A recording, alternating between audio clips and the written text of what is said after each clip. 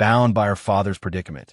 She found herself trapped in a contractual marriage with this man. The memory of last night's events in the private room gnawed at her. After all, she was his wife, however unwillingly. Her humiliation, she knew, would only fuel his anger. He donned his work uniform and headed towards the office. Before he even crossed the threshold, the sound of a furious rant erupted from within. Han Chunming, who do you think you are? You think clinging to She's coattails will let you run wild in Xin1? Han Chunming's voice dripped with indignant fury. Clearly outmatched, She pushed open the door and stepped inside. Since when did Xin1 become your domain? At the sight of her best friend, Han Chunming rushed over, her voice thick with a potent blend of grievance and frustration. Ren Shuang insists on Dongdong's discharge. Dongdong is one of She's patients. How can others interfere? Ren Shuang's tone was infuriatingly nonchalant. Your patient has outstanding hospital bills. You should have been kicked out long ago. She slammed her hand on the desk. Dongdong is only 6 years old. Discharging him will kill him. Ren Shuang, ever the provocateur, twisted the knife further. Knowing full well that She's father was under investigation, he sneered, "Why don't you get your daddy to come and bail him out?" The air crackled with tension, the scent of conflict heavy in the room. The sudden appearance of an elderly man broke the stalemate. Everyone's here. Xiao Song, come with me for a moment. Ren Shuang watched She's retreating figure, simmering with resentment, but he dared not show it in front of the director. I heard last night that George Sheng of Highway Group said he wants to support us with 10 million. The director, beaming, clapped his hands. I'll leave this matter to you. She's face fell. That man couldn't stand the sight of her. The director quickly added, as long as this deal is secured, your promotion for the second half of the year is guaranteed. But she declined the offer. Director, I don't need a promotion. I only have one request. The next day, she arrived at the Highway Group building, but the receptionist refused her entry. The moment they heard her name, they turned her away. It seemed George Sheng had given prior instructions. No wonder he'd said, I'll only guarantee your safety. Anything else is not my concern. Desperate to see him, she decided to take a gamble. She stood at the top of the stairs and, without hesitation, fell backward. This was perhaps the most tragic female lead she'd ever encountered. Life seemed to be playing a cruel joke on her. Her father had just been ousted, and the vice director immediately arranged for her to entertain their business partners. Not only did she have to pour drinks, but the partner had the audacity to say, if Dr. Song would have a crossed arms drink with me, I'll lower the price of the equipment.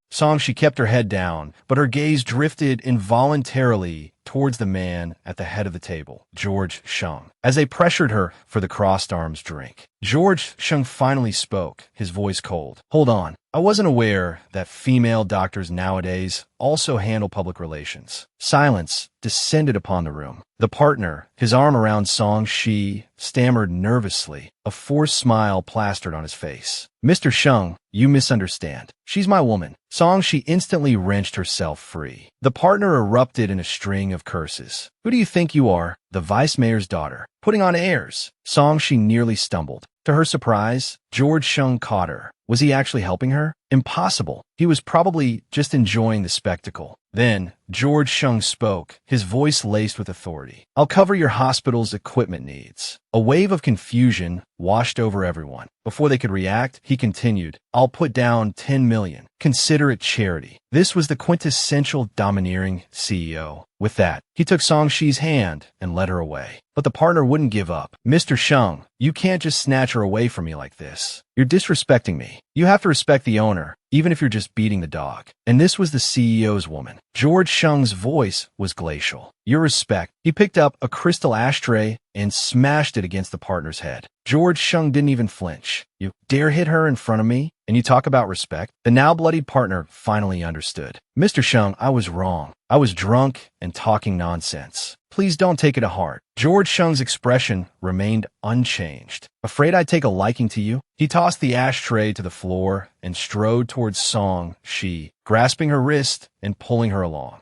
She was still reeling, struggling to process what had just happened. He hated her, didn't he? Why would he do this? Suddenly, George Sheng released her hand. Just as she was about to thank him, he cut her off. Are you deliberately trying to disgust me? Or is it that your father's failure has left you with no choice but to resort to entertaining for money? As expected, Song-shi had been foolish to hope for anything different. He was still as cruel as ever. Song-shi started, "How am I doing? What does it have to do with Guan Xiao?" George Sheng gripped her chin hard. "It's none of my business. Song-shi, you know exactly what our relationship is." Song-shi recalled her father's words. "Your father was reported for corruption. That's why he lost his position as deputy mayor. Go to George Sheng. He'll guarantee your safety. I have something on the Sheng family. That's why George Sheng will agree to a contractual marriage." She thought cynically, look at this protagonist agreeing to go home with the CEO every month just to treat her patients. The next morning, Song-shi arrived at the hospital and heard a shrill female voice inside. "You think by clinging to Song-shi, you and Day can just run wild at Xinguang?" Song-shi pushed the door open and asked in a low voice, "Since when do you get a say at Xinguang?" Han Chunlong hurried towards her, saying anxiously, "Xiao-shi, Ren Shuang insists on discharging Dong Dong." Hearing this, Song-shi's face grew colder. "Dong Dong is my patient. How dare you make that decision?" Song-shi's gaze fell on Ren Shuang. She scoffed coldly. "Your patient has overdue hospital bills. She should have been kicked out long ago. You used your father's position to give free treatment to so many patients before. Now your father's lost his power. Why should the hospital continue to do charity work?" Gu Hao slammed the table in anger. "Dong Dong is only 6 years old. He'll die if he's discharged." Ren Shuang crossed her arms, her voice dripping with arrogance. "Then tell your father to come and save him." As they bickered, the hospital director approached. "Xiao Song,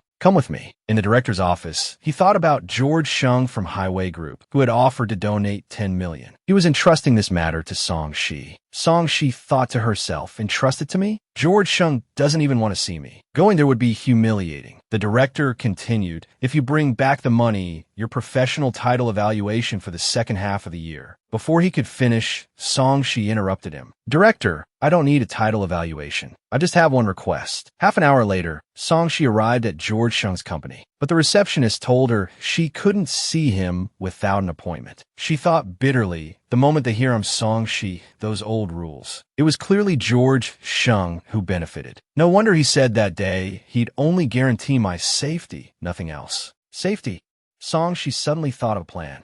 She'd gamble and pretend to sprain her ankle. As expected, George Sheng appeared. He immediately caught Song-shi, then pushed her away. "Song-shi," he said coldly, "is the boy who cried wolf game fun? I don't have time for your theatrics." Song-shi said, "I need to talk to you. Give me 5 minutes. I promise our future interactions won't be unpleasant." George Sheng paused, then said as he walked, "Pleasant interactions? Your father forced you on me with threats, and you talk about pleasant interactions?" Song-shi stopped him. "Wait, I can cooperate with you. My father may have fallen from grace, but his connections remain. If you need it, I can contact any official in Shuanya City." George Sheng looked exasperated. He grabbed Song-shi's hand. "You're really going all out for that 10 million. Song-shi looked confused. "How did you know?" George Sheng scoffed. "I was just curious what the director offered you to make you go this far." "The hospital will perform a heart surgery for one of my patients for free." George Sheng thought for a few seconds. "Deal," he said. "The finance department will contact you tomorrow, and you have to come home with me at the end of every month. Want to know what turning the tables looks like? This protagonist will show you in a second." At George Sheng's doorstep, Song-shi thought, "George Sheng, your mother doesn't acknowledge me at all. This whole time, she's insisted I call them uncle and aunt, especially his mother. She only sneers at me." George Sheng noticed Song. She's standing there, frozen. "What are you thinking about?" he asked. "I just don't think it's appropriate for me to be at your house." George Sheng continued, "Don't overthink it. It's just for show. Coming home at the end of the month is a family rule." Hearing a noise at the door, George Sheng's mother came out. She opened the door with a smile. "Sheng Li, you're back." Then, noticing Song-shi, her expression changed instantly. "Song-shi, what are you doing here?" George Sheng said, "Mom, I brought her." Noticing his mother's displeased expression, he lowered his voice and said, "At least, nominally, we're husband and wife." His mother ignored Song-shi and pulled George Sheng inside. "Your father isn't feeling well and is resting. Go say hello." George Sheng tossed his jacket to Song-shi, expecting her to hang it up. Song-shi fumed inwardly. Had he called her over just to be his maid? Suddenly, another woman's voice cut through the air. "Auntie Ren, look at this fish." It was Jiang Jai, Song-shi's nemesis. Jiang Jai fixed Song-shi with a look that clearly held malice. I'm a guest invited by Annie Run, Jiang Jai announced. Song Shi retorted, not to be outdone. What a coincidence. I'm George Shung's guest. Jiang Jai, never one to miss an opportunity to gloat, asked with barely concealed spite. I heard something happened to your father. So you're sucking up to Shung now. Song Shi's expression remained unchanged. My father is just cooperating with an investigation, she replied with an air of nonchalance. Suddenly, as if a switch had flipped, Jiang Jai shrieked. You used your father's influence to outbid me at that auction years ago. Serves him right that he's been arrested. The words struck a nerve. Song Shi grabbed a fruit knife and pointed it at Jiang Jai. Auctions go to the highest bidder. If you didn't have the money, don't accuse me of using my influence. You're always trying to antagonize me.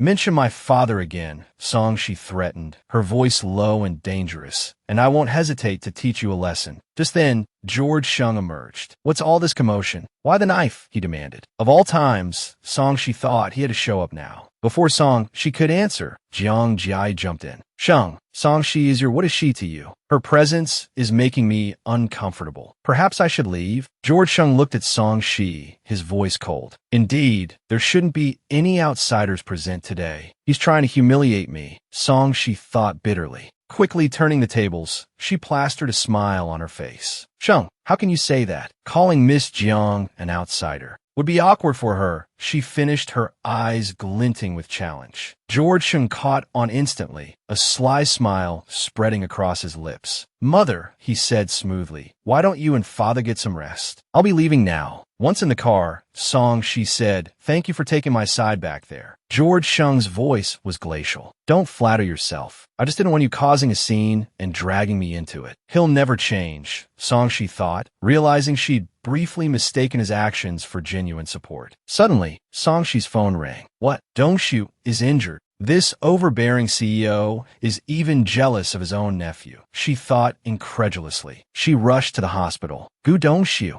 are you alright? How did a police officer like you get beaten up like this? Han Chunming teased. I offended someone, Gu Dongshu grumbled, and they ran me over with their car. Those punks, Gu Dongshu exclaimed. Just wait until I get out of here. I'll deal with them. He then added with a grin, hey, being sick has its perks. One beautiful woman feeding me porridge, and another feeding me fruit. Lucky me. Just then, George Shung walked in. He immediately pulled Song Shi aside. She hadn't even noticed his arrival. Is he going to reveal our relationship? She panicked. From the bed, Gu Dongshu piped up, Uncle, did you send someone to follow me? George Shung, still holding Song Shi's arm, said coldly, I just happened to hear about your injury. He glanced at Song Shi, feigning unfamiliarity. And this is a friend of mine, Gu Dongshu supplied. Song Shi, she's a doctor here. So I'm Gu Dongshu's aunt-in-law now. Song Shi thought, bewildered. George Shung checked his phone. I have to go. Oh, and Dongshu, I'll leave you in Dr. Song's capable hands. That evening, Song Shi arrived at George Shung's house. I wonder what he meant by that last remark, she mused. Is he angry? Just as she reached for the light switch, George Shung appeared, grabbing her hand. Song Shi, he said, his voice tight with suppressed emotion. I really underestimated you. You have Gu Dongshu, and yet your father still tried to sell you off to me. Song Shi stared at him, her eyes wide. That's not true. My father didn't. What exactly is your relationship with Gu Dongshu? George Shung interrupted. Song Shi hesitated, then replied, We're friends. George Shung flipped the light switch, his eyes revealing a barely concealed mix of fury and suspicion.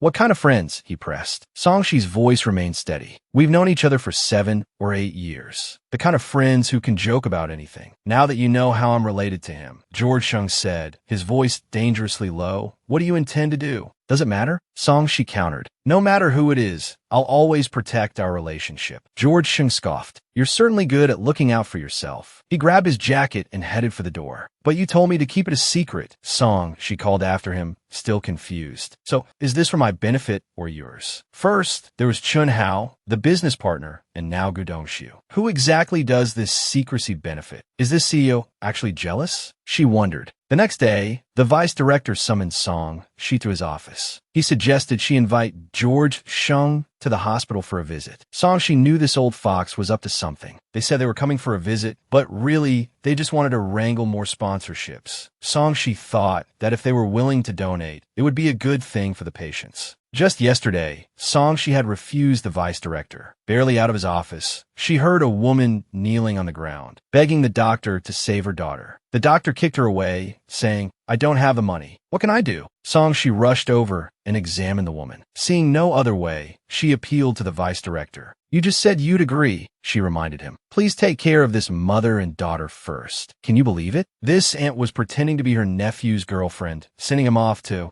And then, biting the bullet, she called George Shung. "Will you be back tonight? I need to ask you a favor." As the saying goes, one doesn't bite the hand that feeds them. As long as he took a bite, he wouldn't be able to refuse her request. Song-shi bought several bags of groceries and went to Gu Dongshu's place to learn how to cook. Gu Dongshu, puzzled, asked, "Why are you suddenly learning to cook?" "I'm staying at someone's house and want to cook a meal to show my gratitude. Besides, another skill is another path, right?" A few hours later, Song-shi delivered the food to George Shung's house. "These dishes are all sweet and sour, just the way you like them," she announced. George Shung asked, "You made these?" Song-shi quickly kicked the takeout containers under the table, her voice strained with guilt. Yeah." One bite, and George Shung knew she was trying to pull a fast one. "You're trying to fool a ghost. If you want my investment, you'll have to cook a meal yourself." Song, she was surprised. "How did you know?" George Shung stood and approached her. "If you want something, you need to act like it." Song, she thought, "I can't tell him about the burnt dishes and the overwatered sauces." Just then, her phone rang. Gu Dongshu asked her to cover for him, to pretend to be his girlfriend. A new colleague had joined his department and was clinging to him like glue. As they spoke, the female colleague emerged. "Who's this?" "My girlfriend," Gu Dongshu replied. The woman stared at Song, she for a few seconds, disbelief etched on her face. "Everyone says you're single." Gu Dongshu immediately put his arm around Song-shi. "Not anymore." As they were about to leave, they saw George Shung. "Oh, right," Gu Dongshu said, "this is my boss." Song-shi quickly interjected, "Let's go a different way." She hadn't expected to be so unlucky as to run into him everywhere. Thankfully, he didn't look this way. The female colleague still didn't believe it, clutching Gu Dongshu's arm. "You must be lying to me." Song-shi steadied Gu Dongshu and addressed the woman. "Calm down. Dongshu and I really are a couple." The woman shoved Song-shi. Just then, George Shung walked over and caught Song-shi. Looking up, she saw it was him. "I'm so dead," she thought. George Shung looked at them, his voice cold. "What's going on here?" Seeing their boss, Gu Dongshu tried to pull the woman away, but she continued to rant. "Is she really a girlfriend?" George Shung immediately let go of Song-shi and pushed her away. "If you want to put on a show, I can provide the stage. There's no need to perform in public." "Yuan Bao, get this lady's information. She's not allowed in here again." Gu Dongshu put his arm around Song-shi, grinning. "Well, let's go then." Song-shi thought, he's already seen it. Might as well go all in. Can you believe it? Despite their contractual relationship, the domineering CEO demanded they share a room. At George Shung's house, Song-shi busied herself again, trying to cook a meal for George Shung. But this young lady, who had never cooked before, splattered oil all over her hands. As she cooked, she muttered,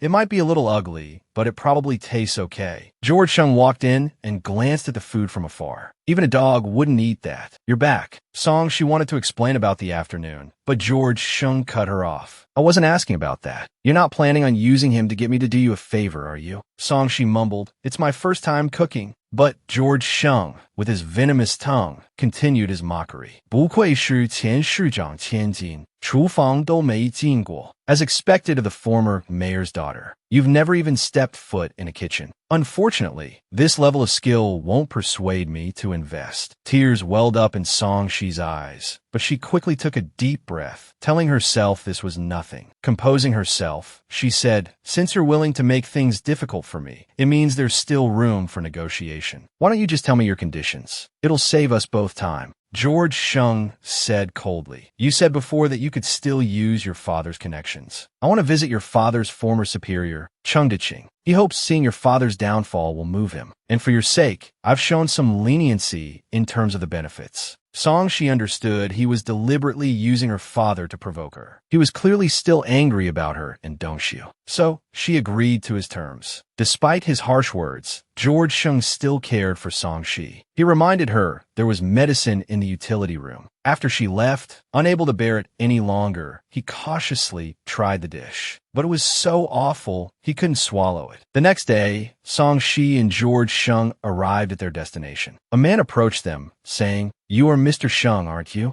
Mr. Chung sent me to pick you up. Just then, Song-shi received a message from the vice director. George Shung had donated another 30 million. George Shung put his arm around Song-shi and smiled. Please take us to our accommodations first. Sheer is tired. He then asked solicitously, are you hungry? He even opened the car door for Song-shi. Let her get in first. Song-shi thought, isn't he just a natural actor? Let's just get to the accommodations. The acting was exhausting. Arriving at Chung Deching's house, Song-shi was surprised to find they were assigned to the same room. Suspicious, she asked, are we even supposed to keep up the act while we sleep? I'm not sharing a bed with you. George Shung replied, we have to commit to the performance. Annoyed, Song-shi tried to take a blanket to the adjoining room, but George Shung stopped her. What if someone sees us? How would we explain it? Song-shi retorted, you haven't exactly introduced me as your girlfriend. George Shung's reply was infuriating. That's because I'm afraid you'll take advantage of me. During their tug-of-war, Song-shi partially pulled George Shung's pajamas open, revealing his 8-pack abs. Wow, what a physique, she thought. I suspect she did that on purpose, but I have no proof. Unsure what exactly happened the previous night, Song-shi woke up with a sore back. Seeing this, George Shung approached her. Do you want to go back and rest? Song-shi asked, puzzled. Weren't you the one who insisted on waking me up so early? Just then, an assistant walked over. Mr. Shung, this is a gift from Mr. Chung. Song-shi glanced at it. Wait a minute. Chung Daching is elderly and has a heart condition. Tea would be more appropriate. George Shung immediately instructed his assistant to make the change. Song-shi asked, you trust me that much? Aren't you afraid I'll make a mistake? George Shung looked at her. You won't put on an act in front of Chung Deching. Don't worry, my acting skills are just as good as yours. Upon entering, Song-shi saw Chung Deching and rushed over. Grandpa Chung, it's Song-shi. Do you remember me? A look of surprise crossed Chung Deching's face. After a few seconds, he said, Xiao-shi, you've grown so much. The old man extended his hand, and Song-shi grasped it with both of hers. Yes, how is your health? At that moment, George Shung walked over and put his arm around Song-shi. Mr. Chung, please have a seat with Xu. Chung Deching looked slightly confused. Chung, your and Song-shi's acting is quite convincing. Immediately, Song-shi started to cry. Ever since my father's incident, George Shung has been taking care of me. Seeing Song-shi's distress, Mr. Chung quickly led her to the dining table. Let's not talk about that now. Xiao-shi, come sit next to me. Song-shi thought, so far so good. Just then, a man and a woman entered. The woman asked in surprise, Xiao-shi, you're here too? The man asked, and who is this? This is my younger sister, Song-shi. The man continued, I've heard Mayor Song has 2 daughters. This is the first time I've met Miss Song-shi. Suddenly, Song-shi's back flared up in pain. Mr. Chung asked with concern, what's wrong? Looking at Mr. Chung, George Shung said, Sheer hurt her back. Perhaps today. He didn't finish his sentence. Mr. Chung immediately understood. Then let's call it day. Not everyone is here anyway. After they left, George Shung asked, puzzled, aren't you an only child? Where did this older sister come from? Song-shi, fuming, could no longer contain her anger. Older sister, how dare she? George Shung's words were blunt and cutting. Judging by your reaction, I'm guessing she's your father's illegitimate daughter. Song-shi pulled George Shung's tie. Leaning close to his ear, she hissed, let me tell you, she's not related to my father by blood. She's not worthy of being my sister. She doesn't deserve it. Slam! The door cried out. One might wonder what the door ever did to deserve Song-shi's wrath. After Song-shi stormed off, Yuan Bao returned. George Shung straightened his tie, which Song-shi had disheveled, and asked, what did you find out? Yuan Bao handed a stack of documents to George Shung. Song Yuan's real name is Dong Yuan. Years ago, Song Yuanqing married Dong Yuan's mother in his second marriage. Dong Yuan has become Song Yuanqing's queen in name only. Miss Song has always had a strained relationship with them. George Shung flipped through the documents, taking it all in, and she has the audacity to bring a counterfeit navel orange as a gift. I heard that ever since Song Yuanqing's incident, this mother and daughter haven't shown their faces. No wonder Miss Song is upset. George Shung handed the documents to Yuan Bao. She lacks composure. Yuan Bao smiled faintly. It's been a while since anyone dared to speak to you like that. If that's all she's capable of. George Shung hadn't finished his sentence when Song-shi abruptly flung open the door and declared, George Sheng, I want to see Cheng Duqing. With that, Yuan Bao found an excuse to summon Cheng Duqing. Cheng Duqing asked Yuan Bao with concern, "Is Songshi's back injury serious?" Yuan Bao replied, "It's an occupational hazard for Miss Song. With Mr. Sheng here, it shouldn't be a problem. Just let me know next time something like this happens." He trailed off as he entered the room and saw Song, she lying face down on the bed.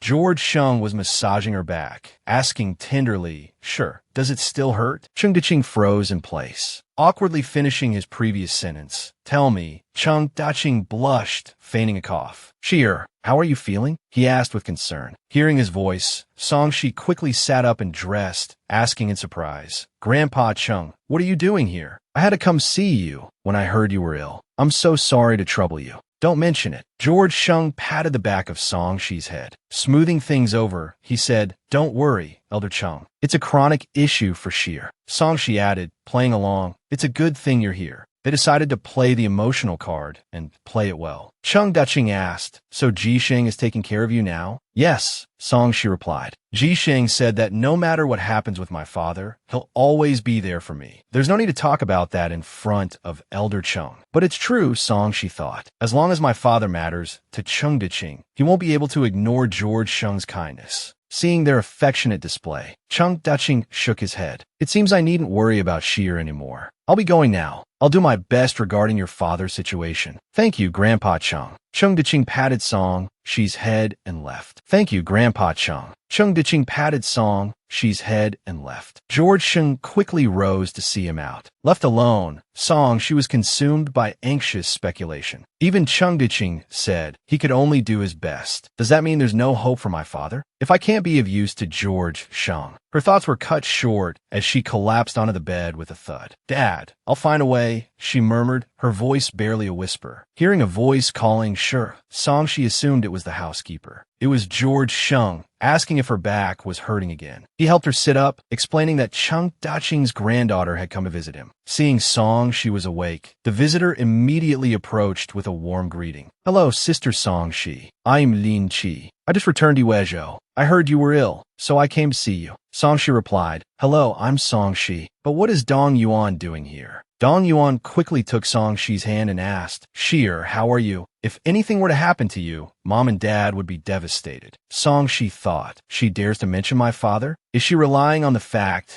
that I won't make a scene in front of Lin Qi?" Hearing the word happen, George Sheng's face darkened. He turned to Dong Yuan, his voice sharp. "What do you mean, if anything were to happen? Explain yourself. What could possibly happen to Sheer while she's with me?" George Sheng's harsh questioning made Dong Yuan break out in a cold sweat. She quickly explained that she was just worried about Songshi. Lin Qi also chimed in, assuring everyone that Dong Yuan didn't mean anything by it. Although the atmosphere was tense, George Sheng pressed on relentlessly. When visiting someone who's ill, you're supposed to offer words of encouragement, not talk about what-ifs. Or are you hoping something does happen to Sheer? George Sheng's defense puzzled Songshi. Why is he speaking up for me? Never mind, she thought. As long as Dong Yuan is squirming, it's all good. The show must go on. She turned to George Sheng, her voice soft. "It's okay, Ji Sheng. Don't take it to heart. Blood relatives are different from adopted ones. After all, look how well she speaks. Managing to insult someone while praising me at the same time." Dong Yuan, unable to bear it any longer, quickly bowed in apology and hurried away, pulling Lin Qi along with her. The slam of the door was enough to demonstrate just how furious Dong Yuan was. After she left, George Sheng immediately shoved Songshi aside. His expression changed faster than a page turn. The thought of Songshi calling out for her aunt in her sleep irritated him deeply. He wanted to ask her about it, but he couldn't bring himself to, so he stewed in his frustration. He wasn't about to let that frustration go to waste. So, feigning casual conversation, George Sheng began unbuttoning his shirt one button at a time. "Cheng Duqing invited us to dinner tomorrow. Looks like our little performance wasn't for nothing. Lan Yuzhou's arrived too.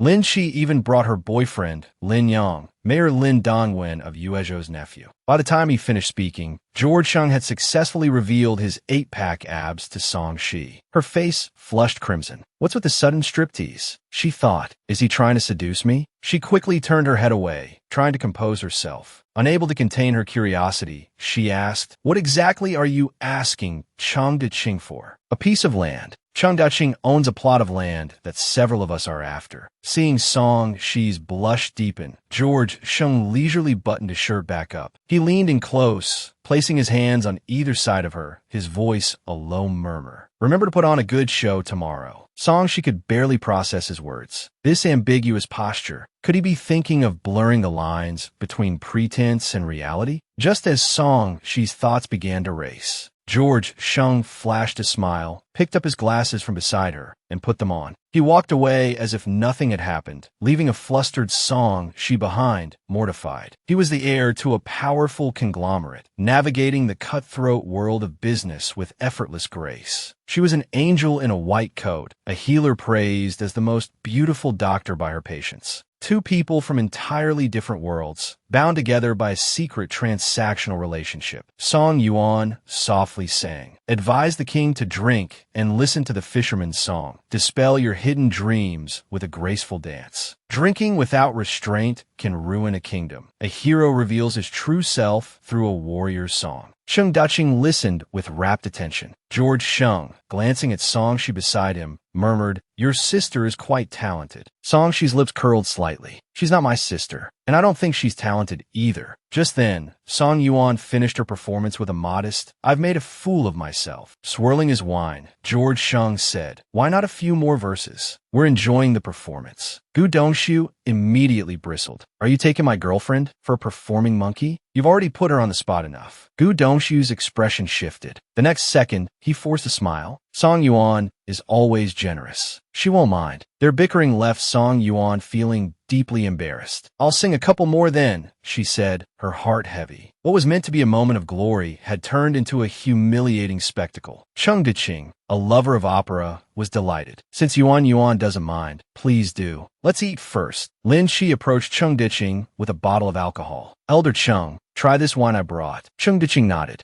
But then, Song Shi spoke up. "Grandpa Chung, you've forgotten about your heart condition." George Shung immediately chimed in. "On our way here, Sheer specifically reminded me not to bring any alcohol, only tea. Please have some." Gu Dongshu couldn't stay silent. "I brought wine too. Elder Chung is always in good health. What's wrong with a couple of drinks?" Lin Shi added with a chuckle. "Indeed. Chi and I will join him. It'll be fine." Song Shi countered. "A little caution is always best." Chang Daqing saw through their charade. This wasn't about drinking. It was about taking sides. He sighed. All right. Before he could finish, a sharp pain shot through his chest. He clutched his chest, sweat dripping from his forehead. Everyone rushed to his side, a flurry of panicked activity. Song Shi caught Chang Daqing as he slumped. "Get him some space. Lay him flat on the ground. I'm a doctor. All of you get out. Prepare emergency medical supplies." Song Yuan grabbed her arm. "Get out of the way. How can we let you mess around?" Song Shi was frantic. "Let go. Don't waste time." George Shung stepped forward and pushed Song Yuan away. "Listen to her and get out." Meeting his cold gaze, Song Yuan swallowed her retort. George Shung turned to Song Shi. "Are you sure about this? If something goes wrong, you could be in serious trouble." Song Shi's brow furrowed. "The medical resources here are limited. I can't guarantee anything, but a doctor's duty is to save lives. I can't just stand by and watch." George Shung squeezed her hand reassuringly. "Good. Do what you must. Don't be afraid." With that, he walked out. The anxious crowd waited outside. After a long while, the door opened with a click, and when Jia emerged, followed by Song Shi. "Grandpa Chung is all right now," she announced. A collective sigh of relief swept through the tense group. Lin Shi's tears turned to a shaky smile. George Shung gently caressed Song Shi's cheek. "Tired?" he murmured. "Let's go back." Song Shi shook her head, blushing furiously. "We can't yet. Grandpa Chung wants to see you."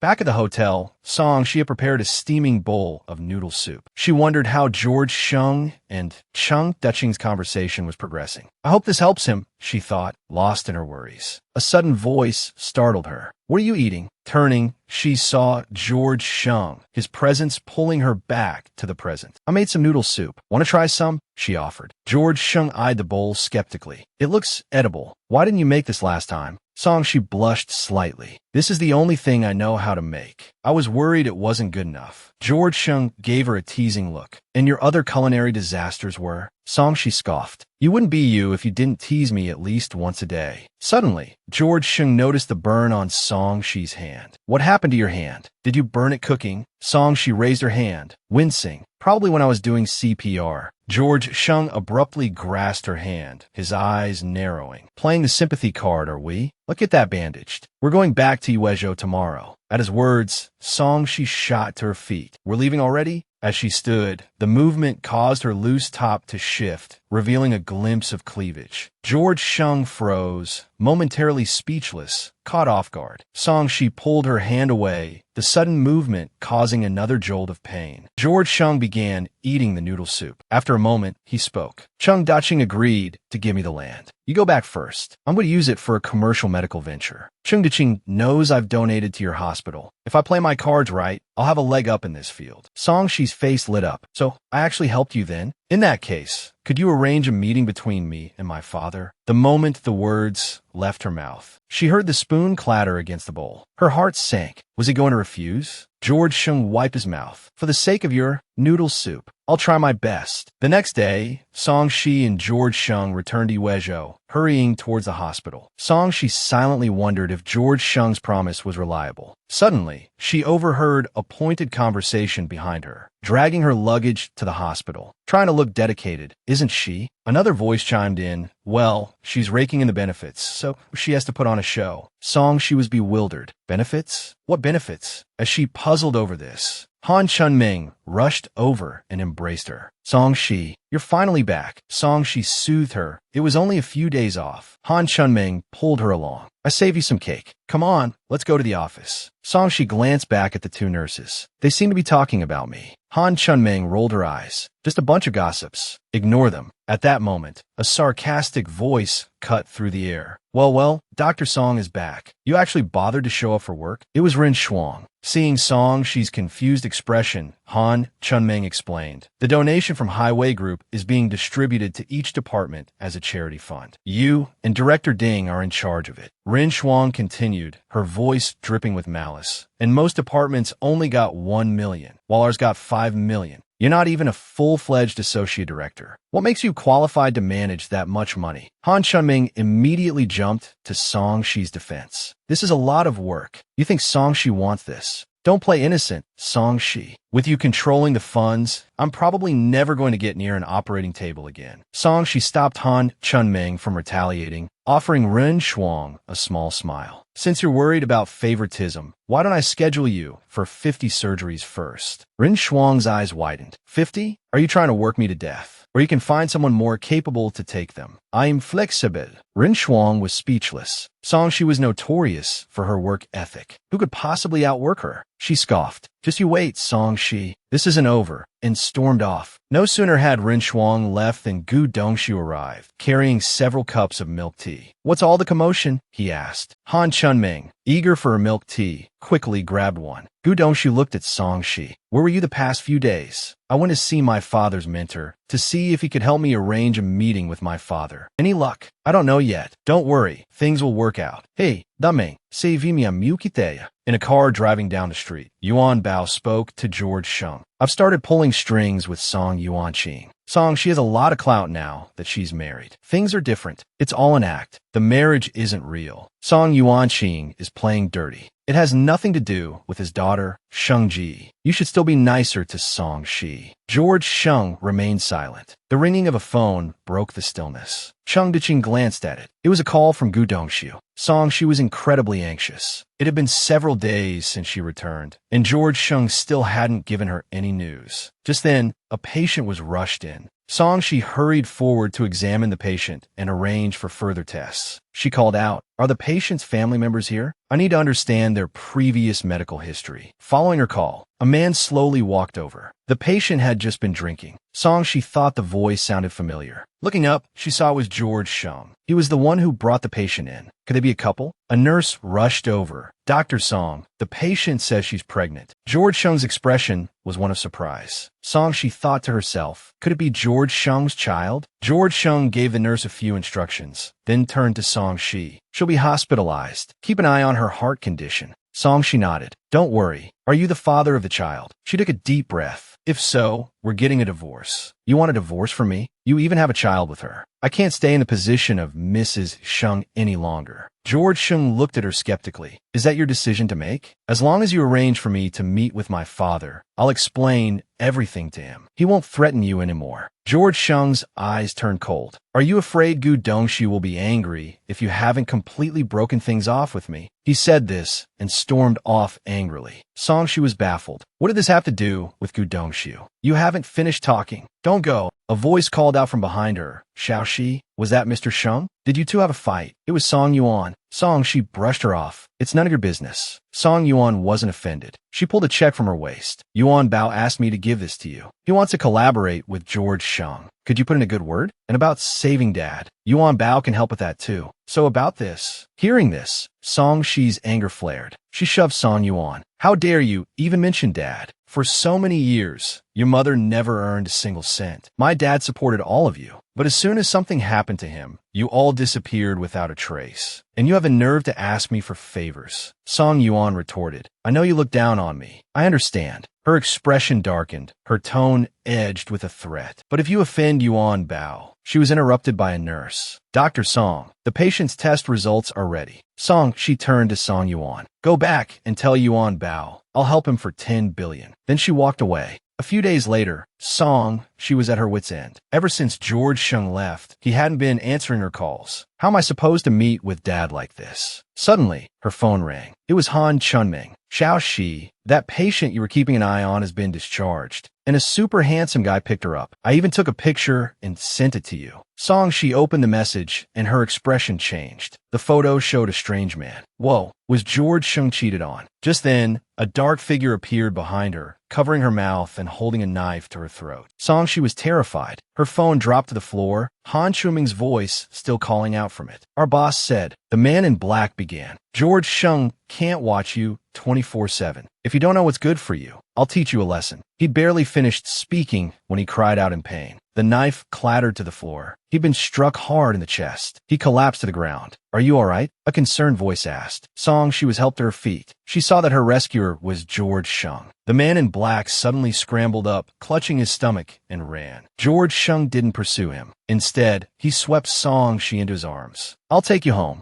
Back at the house, George Sheng asked what had happened. Song Shi hesitated for a moment. A few days ago, Song Yuan came to see me. She said Yuan Bao wanted to collaborate with you. I refused. Seeing George Sheng's anger, she continued, I'm not sure. It could also have been one of my father's enemies. I don't know who it was. George Sheng said calmly, I'll handle it. I'll be home tonight. My door will be open. Come to me if anything happens. Song Shi thought about protesting, but then reconsidered. What good would it do? All right, she sighed. I'm going to lie down. Half asleep in the dead of night, Song Shi was jolted awake by her ringing phone. Song Yuan's furious voice exploded from the receiver. Song Shi, how dare you set me up? George Sheng went straight to Cheng Daching and complained. Is that so? Then I should thank him properly. Song Yuan, if you dare to do something, dare to own it. Don't disgrace our father's name. The line went dead a second later. Stepping into the hotel lobby, Song Shi saw George Sheng on the phone. She overheard him say, I'm telling you, don't get an abortion. No, you'll regret it. Song Shi suddenly remembered the photo Han Chunming had shown her. She'd almost forgotten about it. As she pulled out her phone to look for the picture, George Sheng turned to her. Were you eavesdropping on me? Don't let it happen again. Song Shi quickly explained, I wanted to thank you. George Sheng said, get ready. You'll see your father in the next couple of days. Song Shi's face lit up. She rushed forward and grabbed his arm. Really? You're taking me to see him? George Sheng gently disengaged her hand. Not me. Then who? Tell me. Inside a bar, Yuan Bao looked at the listless George Sheng. Sheng, what's wrong? You've been distracted all night. Cheng Lu joined in, complaining. You said you were treating, but you arrived later than the guests. This isn't how the Chiao family treats people. Watch your mouth, or Sheng will leave you stranded here. Yuan Bao interjected. Cheng Lu immédiatement bristoled. Hey, Yuan Bao, you're Sheng's assistant, so I get you sticking up for him during work. But even when we're out having fun, do you not consider me a friend? George Sheng glanced at him. Yuan Bao, whether he considers you a friend, I don't know. But he's definitely my friend. George Sheng raised his glass to Yuan Bao. Cheng Lu immediately beamed. Right. I heard Song Yuanqing confessed. He suddenly admitted to embezzlement. You're going to be sentenced to 7 or 8 years. Song Yuanqing has nothing to do with us. Why bring him up? Yuan Bao leaned in close to George Sheng's ear. Sheng, Song, she went to visit Song Yuanqing this morning. It seems Gu Dongshu took her. George Sheng nodded. I know. That guy called me, begging me to help Song she see her father. Song, she was in a bad state after seeing her father. She's been wandering around the city all night. She hasn't gone home yet. George Sheng's head snapped up. Who told you to have someone follow her? You arranged for someone to watch Song she a few days ago. I pulled him back. Song she already sent Gu Dongshu away. She's alone now. Hearing Yuan Bao's words, George Sheng's heart clenched. The events of that day were still vivid in his mind. He turned to Chung Lu and Yuan Bao. Yuan Bao, as if reading his mind, said, Sheng, I think there's really nothing going on between them. Meanwhile, Song she walked alone through the streets, her heart heavy with grief. Her father's words echoed in her mind. I've confessed. I'm going to prison for 7 years. I don't believe you, Dad. Did you really embezzle? The truth doesn't matter anymore. Listen to me. Don't investigate any further. You mustn't divorce George Sheng. He's the only one who can take care of you.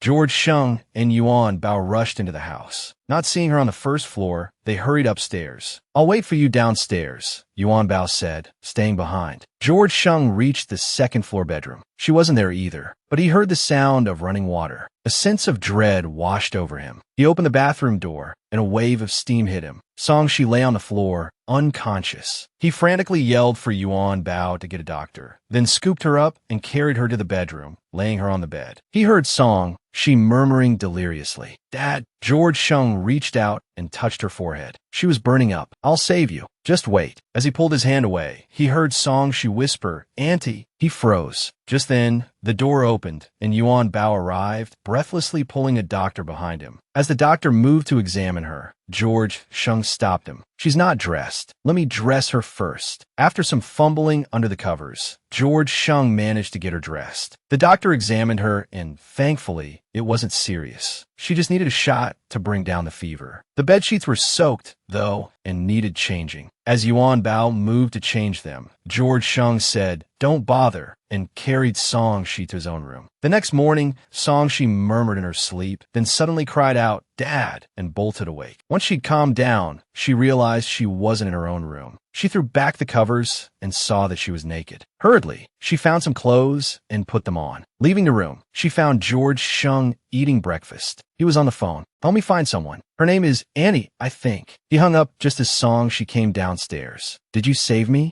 I was afraid you'd die in my house. Song she nearly lost it when she heard this. Mortified and furious, she realized he must have seen everything. After a moment of wrestling with her emotions, she took a deep breath. It's okay. Song she, you're a doctor. You've seen countless naked bodies in anatomy class. This is nothing. With this thought, she strode forward, determined to maintain her composure. She couldn't afford to lose her nerve. But then, disaster struck. Her pants were too long, and her toe caught on the hem. She stumbled, landing on her knees right in front of George Sheng, between his legs. Flustered, she scrambled to her feet. I'm so sorry. It was an accident. George Sheng rubbed his forehead, a headache forming. This wasn't the first time something like this had happened. Song Shi's eyes lit up when she saw the breakfast George Sheng offered her. It was her favorite, small dumpling soup. George Sheng lit a cigarette, took a drag, and said, 3 years. You mentioned divorce last time. Let's wait 3 years. Song Shi froze, remembering her father's words. Xiao Shi, just hold on for 3 more years. After 3 years, when things have calmed down, you can divorce him. George Sheng continued. Your father's sentence will be officially announced tomorrow. Song Shi's expression fell, tears welling in her eyes. I don't believe he embezzled anything. I have to. She wanted to say she had to find out the truth, but the words caught in her throat. George Sheng stubbed out his cigarette. Were you trying to kill yourself yesterday? He paused. No. Good. Don't do anything like that again. As George Sheng left, Song Shi hung her head in defeat. She had actually considered begging him for help. At the hospital, Gu Dongshu approached Han Chunming. How many days of leave has Song Shi taken? Since he took her to see her uncle, it's been almost a week. Gu Dongshu sighed. To cheer her up, I brought out my prized possession. Are you sure seeing this will make her happy? Gu Dongshu nodded firmly. Don't you remember? Back in university, I couldn't stand seeing her upset. I hope this really cheers her up. Song Shi was walking down the street when someone called her name. A helmet suddenly flew through the air and landed at her feet. She looked up and saw Gu Dongshu. "Isn't this your motorcycle?" Songshi asked, surprised. Gu Dongshu nodded towards the bike. "Let's go for a ride. Dinner at my place tonight." Songshi shook her head. "I'm not in the mood." Without a word, Han Chunming placed the helmet on Songshi's head. "Just take it easy. Think of it as clearing your head." Songshi sighed. "Fine, I guess it couldn't hurt." With a graceful leap, she swung onto the motorcycle. She revved the engine and sped off, leaving a trail of exhaust fumes. Yuan Bao, sitting in the back of George Sheng's car, asked, "Shengji, how's Songshi doing?" "I don't know. Haven't checked on her these past few days. Sick one minute, fine the next. Women are so fragile." "Shengji, she's been pretty strong, actually. I thought she would." Yuan Bao started to say, but the car screeched to a halt. The sudden stop sent both men lurching forward. Yuan Bao, shaken, exclaimed, "Shengji, some woman on a motorcycle just cut us off." George Sheng chuckled. "Yuan Bao, are you feeling challenged?" Yuan Bao bristled. "There's nothing to brag about, even if we catch up." George Sheng smirked. "Save that talk for when we actually catch her." Yuan Bao fell silent, then slammed his foot on the accelerator, pursuing the motorcycle. Songshi, glancing in her rearview mirror, saw the car relentlessly pursuing her. She scoffed and twisted the throttle, the motorcycle roaring as she left the car behind. "Maybe I should drive," George Sheng suggested. "No need." Songshi saw the car, still on her tail. Anger surged through her. "Why won't this car give up? I've been riding long enough. Time to lose them for good."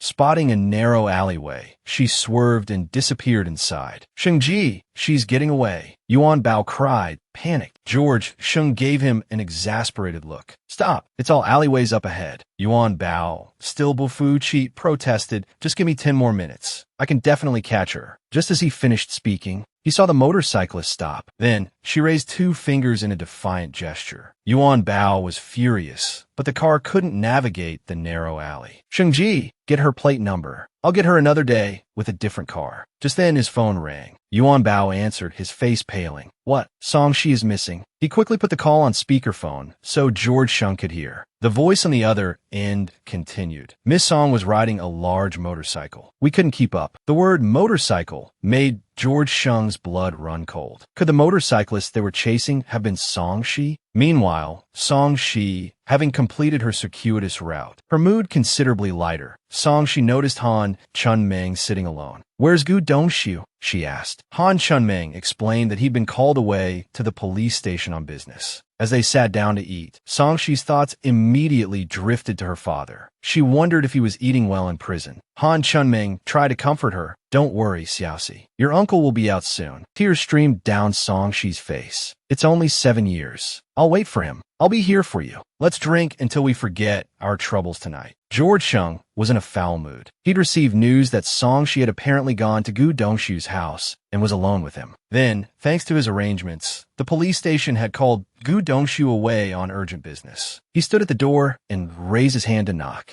"Dongshu, you're back?" came a voice from inside. But it was Songshi who opened the door. Her face was flushed, and the smell of alcohol radiated from her. She stared at him for a long moment. "You're George Sheng," she stated. George Sheng's face darkened. He was about to explode when Han Chunming suddenly appeared, holding up a beer bottle and shouting, "My good man, I'll drink to you again." Seeing that someone else was there, George Sheng relaxed slightly. He grabbed Songshi's hand and pulled her towards the door. "Wait," Songshi cried. "Where are you taking me?" George Sheng, his face still grim, ignored her. He pulled her out the door, pushed her into the car, and fastened her seatbelt. He got into the driver's seat and slammed his foot on the accelerator. The car shot forward. The sudden acceleration sent Songshi's stomach lurching. When the car finally stopped, she stumbled out and clung to a lamppost, retching violently. After a while, George Sheng snapped. "Have you sobered up yet? Instead of crying all day and drowning your sorrows in alcohol, you're speeding around the city. How long are you going to wallow in self-pity?" "My father's been convicted," Songshi retorted. "I am upset. What's it to you?" George Sheng grabbed her arm. "Enough. Your father isn't dead or injured. I'll arrange for you to see him every month. You didn't see him much more frequently than that before this happened, did you? You can't expect your father to live forever, but he'll be relying on you for the rest of his days. Instead of wasting time feeling sorry for yourself, you should be thinking about how to get back on your feet." His words struck a chord with Songshi. She wiped away her tears. You're right. It's just losing a job. As long as he's okay, it's like a long vacation. When he gets out, we'll have plenty of time together. George Sheng was surprised by her sudden change in attitude. He hadn't expected her to be so easily persuaded. Suddenly, Songshi bowed deeply to George Sheng. Thank you for snapping me out of it. The next moment, she was clinging to his leg, her voice coquettish. Why have you become so nice? You're different than before. Marrying you wasn't a bad deal at all. George Sheng rolled his eyes. One minute she was being reasonable, the next she was drunk and clinging to him. She truly was a unique specimen. Stop acting drunk, he said. Sober up and get in the car. He reached down to help her up. Songshi looked at him with wide, adoring eyes. You're so good, just like ah-ee. George Sheng, whose patience was wearing thin, felt a surge of inexplicable irritation. Through his investigations, he knew that the Song she spoke of was Shun Jiaoi, her college boyfriend. They had broken up because Shun Jiaoi had cheated on her with a girl named Ji Minying. The next day, Songshi cringed as she replayed the previous night's events in her mind. She'd actually acted like a drunk fool in front of George Sheng. She couldn't remember what happened after that. Had she done anything even more embarrassing? Just then, Ren Shuang strode towards her. Dr. Song, he said, if you're not feeling well, you shouldn't be at the hospital. Song, she shot to her feet. What is it? Ren Shuang held up a folder. You're in charge of the charity fund, right? This is my surgery quote. Song, she took the folder and examined it carefully. Ren Shuang's voice dripped with sarcasm. You need to be fair and impartial, you know? Especially considering you're the daughter of an embezzler. Song, she glared at him and threw the folder back. 2 words, she said coldly. Rejected. Ren Shuang pointed an accusing finger at her. You're deliberately making things difficult for me, aren't you? Song, she turned away, too disgusted to argue. Think what you like. If you're not happy, go complain to management. Ren Shuang stamped his foot in frustration. Meanwhile, at the hotel, Han Chunming and Gu Dongxu were waiting for Songshi. They chatted idly. Why am I paying for this? Gu Dongxu grumbled. Because you were drunk as a skunk at my place last night, Han Chunming retorted. Songshi, just arriving, overheard their conversation and shook her head slightly. They were always bickering. Suddenly, a sweet voice made her pause. Wait for me.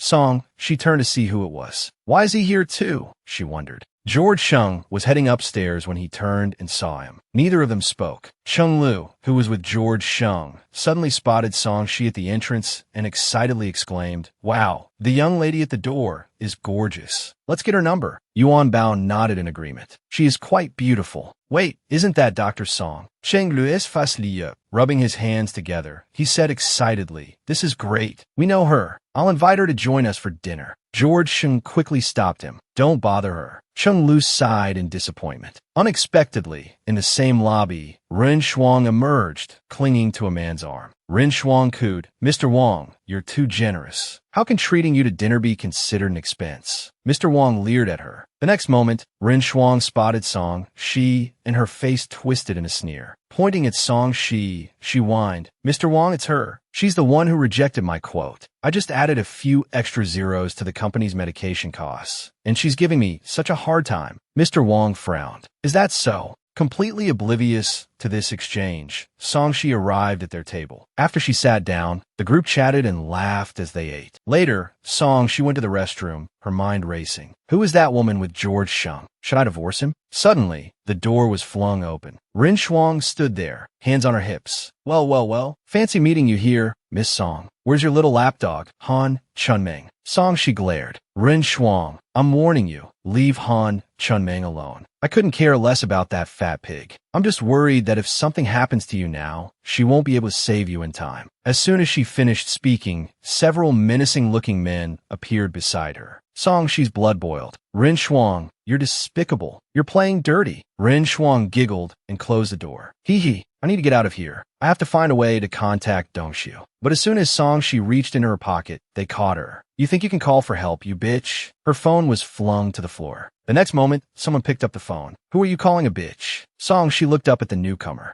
Relief flooded through her. I am saved. The thugs pulled out knives. Stay out of this if you don't want to get hurt. The newcomer chuckled coldly. So you want to see some blood, eh? His figure blurred into motion. A flurry of punches and kicks followed, and in moments, the thugs lay groaning on the floor. The next day, In the hospital cafeteria, Song Shi and Han Chunming were enjoying their lunch. George Sheng hadn't come home last night. I had to leave him a note. I wonder if he saw it. Suddenly, someone slammed their hand on the table. Song Shi looked up to see Rin Shuang. If you have something to say it to my face. Stop stabbing me in the back, damn it. Han Chunming stepped forward and shoved Rin Shuang. If you want to throw a tantrum, go home and do it. Rin Shuang froze, then exploded. Did I speak to you? Are you Song Shi's dog? Arg! Song Shi roared like a cornered animal. She jumped to her feet. Rin Shuang, have you forgotten what I said? Insult Han Chunming again, and you'll regret it. She gripped her bowl, ready to throw it at the slightest provocation. Seeing Song Shi's fury, Rin Shuang deflated slightly, but she still spat. Why are you so high and mighty? Getting me fired from the hospital? Both Song Shi and Han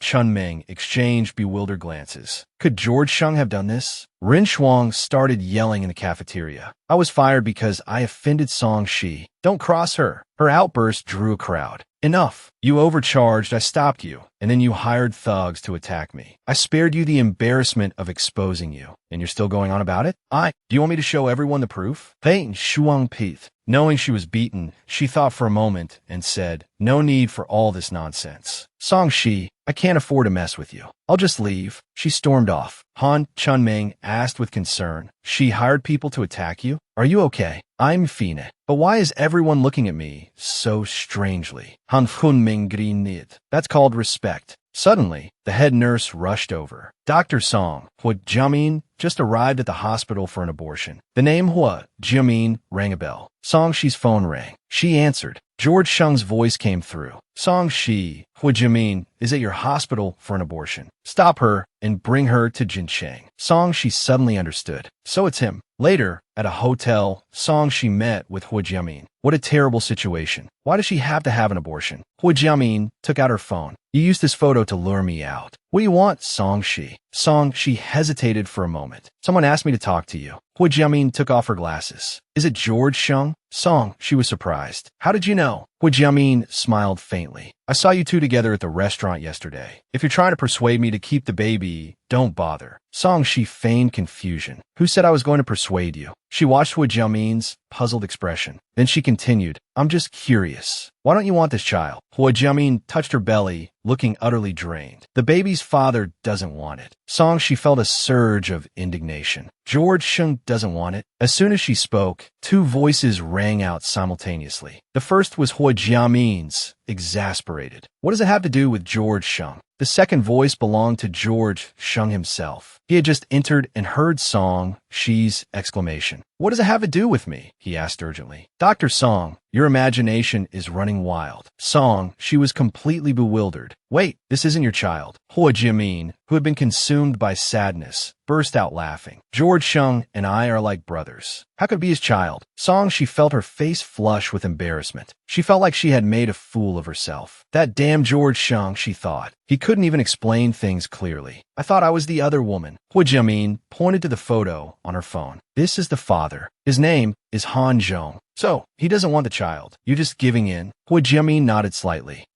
He said he wants to enjoy life as a couple. George Sheng scoffed. Just him. Hua Jiamin looked at George Sheng. I know you don't think much of him. I also know he doesn't love me enough. But she was interrupted mid-sentence by Song Shi. Stop deluding yourself. I don't know your boyfriend, but he won't even accompany you for an abortion. Is he even a man? Why keep compromising yourself for someone like that? He could leave you at any moment. If I were you, I'd rather throw away this kind of insecure love. Hua Jiamin started to lose control, tears streaming down her face. But what about the baby? Song Shi handed her a tissue. Keep it or not, it's your decision. Don't let others control you. They fell silent. Suddenly, Yuan Bao rushed over. Shangji, he said urgently. Something happened upstairs. As a doctor, upon hearing about the incident upstairs, Song Shi immediately rushed over. Where's the patient? She asked anxiously. She saw a female employee lying on the floor. On the sofa sat a man with his legs crossed, looking completely unconcerned. It was Chi Chung. He saw her too and immediately stood up. Why is it you? Song Shi ignored him and checked the woman's injuries. After a brief examination, the patient woke up. Yuan Bao called two people over to take her to the restroom. Chi Chung approached with a smirk. Where's Xiao Xiao? Why isn't he here himself, sending a woman to deal with this? Song Shi retorted curtly. I don't know. Ask him yourself. Chi Chung chuckled. Miss Song, you were Xiao Xiao's lucky charm last time. This time, saving an employee. Are you his lucky cat or his protective talisman? Song Shi's lips curled into a slightly sarcastic smile. Well, Mr. Chi, it seems your fall from grace was because you chose the wrong woman. To Chi Cheng's credit, he didn't get angry. Instead, he laughed heartily. Your words are as beautiful as you are, Miss Song. Young Master Chi is also my lucky star, she replied. Just then, George Sheng walked in. He was rejected for collaboration and still shows up in Jincheng. He then walked over and gently touched Song Shi's hair. Are you all right? Song Shi shook her head. I'm fine. George Sheng whispered. I've just inquired about the situation. Don't worry about the treatment. I'll take care of everything. He then glared at Chi Chung. Sheer, close the door. Song Shi walked out of the employee restroom. She stretched, relieved that the employee wasn't seriously injured. Then she noticed the hallway was deserted. Just as she was wondering where everyone had gone,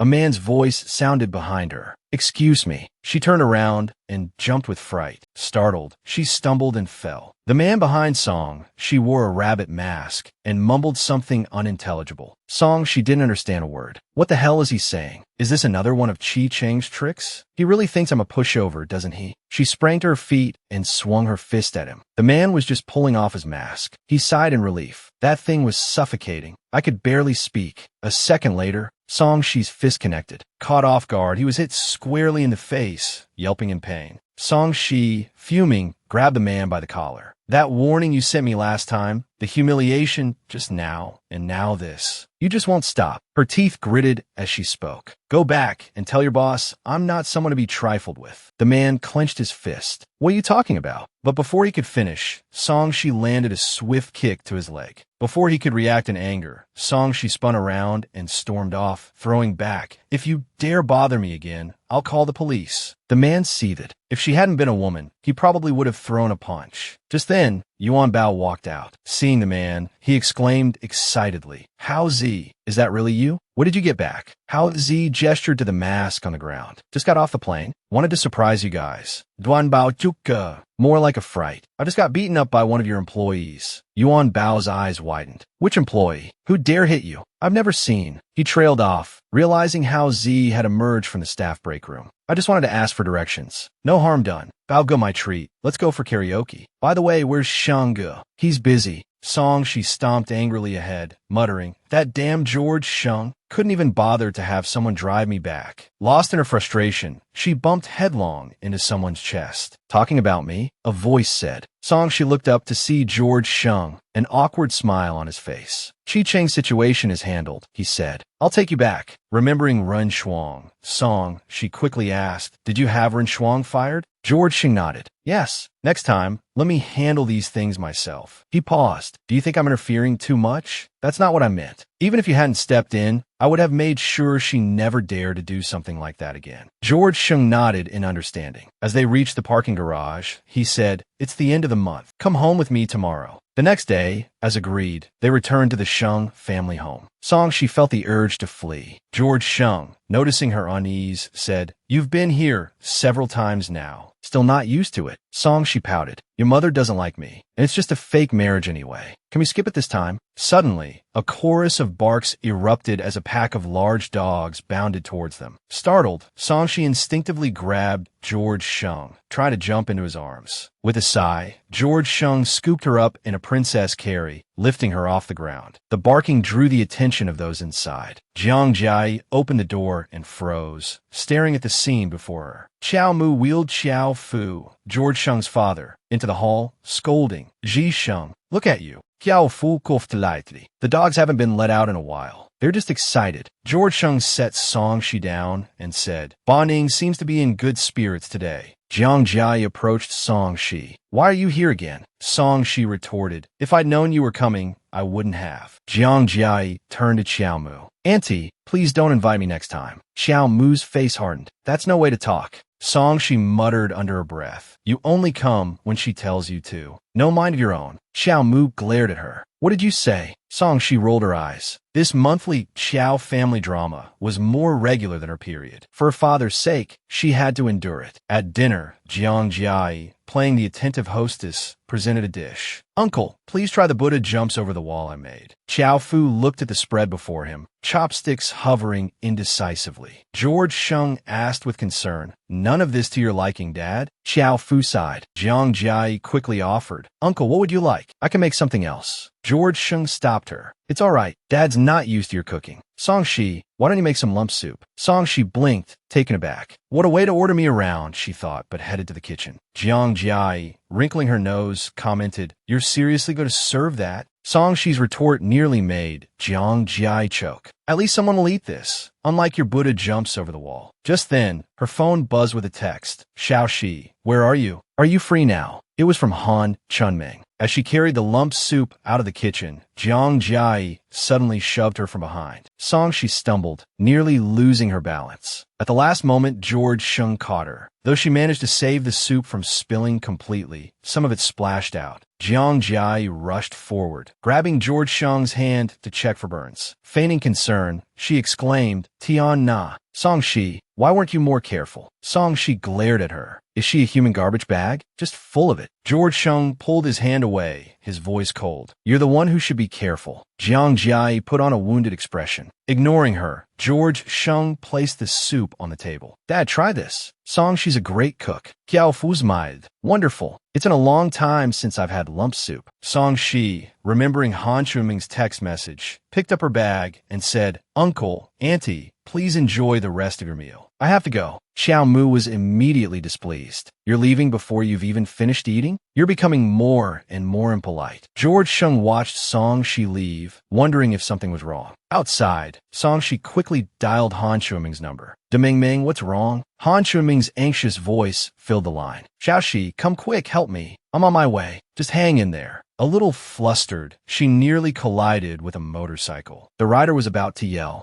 but upon seeing her, he pulled off his helmet. Well, if it isn't you, let's settle the score." It was Hao Zi. Song Shi, hearing him speak, feigned ignorance. "Who are you?" Hao Zi was instantly furious. "You hit me, and then forgot? Last time in Jincheng, you attacked me out of nowhere." Hearing Jincheng, Song Shi suddenly remembered. "You're the one Chi Chung sent." Hao Zi waved his hand dismissively. "What Chi Chung, Chung? I was just asking for directions." Song Shi thought to herself that she must have really messed up that day. "Today you're going to pay." Hao Zi's words abruptly cut off as Song Shi bent down in a swift, unexpected move, leaving him bewildered. She was a completely different person from that day. Song Shi said sincerely, "I'm sorry. I misunderstood. I apologize. I have an emergency. I have to go," she said, hurrying off. Hao Zi frowned. "Damn, that felt like punching cotton." "Hao Zi, what are you doing standing here?" Chung Lu pulled up on his motorcycle. "Ran into someone," Hao Zi grumbled. "Let's go." Cheng de Shukud. "Right, don't waste time on a woman. They're all cowards." Song Shi, not far off, heard this clearly. She whirled around and shoved him off his bike. Snatching his helmet and putting it on her own head, she challenged him. "Women are cowards? Want a race?" She figured she could ride straight to Demengming's place. Faced with a woman's provocation, Hao Zi couldn't back down. At an intersection, a traffic officer was leisurely drinking water when two motorcycles zipped past in a blur. He immediately jumped on his own bike and turned on the siren. Hao Zi was cursing under his breath. Damn, this woman's practically a professional. No matter how he accelerated, he couldn't overtake her. The police car caught up, its siren blaring. "Pull over." Song Shi smirked. The next moment, she drifted to a perfect stop. Hao Zi yelled, "Why are you stopping? We haven't decided the winner yet." "Winner? You're speeding, you know." Song Shi walked up to the officer, putting on an innocent face. "I didn't mean to, officer. I'm a doctor at Xia Hospital. My colleague has an emergency." She showed him her phone, the text message clearly visible. Then, pointing at Hao Zi, she added, "He's my friend. If you have any questions, ask him." The officer nodded. "I see. Well, if the hospital needs you, you should go." Hao Zi was speechless. Song Shi snorted. "That's what you get for looking down on women." Watching her go, Hao Zi gritted his teeth. "Jed doctor, huh? You just wait." The officer walked over. "What are you looking at? You're in serious trouble." Hao Zi hung his head. Song Shi rang the doorbell urgently. The door opened to reveal Han Chunming with a face mask on. "What's the big rush?" she asked. "Xiao Shi, you're finally here. My landlord suddenly wants me out and won't pay compensation. Gu Dongshu helped me sort it out and even offer me a place at his house." "Gu Dongshu's here too? Where is he?" Following Han Chunming's pointed finger, Song, she saw Gu Dongshu cowering in the corner. After hearing what happened, Song Shi burst out laughing. Seriously? Dongshu, you're a police officer. How can you be so afraid of cola and 7-Up? Gu Dongshu rubbed his head. You don't understand. Pang Chun, let me be clear. I can take you in, but I can't handle cola and 7-Up. Han Chunming immediately protested. You dare? Where I go, they go. Gu Dongshu was exasperated. So you'll take them to sleep on the streets? Song Shi quickly intervened. I'll take care of 7-Up and cola. Han Chunming beamed, and Gu Dongshu breathed a sigh of relief. Song Shi snuck in with the two pets, relieved that George Sheng wasn't home. Suddenly, 7-Up meowed and extended a paw. Song Shi stroked him affectionately. The cat was a birthday gift from her father. Demengmeng had a black cat named Cola, and since this one was white, she named him 7-Up. He'd been staying with Demengmeng ever since her father's accident. Just then, hearing the sound of the front door opening downstairs, Song Shi figured it must be George Sheng. A flicker of worry crossed her mind. Would he like the cat? Would he kick Chi Shi and Cola out? She hurried down the stairs. My dad really liked your lump soup, George Sheng said. That's good, Song Shi replied, but I didn't make much. Your dad ate it all. I was worried he wouldn't be able to finish it. Song Shi noticed George Sheng kept looking at her. Had he figured something out? Thinking fast, she said, how about I make you another bowl of lump soup? To her surprise, George Sheng didn't hesitate. A simple okay was his reply. He agreed so quickly. If you wanted some, you could have just said so, she thought. In no time, Song Shi had made a whole pot. Eat up, she said. Once you've eaten my food, you'll be too embarrassed to kick out my cats. George Sheng stared at the pot of soup. Are you feeding a pig? He asked, incredulous. I just don't want you to be hungry, she retorted. My mom won't be asking Jiang Jai over again. It's normal that your mom doesn't like me. I don't care, Song Shi replied. George Sheng's voice took on an edge. I'm being used as a pawn between you two, and I do care. The pawn is Jiang Jai, but I'm the one getting hurt. What do you have to be unhappy about? Song Shi huffily pulled off her gloves. Enjoy your soup. I'm going upstairs. Wait, George Sheng called after her, pointing at the pot. This is all yours. Don't waste it. Half an hour later, Song Shi, struggling with a full stomach, trudged upstairs. She jumped when she saw the bedroom door was open. Where did Chi go? She wondered. In the bathroom, George Sheng held his forehead. He really didn't care about this Song Shi and Jiang Jai drama. What does it have to do with me? He muttered. He pushed open the door, his face flushing slightly. Song Shi was bent over, rummaging under the sofa. Song Shi, what are you doing? You scared me. Sure, be quiet. Are you done in the bathroom? What are you doing? He repeated. I wanted to help you clean, she replied. What are you doing? He asked again. I want to help you clean, she repeated. Like I believe that, George Sheng thought. Why is she in my room so late at night? Don't tell me she's trying to seduce me. Song, she was also lost in thought. Why is he staring at me like that? Has he figured something out? George Sheng walked over. Get up. No, it's okay. I'll just stay like this, she said. George Sheng pulled her up. Caught off guard, Song Shi stumbled into his arms. Flustered, she stammered, I'll just go back to my room. I'll help you clean some other time. George Sheng turned and pinned her beneath him. Song Shi, were you just about to? A meow interrupted him. Song, she covered her face. He's found out, she thought. Demengmeng is moving, she blurted out, and there's nowhere for his cat to go. She looked at him pleadingly. Can I keep it here, please? George Sheng felt utterly deflated. It was just about the cat. He'd been completely mistaken. He cleared his throat awkwardly. Fine. Song Shi beamed. Consider it repayment for the lump soup, she chirped. The next day, Song, she was in a good mood. The cat situation had gone surprisingly smoothly. Humming a tune, she walked towards her office. Suddenly, two people rushed in. Doctor, someone's injured. Song, she hurried forward. How were they injured? She asked. The other person replied. He was slashed. A knife wound. Song, she moved closer and recognized the injured man. It was Hao Zi. I only want you to look, he said. Everyone else out. This is a hospital, Song, she snapped. You can't just do whatever you want. I said, I only want you to examine me. Seeing the near tears expression on his face. Song, she had everyone else leave. She turned back to him. In the next second, he held a knife to her throat. Dr. Song, I think you've misplaced your scalpel, she said, her voice icy. Have you ever spent time in the hospital morgue? Song, she's chilling question hung in the air. How zisfache hardid? When did you figure it out? Your clothes don't even have a tear in them, Song, she scoffed. And you expect me to believe you were slashed? Hao Zi rolled over, trying to sit up. Damn, I'll have to be more careful next time. Song, she pressed her scalpel against his chest. Obstructing a public official, especially a doctor? Do you want to go to jail? If you want to get even, find me after work. Don't joke about things that are a matter of life and death. Just then, a nurse called out urgently, Dr. Song, we need help. There's been a multi-car collision. Lots of patients need emergency care. Song, she didn't hesitate, rushing off to help. How's he grumbled, seriously? Overreacting much? It was just a joke. But seeing the doctor scrambling to save lives, he realized he might have gone too far. Late that night, Song Shi walked out of the hospital, exhausted after a long day. Finally, everyone had been treated. A woman stopped her. You're finally done. Have a drink with me. It was Hui Jiamin. Song Shi didn't refuse. The two women arrived at a restaurant. After the dishes were served, Hui Jiamin downed a bottle of beer in one go, then blurted out, I had the abortion. For myself. Song Shi replied, as long as you've made up your mind. Hui Jiamin seemed surprised. I thought you wouldn't agree. Song Shi chuckled. Last time you wanted an abortion, it was to try and win back a man who wasn't worth it. It wasn't your own choice. That's why I tried to talk you out of it. Now you're saying it's for yourself, so of course I agree. Hui Jiamin said sadly, I broke up with him. Song Shi raised her glass. Let's not think about that jerk anymore. To your happy breakup. Hui Jiamin laughed brightly. That's a novel toast. I think we could become really good friends. That's exactly what I was thinking. Really? Then we're best friends. Suddenly, George Sheng pushed the door open. Oh, am I interrupting? He glanced at Hui Jiamin. This habit of yours of swearing sisterhood with everyone you meet, can you maybe tone it down a bit? Hui Jiamin jumped up. Nonsense. I only do that when I meet someone I click with. He suddenly turned to Song Shi. Right, I keep forgetting to ask, how did you two meet? Song Shi waved her hand dismissively. We don't know each other. I saw him in the ER last time, and he just gave me some extra advice. That's all.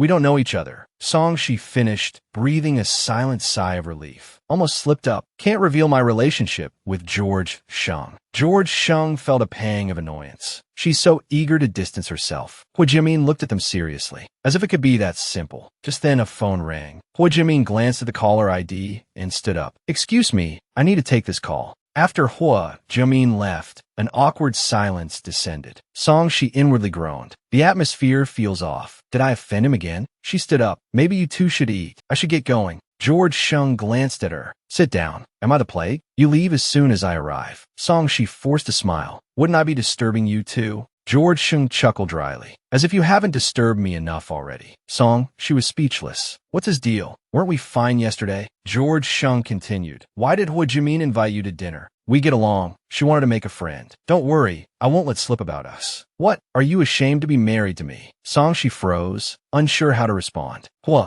Jiamin returned. I'm back. What are you talking about? Song Shi stood up abruptly. Nothing. I have to go. Something came up at the hospital. Hui Jiamin looked at George Sheng. What did you do? George Sheng remained silent. Song Shi stormed out, fuming. He's the one saying all these things. What's his problem? Her phone buzzed in her pocket. It was Director Ding about her business trip. Back at home, George Sheng took out his frustration on a punching bag. After a while, he picked up Qi Shi and stroked him. You're much better than your owner. Just then, Yuan Bao walked in. Sheng, you're home. George Sheng asked, what are you doing here? Song, she's on a business trip. She asked me to take her cat to the pet hotel. George Sheng froze. She's on a business trip? Left this morning. Where are Qi Shi and Kaylai? George Sheng frowned. He's called Qi Shi. Song, she has another cat? Yeah, why? Didn't Song Shi tell you? As soon as he finished speaking, a boxing glove was thrown in his face. The next moment, George Sheng's face was inches from his. Spar with me. You can take them if you win. Meanwhile, Song Shi finally arrived at the hotel and collapsed onto the bed. I can't believe the business trip is to Yuezhou. I'm going to enjoy this. The doorbell rang. She opened the door to find a hotel employee standing there with a large bouquet of flowers. Are you Miss Song Shi? These flowers are for you. Song Shi asked, who sent them? The employee said mysteriously, I can't tell you right now. You'll find out at dinner. Song Shi was puzzled. I don't know anyone in Yuezhou who would send me flowers. Finally, dinner time arrived. Song Shi went to the dining hall, and someone took her hand. Dr. Song, sit next to me. Song, she nodded her thanks. A moment later, the doors swung open, and a man in a white suit walked in. Sorry everyone, I'm late. He introduced himself. My name is Jia Jiantao. My father is Jia Deming, the director of Yuezhou Xia Hospital. There's a junior from my university days here tonight. I wanted to treat her to dinner, but I was afraid she wouldn't come, so I invited everyone. Song Shi covered her face. Oh, help me. This is so cringe. With a cheerful Xiao Shi, Jia Jiantao walked towards her. Song Shi couldn't avoid him and stood up. Long time no see. Upperclassman, Jia Jiantao said, his voice brimming with excitement. I racked my brains to get you to have dinner with me. Are you happy? It was nothing, upperclassman. You've gone to a lot of trouble, Song Shi replied. Reserving this entire hall is only about 200,000. The owner here is a friend of mine. Just a word from me. By the way, do you like the flowers? Bring the red wine. I want to have a drink with my junior classmate. Song Shi quickly interjected. No need, upperclassman. I don't drink. However, her words were in vain. Song Shi sighed inwardly. What had she done to deserve this? The manager, Mr. Tang, approached with the red wine. One moment, please. He turned politely to Song Shi. Miss Song, why didn't you let us know you were coming? Song Shi was taken aback, utterly bewildered. The manager continued. Tonight's dinner is on Miss Song. Both Jia Jiantao and Song Shi were dumbfounded by his declaration. Song Shi was completely lost, while Jia Jiantao was already fuming. What's going on here? The manager explained with a smile. Our boss gave personal instructions. The bill is on him, but the favor is owed to Miss Song. According to the boss's specifications, this bottle of wine alone is worth more than 200,000. You see, Jia Jiantao was indignant, but didn't dare to cause a scene. The manager's next words made everything click into place for Song Shi. Don't worry, Miss Song. This is President Xiao's establishment. A moment later, Song Shi approached Jia Jiantao with a glass of wine. Upperclassman, to you. Thank you for your thoughtfulness. Jia Jiantao nodded awkwardly. Song Shi continued. You and everyone else, please start eating. I'll be right back. She went to the restroom and dialed a number on her phone. George Sheng was at home, petting Chi Shi and Cola when his phone rang. Song Shi's voice came through. Thank you for tonight. No problem. We're even now, George Sheng replied. Song Shi pondered his words. Was he apologizing for the other day? She collected herself. I'm so grateful for your help tonight. When I get back, I'll make you lump soup. George Sheng was speechless. A bowl of lump soup, and we're square. Song Shi returned to the table. Jia Jiantao remarked, Wow, you're really well-connected. Song Shi responded modestly. I'm not as well-connected as you, upperclassmen. Well then, do me a favor. Perform a pulmonary heart disease surgery for my friend. Song Shi considered it seriously for a moment. This surgery is quite difficult. I'll do it, Jia Jiantao interrupted, overjoyed. That's wonderful. I can only trust your skills. Song Shi continued. Everyone here is more senior than I am. Honestly, anyone could do it. It doesn't have to be me. Jia Jiantao immediately retorted. That's not true. He specifically requested you. He's Wu Haoxing, the second son of the Wu family, a famous wealthy family in Lezhou. Song Shi's expression subtly changed. After dinner, as Song Shi and her colleagues prepared to leave, a colleague asked with concern,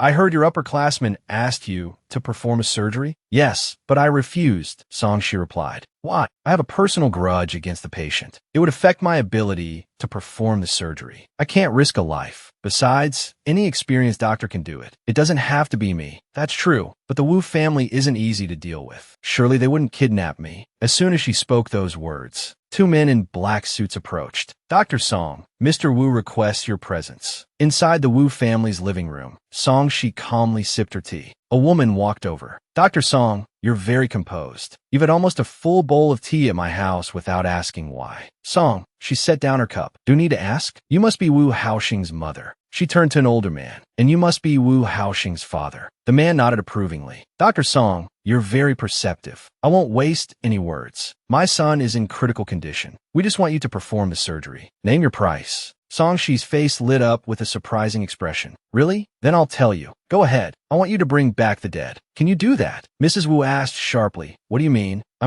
want you to give me back Xiao Nan's life. Mr. Wu's face drastically changed. What's your relationship with her? My surname is Song. Hers was Zhao. What relationship could we have? She was my college classmate's younger sister. 2 years ago, she married into your Wu family. Wu Haoxing repeatedly cheated on her and even brought his mistress home. The stress caused Xiao Nan to lose her 7-month-old child and left her permanently infertile. Afterwards, You forced Zhao Nan to leave with nothing. With nowhere to go, she jumped to her death. Then you spent money to silence the Zhao family and prevent them from seeking justice. Mr. Wu slammed his hand on the table. Enough. Who are you to judge our family matters? I'll ask you one question. Do you believe in karma? Mr. Wu's eyes turned icy. It seems Haoxing's surgery indeed can't be performed by you. You know too much. Songshi remained fearless. Haven't you noticed? I've been here all evening, not to drink tea, but to wait for someone. Just as she finished speaking, the door was kicked open. The Wu family's guards immediately shouted, "Security!" The newcomer scoffed. Do you think calling security will help? Who gave you the nerve to touch my people? Wu Fu stood up. Are you President Xiao? Mrs. Wu trembled with fear. Husband, look, we're surrounded. Wu Fu looked through the window and saw many vehicles outside. George Sheng looked at Songshi and called out, "Come here." Songshi quickly ran over. It's a good thing he sent someone to follow me. You saved me a lot of trouble. George Sheng said irritably, you know your trouble,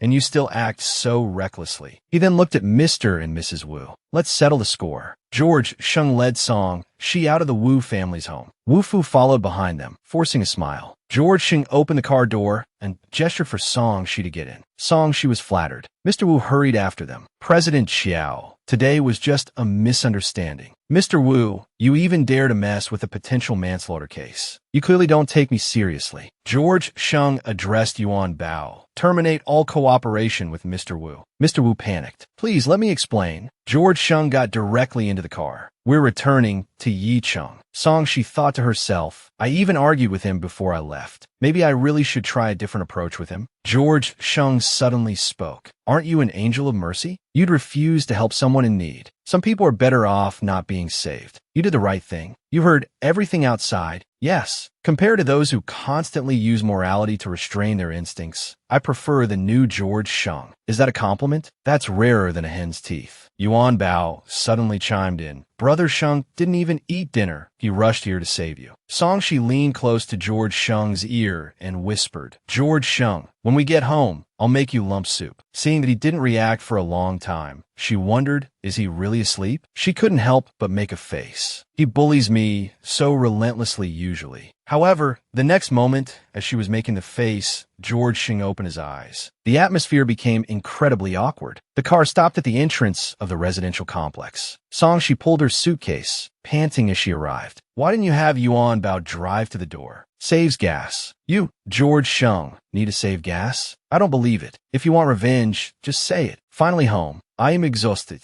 I'll sleep for a bit and then go pick up Chi, Shi, and Cola. George Sheng replied, they're already home. Suddenly, a faint meow was heard. Song-Shi looked towards the house and was horrified. She saw Chi, Shi being held in the mouth of a dog. She rushed over in a panic. George Sheng, who was behind her, was also startled. He pointed his finger downwards at the dog. Seven let go. The dog whimpered and released Chi-Shi. Song-Shi held Chi-Shi in her arms, tears streaming down her face. Chi-Shi, are you okay? She sobbed, holding Chi-Shi tightly. Seven was also nuzzling George Sheng affectionately. You misunderstood. Seven was just... Before he could finish, Song-Shi yelled, George Sheng, bullying me is one thing, but bullying a cat? What kind of person are you? George Sheng was silent for a moment. While you were gone, actually, before he could finish, Song-Shi interrupted him again. Where's Cola? The black one. George Sheng turned and headed upstairs. Not my problem. Song-Shi quickly grabbed his hand, softening her tone. Cola isn't mine. He belongs to a friend. You can take your frustrations out on me and my cat, but leave others out of it, okay? George Sheng shook her off. You're living under someone else's roof. What right do you have to claim ownership over a cat? He said, leading Seven upstairs. Song-Shi sat down on the floor in disappointment, holding Chi-Shi and sobbing. I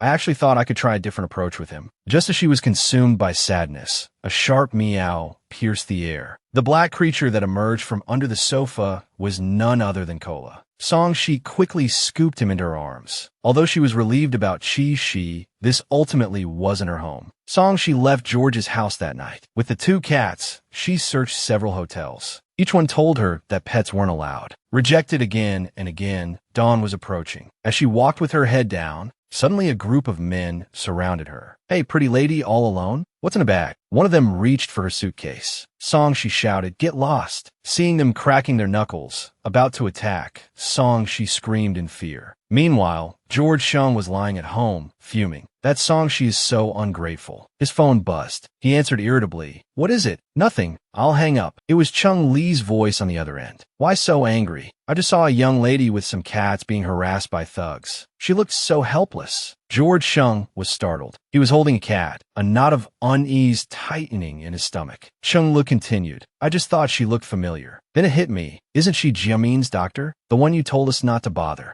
George Chung went to check the room. Sure enough, Song she was gone. He demanded, where is she? Out with it. Chung Lu said cheerfully, relax, everything's fine. I took her to one of my hotels. Don't worry about it. Gotta go. Isn't tomorrow the groundbreaking ceremony for your hospital? I have to make an appearance. After hanging up, George Chung breathed a sigh of relief. Thank goodness she's all right. The next day, Song Shi took Chi Shi to the veterinary clinic for a thorough checkup. The vet told her that Chi Shi had no external injuries and seemed perfectly healthy, showing no signs of distress. Song Shi reminded him he was grabbed by the neck by a large dog last night. The vet explained, some dogs express their friendliness that way. No need to worry, the vet reassured her, as long as the cat wasn't frightened or injured. Song Shi felt a pang of embarrassment. So, I wrongly accused George Shang. She considered calling him to apologize, but then thought apologizing now would only be humiliating. Meanwhile, the vice president sent Song Shi a text. George Shang's Chongning Hospital is breaking ground today. There's a ceremony. Come with me. Song Shi remembered. That was the land he'd acquired in Qingda. It was already starting construction. This is a good opportunity to apologize, she thought. She picked up the phone. Hello, I'd like to order 60 double-decker flower baskets. Deliver them to Chongning Hospital under Highway Group. The groundbreaking ceremony is about to start. George Sheng, impeccably dressed in a suit, walked through the site. Chung Lu slung an arm around his shoulders. Can't you at least try to look happy? Today's the day you welcome the god of fortune. Don't scare him away with that long face. George Sheng replied dryly, if smiling would bring the god of fortune, I'd just stay home and grin all day instead of building a hospital. He suddenly remembered something and looked at Chung Lu. About last night, Cheng de Sigid. Last night, huh? I took her to the hotel as the sun was coming up. I have no idea where she is now. Why don't you ask her yourself? He added, get lost. Yuan Bao approached, holding a banner. Shengji, look, I think this is from Song Shi. George Sheng glanced at it. The banner read, Kola and Chi, she congratulate Highway Group on its groundbreaking ceremony. George Sheng sighed softly. Looks like I'm not important enough to warn her using her real name. Yuan Bao said, she sent dozens of flower baskets. Don't be picky about the banner. George Sheng retorted, it's not about the flower baskets. Song Shi, having just arrived, was taken aback by the sheer number of flower arrangements. With this many, will mine even be noticed? What a waste of money. Suddenly, someone tapped her on the shoulder. You came too. Song Shi turned to see Chung Lu, the man who had helped her the previous night. She smiled politely. I'm here with the hospital. Yuan Bao, standing next to Chung Lu, nudged him. Who's this? Chung Lu explained. Jiamin's doctor. She knows Sheng too. We met at the restaurant before. Remember? As if you don't remember every pretty face you meet, Yuan Bao muttered. Chung Lu took Song Shi's arm. Come with us to the lounge. It's too chaotic out here. Song Shi declined. That's really not necessary. She thought to herself, he's awfully forward. Chung Lu persisted. It's fine. Sheng's there, and Jiamin will be arriving soon. Song Shi thought this might be a good opportunity to apologize. Lost in thought, she was propelled forward by Chung Lu. Don't worry, I'm not going to kidnap you. Yuan Bao chimed in. Since you know each other, come join us. She felt like she was being herded along. Hao Zi pushed open the door to the conference room. Shengji, I'm here. Yuan Bao punched him playfully. You finally showed up. Shengji's opening a hospital. How could I not come and show my support? George Sheng's face lit up at the sight of him. What have you been up to? I haven't seen you around lately. Hao Zi scratched his head. I've been looking for someone. George Sheng was curious. Who? Don't ask. Shengji, Hao Zi replied. Just then, the door opened again, and Chong Jinglu's voice boomed. Speak of the devil. The moment Song Shi stepped through the doorway, her eyes met Hao Zi's. They stared at each other, the air thick with unspoken tension. Chong Jinglu pulled Hao Zi aside, listening intently to his story. Song Shi thought, what a small world. They actually know each other. After a long while, Hao Zi finished. So that's about it. He expected his good friend to back him up, to offer some words of support. But Chung Lu pointed at him accusingly. Then you have to apologize to her. Hao Zi swung his fist, indignant. Just then, the door was pushed open. It was Hui Jiamin. What are you guys talking about? He suddenly noticed Song Shi. He excitedly called out her name. Chung Lu immediately complained to Jimin. Do you know how Z bullied Dr. Song? Song, she quickly waved her hand dismissively. It wasn't that serious. Unexpectedly, Jimin stepped forward and put Hao Z in a headlock. What? Song, she is my girl. How dare you bully her? Hao Z quickly pleaded. I didn't know you two knew each other. Song, she couldn't help but chuckle from the sidelines. All right, Jimin, let him go. Chung Lu and the others, afraid the fun would end, kept egging Jimin on. Jimin, don't let him off easy. Jimin glared at Hao Z. Apologize to me right now. Watching their lively antics, Song, she's mood brightened. Interacting with them, she felt a long-lost sense of ease. Suddenly, George Shung spoke. Apologize for what? Isn't Dr. Song also at fault for misunderstanding Hao Z? Song, she inwardly groaned. He's still angry, huh? Well, who told me to wrongly accuse someone so thin-skinned? Chung Lu quietly asked Yuan Bao. What's the relationship between Sheng Ji and Song Shi? I don't know. They seem to have known each other for a long time. I've asked many times, but they won't tell me. What? Jimin hugged Song Shi, grinning. You two must have had another fight. George Shung, you're a grown man. Don't be so petty. Then she pulled Song Shi to sit with her and George Shung. Let's just forget about it. Everyone come to my place for dinner tonight. Looking at the silent George Shung, Song Shi wondered if she'd even be able to go home that night. Jimin, feeling a little discomfort in her stomach, excused herself to go to the restroom. Hao Zi's gaze remained fixed on Song Shi, much to George Shung's annoyance. Looking toward the restroom, George Shung sighed. Jimin's older sister couldn't conceive again after an abortion. That's why I advised her before. Hearing this, Song Shi's expression shifted slightly. She quickly asked, are you saying Jimin might not be able to conceive either? George Shung replied, it's hard to say for sure. Song Shi felt a pang of fear. Jimin had the abortion because of her advice. She started to regret her words, her heart filled with conflict. George Shung was about to offer comfort, but Hao Z beat him to it. He crouched down, looking at her with concern. What's wrong? It was my fault before. I won't bother you again. Song Shi shook her head slightly. It wasn't your fault. Just then, Jimin returned, looking cheerful. It's so noisy outside. I have to go. Come to my place tonight, you guys. Then she practically dragged Song Shi along with her. At Jimin's house, she was busy explaining, don't let George scare you. I just ate something bad. Song Shi asked worriedly. Are you sure you're okay? Jimin nodded firmly. I'm really fine. Then she chuckled. You're a doctor, and you actually let him scare you. Song Shi pouted. He sounded so serious. As they chatted, the sound of a key clicking in the lock echoed. Song Shi assumed it was the others, but Jimin immediately stood up. They don't have a key to my place. She said, going to check. Song Shi took a sip of tea, then heard a commotion outside. When did you get a copy of my key? Song Shi quickly put down her teacup and went to see what was happening. When she stepped outside, she was shocked by the scene before her. A strange man was grabbing Jimin, seemingly about to hit her. Jimin yelled, we already broke up. Get out of here. The man roared. If anyone's breaking up, it's me. Who do you think you are? Song Shi realized the man was Han Zhong, Jiamin's ex-boyfriend. She immediately stepped forward and grabbed his arm. Let go of Jiamin. Han Zhong violently flung her off. What business is it of yours? Slap. Song Shi's face was struck hard. She lost her balance and fell to the ground. Her head swam, and she heard a cacophony of shouts around her. Let her go. This bastard again. You dare lay a hand on her. Song Shi, are you all right? Slowly, she opened her eyes and saw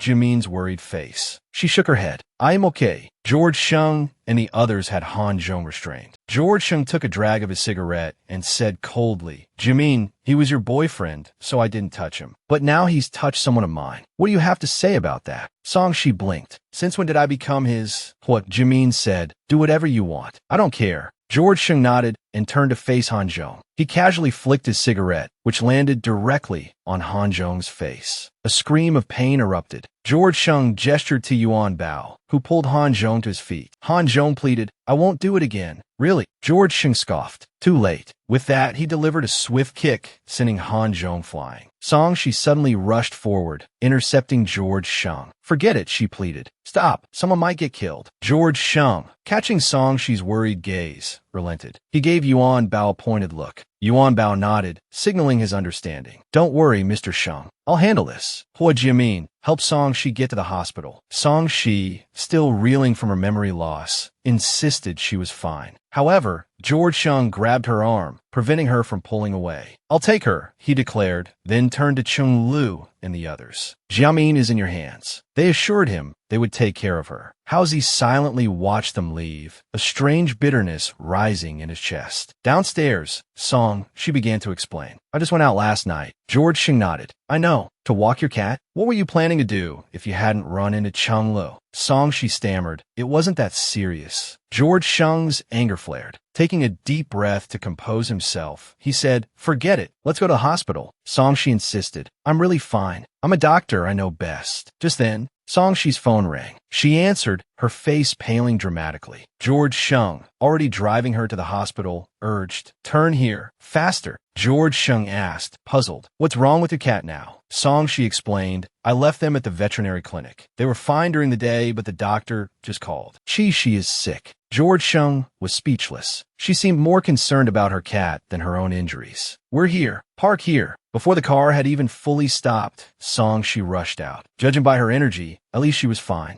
Song Shi anxiously asked, why is he vomiting? He was perfectly fine earlier. The vet tech replied uncertainly, it's probably the stress of a new environment. We recommend taking him home. The suggestion of taking Shi home presented a problem for Song Shi. George Sheng interjected, all right, is there any paperwork we need to fill out? Song Shi was taken aback. She had expected him to use this as an opportunity to give her a hard time. Song Shi filled out a form and was ready to take her cat. George Sheng glanced at it. August 9th, that's the day after tomorrow, isn't it? To Song Shi's surprise, after the paperwork was done, both Kola and she clung to George Sheng. She ground her teeth in frustration. You traitors! Back at the house, the sight of Seven made Song Shi uneasy. After all, Seven was a large dog and potentially dangerous to cats. But then, Kola and she leaped from George Sheng's arms and pounced on Seven. The two cats and the dog began to play together. Song Shi was stunned. They were actually playing and having fun. This was incredibly awkward. George Sheng headed upstairs, commenting, you should tell the vet. This is clearly a case of lovesickness. Song Shi fumed inwardly. Was he mocking her? But on second thought, she owed him an apology for the misunderstanding. Fresh from the shower, George Sheng noticed a piece of paper slipped under his door. He bent down and picked it up, wondering what this was about. It was an apology note from Song Shi. I sincerely apologize, it read. I've never had a big dog before. I misunderstood him, and I shouldn't have lost my temper with you. Thank you for picking me up in Yuezhou. I'm very grateful. I know you're always right. I hope that in the future, if I do something wrong, you'll tell me directly. I'll correct it and try to be less of a burden. If you want to eat gnocchi soup, just let me know. George Sheng chuckled. Writing apology notes? Is she in elementary school? After a moment of thought, he dialed Yuan Bao. Arrange a meeting between Song Shi and Song Yuanqing. Tomorrow. The next day, Song Shi was puzzled. She had already seen her father once this month. Why was George Sheng arranging another visit? She shrugged it off. As long as she could see her father, she didn't care. Father and daughter were overjoyed to see each other. Song Shi opened a box. Dad, it's my birthday tomorrow. I brought a cake. Let's eat it together. Song Yuanqing beamed. My little princess is turning 26. Xiaoxi, have you been in contact with Aunt Dong recently? Song Shi's face fell. No. After what happened to you, neither she nor Dong Yuan came to see you. Why are you even mentioning them? I just wanted to ask if she gave you that card. After the visit, Song Shi pondered her father's words. Before the accident, Dad saved some money for you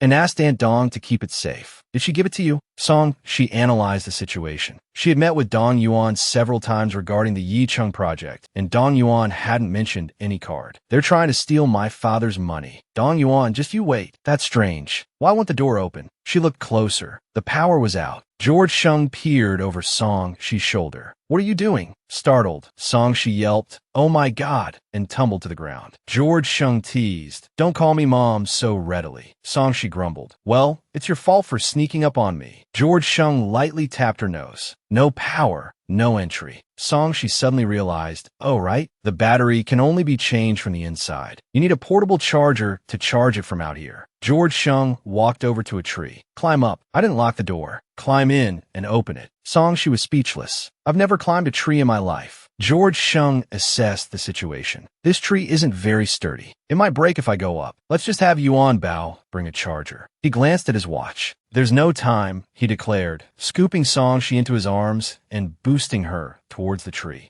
Song, she was utterly bewildered. No time for what? Never mind, just help me climb. I'm losing my footing. Don't be afraid. 15 minutes later, Song, she opened the door. Remember to change the battery, she said crossly. I'm going to my room. George Shung immediately stopped her. Wait a minute, let's have some noodles first. Song, she looked at the takeout containers spread across the table, a hint of annoyance in her voice. You even order takeout? Why put me through all that? George Shung replied. Takeout and noodles aren't mutually exclusive. Song, she stretched languidly, as if, I'm going upstairs to rest. Enjoy your food. George Shung stood and placed his hands on her shoulders. Who said you could leave? We're eating together, especially these noodles. You have to finish them. Song, she shook her head. No, they're spicy. I don't want to get a sore throat. A moment later, George Shung handed her a drink. If it's too spicy, have some Wong Lo Cat. Half an hour later, Song, she lay contentedly in bed, pleasantly full. My phone's been buzzing nonstop. I should check it. She opened it to a flood of birthday messages. She sat up abruptly. That's right. It's midnight. It's my birthday. Was George Shung celebrating my birthday just now? Suddenly arranging for me to see my dad, making me eat longevity noodles at midnight. A wave of warmth washed over her. Why is he so awkward? I need to find a way to thank him. At the hospital, Han Chunming presented Song, she with a birthday cake. Happy birthday. Thank you, my dear Meng Meng. Song, she exclaimed, giving her a kiss. A colleague walked over. Dr. Song, you're so popular. The whole hospital couldn't possibly finish all these cakes. Song, she beamed. Eat as much as you want. There's plenty of cake. Jiamin and Yuan Bao sent some too. It's really lively this year. Han Chunming noticed a cake without a name card. It looked delicious. Ming Ming wants to try this one, she said. Song, she, suspecting it was from George Shung, quickly picked up the cake. This one's mine, she declared, leaving Han Chunming standing there, dumbfounded. Just then, a handsome man walked in. So many cakes. Is it someone's birthday? He asked. Han Chunming was instantly smitten. Such a handsome guy. Song, she asked. Hello, who are you looking for? The man chuckled. I'm here to see a doctor. Just passing through. Han Chunming, still starstruck, murmured, Imagine, such a handsome guy, and he just wanders in. Song, she playfully pinched Han Chunming's cheek. You should go register on the first floor, she told the man. He reached out to speak, but a woman suddenly rushed in. She punched Song Shi in the face, screaming, It's you. You're seducing my husband. Han Chunming roared. What are you talking about? I'll call security. Song Shi, her face burning with anger, retorted, You've got the wrong person. Who's your husband? Still playing innocent. The crazed woman continued to rant and rave. Fortunately, the handsome man restrained her, preventing further attacks. Suddenly, a nearby doctor exclaimed, I remember her. She's a psychiatric patient. She accuses any pretty female doctor of being a mistress. She caused a scene in another department last year. Song, she was flabbergasted, assaulted for no reason.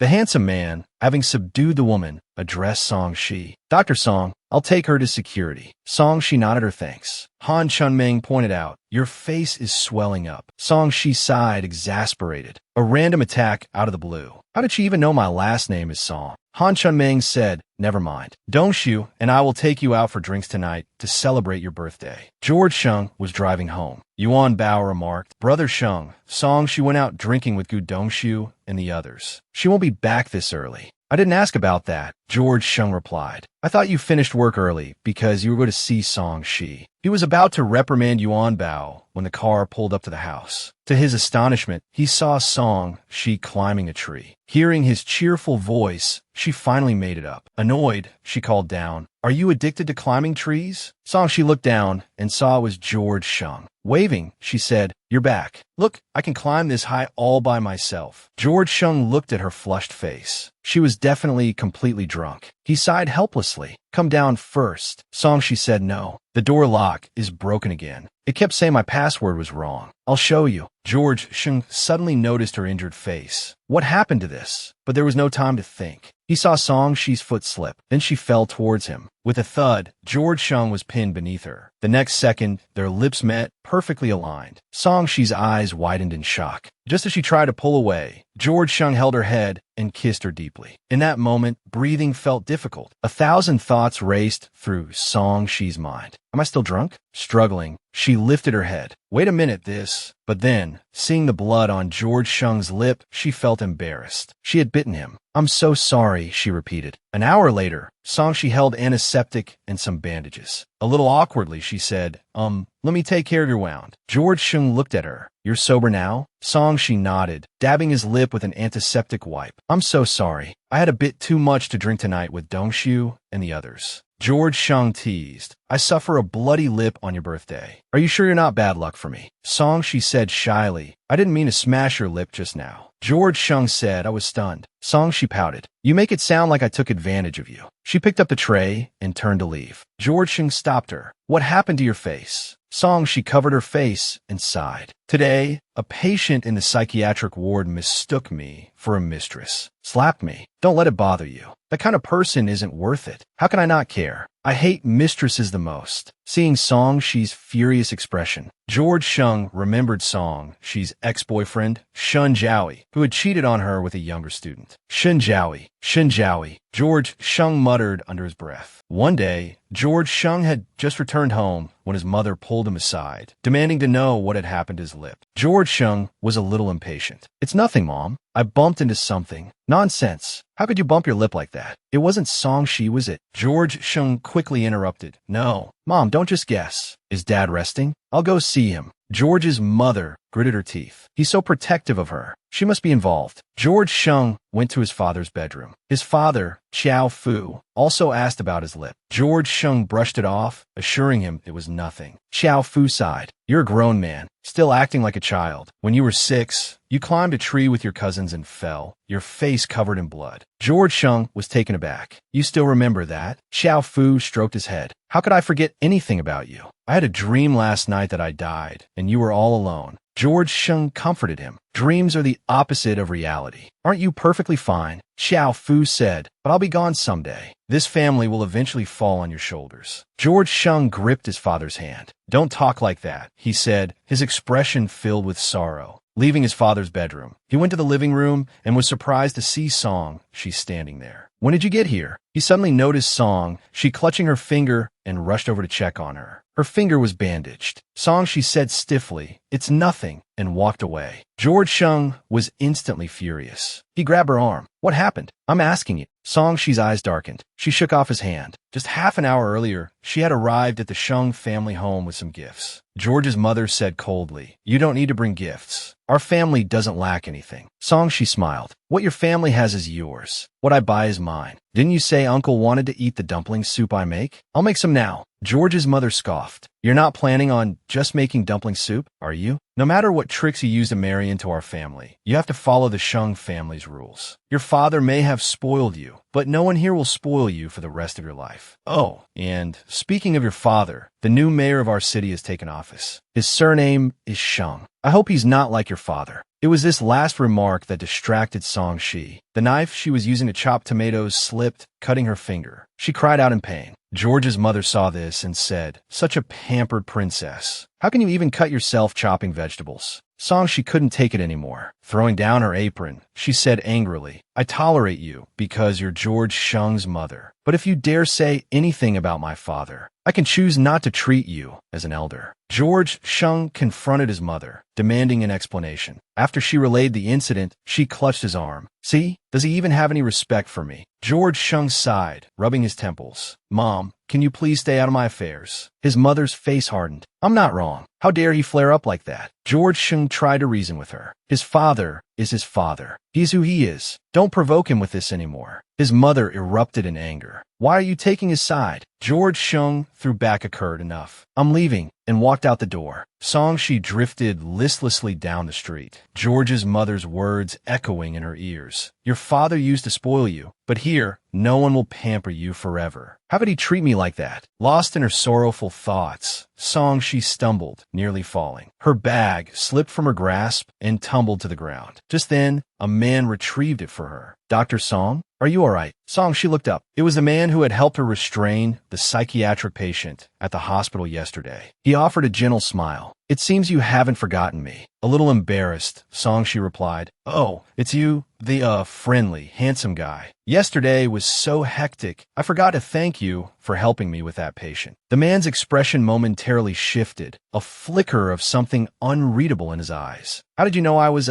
He broke off, then burst into laughter. You have a name tag on your desk. Let me introduce myself. I'm Chi Wei, he said, extending his hand. Looking at him, Song-shi thought, there's something about him that makes him instantly likable. She took his hand. Hello, I'm Song-shi. As their hands met, Chi Wei noticed her injured finger. What happened? He asked, concerned. Song-shi brushed it off. It's nothing. Chi Wei observed. You seem a bit down, Dr. Song. Why don't I take you somewhere to unwind? Half an hour later, they were strapped into a roller coaster at an amusement park. Song-shi's screams echoed through the air. Chi Wei shouted over the roar. Dr. Song, relax. This is a great way to relieve stress. Song-shi was too terrified, yet exhilarated, to reply. Finally, the ride ended. She clutched her chest, breathless. Wow, I haven't been to an amusement park in ages. Chi Wei smiled. It's not bad once in a while, is it? It's great. Thank you so much for today. Let's exchange WeChat contacts so we can stay in touch. As she pulled out her phone, she noticed 2 missed calls. Both were from George Sheng. Meanwhile, George Sheng listened absently to Yuan Bao's report, his mind elsewhere. Yuan Bao, sensing his preoccupation, hesitated, then ventured, Brother Sheng, haven't seen Dr. Song around lately. George Sheng replied, she's on a night shift recently. She sleeps when I'm at work, and she's at the hospital when I get home. Yuan Bao looked at him knowingly. She's avoiding you, isn't she? About what happened last time. Brother Sheng, you should apologize. George Sheng retorted defensively. She's the one avoiding me. Why should I apologize? Besides, aren't you having trouble sleeping? Let's go to Xiao Hospital and get it checked out. George Sheng paused, thinking this was a good idea. Back at the hospital, Song, she was asleep at her desk. Herrn Shunming Dientli draped her coat over here, startling her awake. Why are you still here after your night shift? Shouldn't you have gone home this morning? Song, she rubbed her sleepy eyes. The deputy director said someone from the health bureau is coming for an inspection today, and I have to be here to receive them. Han Shunming looked puzzled. The health bureau specifically requested you. Song, she shook her head. I have no idea. Just then, the deputy director called out, Xiao Song. Hurry, the health bureau officials are here. Song, she quickly stood up, meeting Han Shunming's concerned gaze. Don't worry, it's just the health bureau. They can't eat me alive. However, the moment she saw the delegation, Song, she thought they might actually try. No wonder she was specifically asked to be there. Among them was her old friend, Jiang Jiai. Speak of the devil. While the deputy director exchanged pleasantries with the bureau chief, Jiang Jiai stepped forward. Song-shi, what a coincidence. He slung an arm around her shoulders. Director, this is an old acquaintance of mine. Her father is Song Yuanqing, the former mayor. He pulled Song-shi aside. You look terrible. If only your father were still around, he could get you a less demanding position. Song-shi suppressed her simmering anger, then plastered a smile on her face and turned to the bureau chief. Director, let me show you around. The director nodded, but Jiang Jiai cut in. Song-shi, why don't you show me around instead? We know each other better. He leaned in close, his voice a low threat. I'm representing the health bureau today. You'd better treat me well, or else. Song-shi looked at him, considering for a moment, then said sweetly, the neurology department is on the 12th floor. I suggest you make an appointment with a specialist. Get your head examined. Jiang Jiai's face flushed with anger, hands planted on his hips, his eyes glinting with malice. The bureau chief questioned the doctor's behavior. The deputy director, drenched in a cold sweat, hastily explained that Dr. Song was probably just a little tired. He then turned to Song-shi, urging her to apologize. Instead, Song-shi defiantly took off her coat, declaring, I'm scheduled for the night shift. It's my time off now. She tossed the coat to Renlina.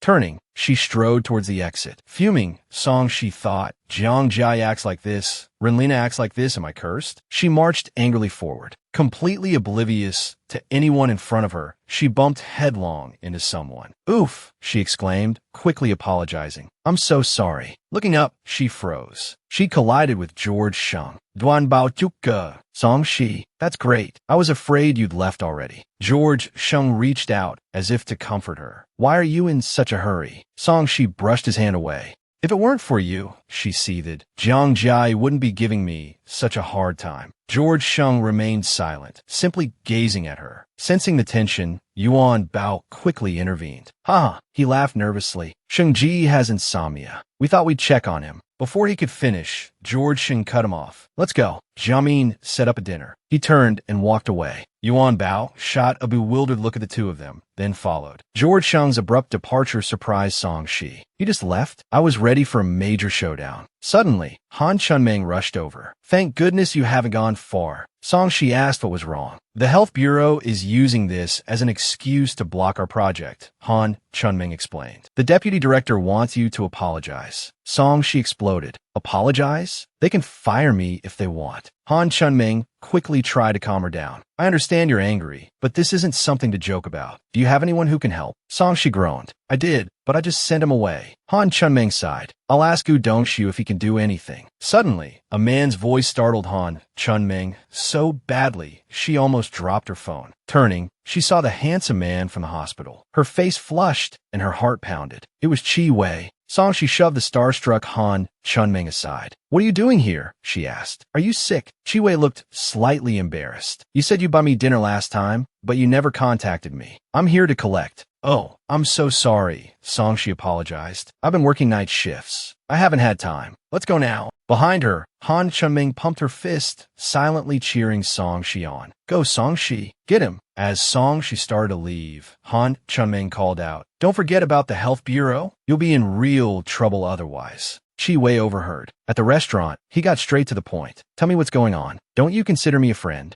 It's nothing. It's no big deal. Come on, Chi Wei pressed, his gaze sincere. Song Shi sighed. I offended someone at the Health Bureau, a real jerk. I might lose my job. Chi Wei pulled out his phone. The Health Bureau? I know a few people there. I'll ask around. Song Shi thanked him profusely. She hadn't expected Chi Wei to be so helpful. We've barely met, she mused. Chi Wei suddenly stood up. I'm going to wash my hands. I'll let you know if I hear anything. As fate would have it, he passed George Sheng and his group on his way to the restroom. Meanwhile, Shun Jiaoi excitedly told Hu Jimin, I just saw a gorgeous guy. Totally your type. Hearing the words, gorgeous guy, Hu Jimin jumped up and headed for the entrance. She had to see this for herself. At the same time, Song Shi, wondering if Chi Wei had gone to pay the bill, also walked towards the entrance. The two women collided. Hua, Jiamin grinned. What a coincidence. Song Shi glanced inside. She saw George Sheng sitting at a table. Speak of the devil. He waved. Are you here for dinner too? Hua Jiamin smacked him playfully. Duh. What else would we be doing here? George Sheng grumbled, clearly irritated. My head is killing me. Let's go back. Shun Jiaoi clapped him on the shoulder. Hey, don't be so grumpy, Georgie boy. Are you in a bad mood today, or something? Outside, Song Shi snorted with laughter, unable to contain herself. George Sheng glared at Shun Jiaoi and told him to close the door. Shun Jiaoi rolled his eyes. Famous people shouldn't resort to violence. Meanwhile, Chi Wei emerged from the restroom. Seeing Song Shi at the entrance, he assumed something was wrong. I ran into some acquaintances, she explained. They returned to their table. Hua Jiamin, her eyes gleaming with curiosity, whispered, Do you think they're together? Shun Jiaoi shook his head. Nah, I doubt it. Why not? Hua Jiamin insisted. I bet something's going on. Shun Jiaoi leaned closer to George Sheng. Say, why do you always get so worked up around Dr. Song? Hua Jiamin chimed in. Yeah, what's going on with you too? George Sheng, seeing everyone's curiosity, explained, Before my dad went inside, he asked me to look after him. Everyone wore expressions of utter disbelief. George Sheng glanced sideways. What else? He retorted. So don't bother him. Hua Jiamin added. That scene was hilarious.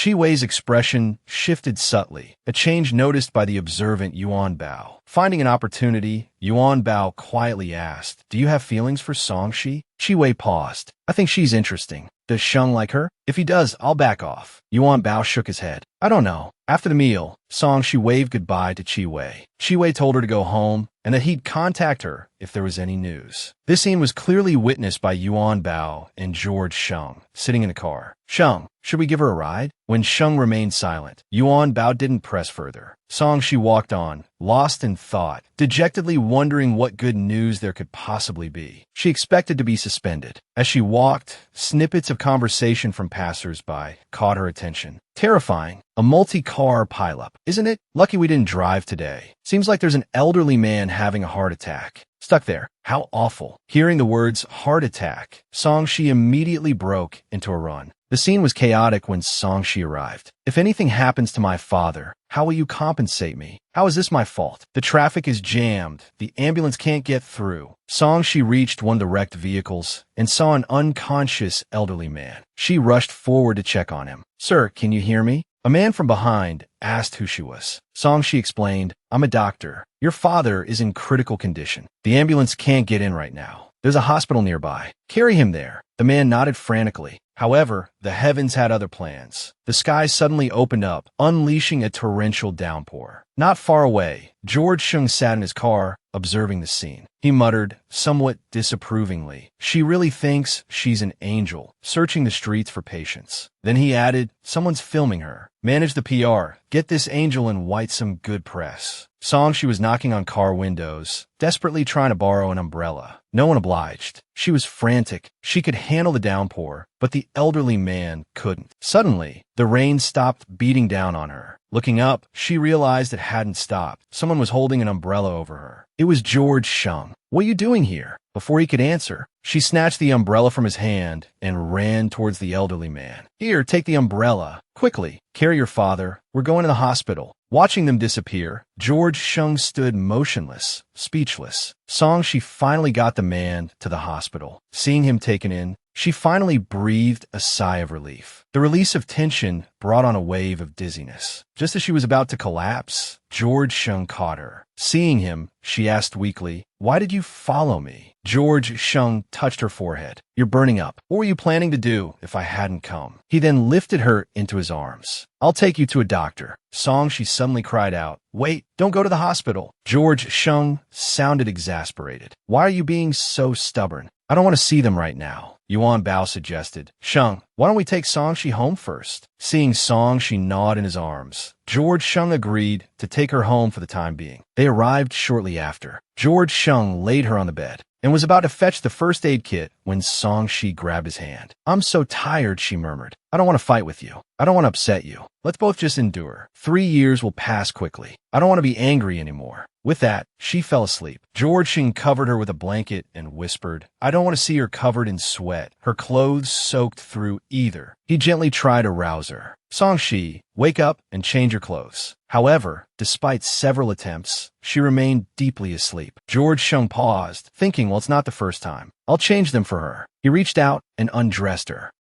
She woke up feeling much better. Removing the towel from her forehead, she realized this was the second time he had rescued her, and he was much more attentive this time than the last. Sitting up, she discovered she was naked. Oh my God, this is the second time too. Mortified, she quickly dressed. She saw George Shung reading the newspaper. Blushing, she tried to tiptoe past him. George Shung's voice rang out, perfectly timed. Where are you going?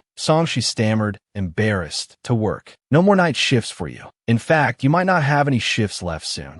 She wondered if she should tell him about Jiang Jiai's harassment. George Shung declared, you're a hot commodity now. The hospital wouldn't dare fire you. Watching Songshi's puzzled expression, he pulled out his phone and handed it to her. See for yourself. Songshi took the phone. Wow, she exclaimed. She was trending. The comments were overwhelmingly positive. Where are all the trolls and keyboard warriors? A realization dawned on her as she looked at George Shung. Did you manipulate public opinion? George Shung took a sip of his coffee. Don't mention it. Consider it a thank you for bowing down to me. Songshi was taken aback. When did I ever bow down to you? Yesterday, you borrowed my umbrella. That counts? And you practically shoved it at me. I'll be magnanimous and let it slide. I won't hold these past few days against you. Songshi threw the word childish at him. George Shung continued. My mother saw the cut on my lip. That's why she said those things. Songshi replied, I don't blame you anymore. George Shung stood up. Good. I'm going to the office now. I'll just leave your things in your room. Are you still working your night shift? Not for now, Songshi replied, feeling a frustrating sense of defeat. Suddenly remembering the Jiang Jai situation still needed resolving. She pulled out her phone and saw it was flooded with messages from Han Chunming. She quickly called her back. The moment the call connected, Han Chunming's frantic voice filled her ear. Where have you been? Your phone was off. Do you know you're famous now? Anyway, because of the trending topic, the Health Bureau is embarrassed to give you any trouble. The deputy director told you to rest well at home. Songshi was overjoyed. Really? Of course it's real. You just rest up. The hospital will handle the rest. Song Shi hung up the phone. Fantastic. Now I have time to visit my father. After a day of rest, Song Shi felt completely rejuvenated. She arrived at Manhwa to pick out a gift for her father. Just as she walked in, she heard a familiar voice. This is too cheap. We can't get something cheap for Chi Cheng's father. This one, wrap it up. Song Shi followed the sound, and her blood ran cold. It was Dong Yuan and Dong Lijun, her stepmother. Her father's accident hadn't warranted a single visit from them. Yet here they were, squandering his money. The shop assistant was fawning over them. Excellent choice. This set is 88,000. Definitely makes a statement. Will you be paying by card or cash? Song, she stepped forward. Wait a minute. I want that teapot. Dong Yuan, recognizing her, put her hands on her hips. We're buying it. Song, she gave a chilling laugh. You're buying it? With what money? Where did you get it? Don't you know? Dong Yuan yelled. You're slandering us. Dong Lijun, her stepmother, said with a saccharine smile. Song Shi, don't be angry. We just didn't want to upset you with your father's situation. We're still family. Mom, don't explain to her. Dong Yuan snapped. Song Shi scoffed. Family? Is that how you treat Dong Yuan? How are you going to treat me? Dong Lijun put on an act. Of course I'll treat you well. You like this teapot? Annie will give it to you. Please wrap it up, she told the shop assistant. Song Shi's eyes flashed. You're giving me a teapot? I don't need your charity. I can afford my own. Just return the car my father left with you. Dong Lijun stammered. What card? Song Shi, what are you talking about? Song Shi grabbed her hand. My father told me. He saved money for me and left it in your care. Don't play dumb. Dong Lijun shifted her weight and Dong Yuan pushed her mother away. She's just trying to extort us. Let's go. Shang Si got Dong Yuan. We're not leaving until we clear this up. Dong Yuan struggled against Song Shi's grip. Dong Lijun yelled, don't hit my daughter, and shoved Song Shi hard. Song Shi stumbled backward, crashing into a shelf. With a loud crash, a teapot shattered. The shop assistant gasped. Oh my God, that teapot was 460,000. Call the police. Hearing this, Dong Yuan froze, terrified. The teapot was that expensive? Dong Lijun regained her composure. Song Shi broke it. She has to pay. Song Shi retorted, fine, call the police. We can settle this at the station. Dong Yuan whispered to her mother. We can't let this see the light of day. Dong Lijun nodded. In the next moment, she dialed Chi Cheng's number. Chi Cheng, can you come upstairs? Song Shi broke a 480,000 yuan teapot and refuses to pay. My mother and I don't have that kind of money. Song Shi watched their performance, disgusted by their audacity. Dong Yuan said to the shop assistant, why call the police? My boyfriend is downstairs. He'll be here any minute. Then, she leaned close to Song Shi, poking her in the chest. I'll pay, just to show you that even without your father's money, my mother and I can still live well. Song Shi glared at her. You're despicable. Have you no shame? These words were overheard by Chi Cheng, who had just entered. Miss Song, your words are rather harsh. Dong Yuan, seeing Chi Cheng, immediately played the victim. Song, she tried to hit my mother and me, and she broke a purple clay teapot. Chi Cheng, hearing this, became visibly annoyed. He turned to Song Shi and said, did Xiao Xiao not teach you that you're responsible for your own actions? He then pulled out his card and gestured to the shop assistant. I'll pay for this. The assistant started to reach for the card, but Song Shi stopped them. She had already dialed George Sheng's number. Sheng, I'm at Manhwa Zhai, upstairs in the email building. Come here, please. Chi Cheng said impatiently. Didn't I already say I'd pay? Inwardly, he was thinking about how casually Song she spoke to George Sheng, almost as if she were giving him orders. Less than 10 minutes later, George Sheng arrived. What's wrong, Chi Wei? Song she immediately ran up to him, grabbed his arm, and whispered, sorry, help me out. George Sheng looked at her, waiting for her to continue. Song she pointed at Dong Yuan's mother. She pushed me, and I accidentally broke the teapot. Dong Yuan's mother looked panicked and waved her hands defensively. Chi Cheng began to speak. Xiao Xiao, this matter actually. He didn't finish his sentence before Dong Yuan yelled. I said, she doesn't need to pay. Without a word, George Sheng took out his card and handed it to the shop assistant, who swiped it. There was no pin. Then he said, whoever broke it pays. It's not like we can't afford it. He then patted Song Shi's shoulder. Go get your revenge. We should observe the niceties of reciprocity. Chi Chang tried to smooth things over. There's no need to make a big deal out of this. Dong Yuan quickly chimed in. Exactly, we're family. George Sheng narrowed his eyes at him. Who's family with you?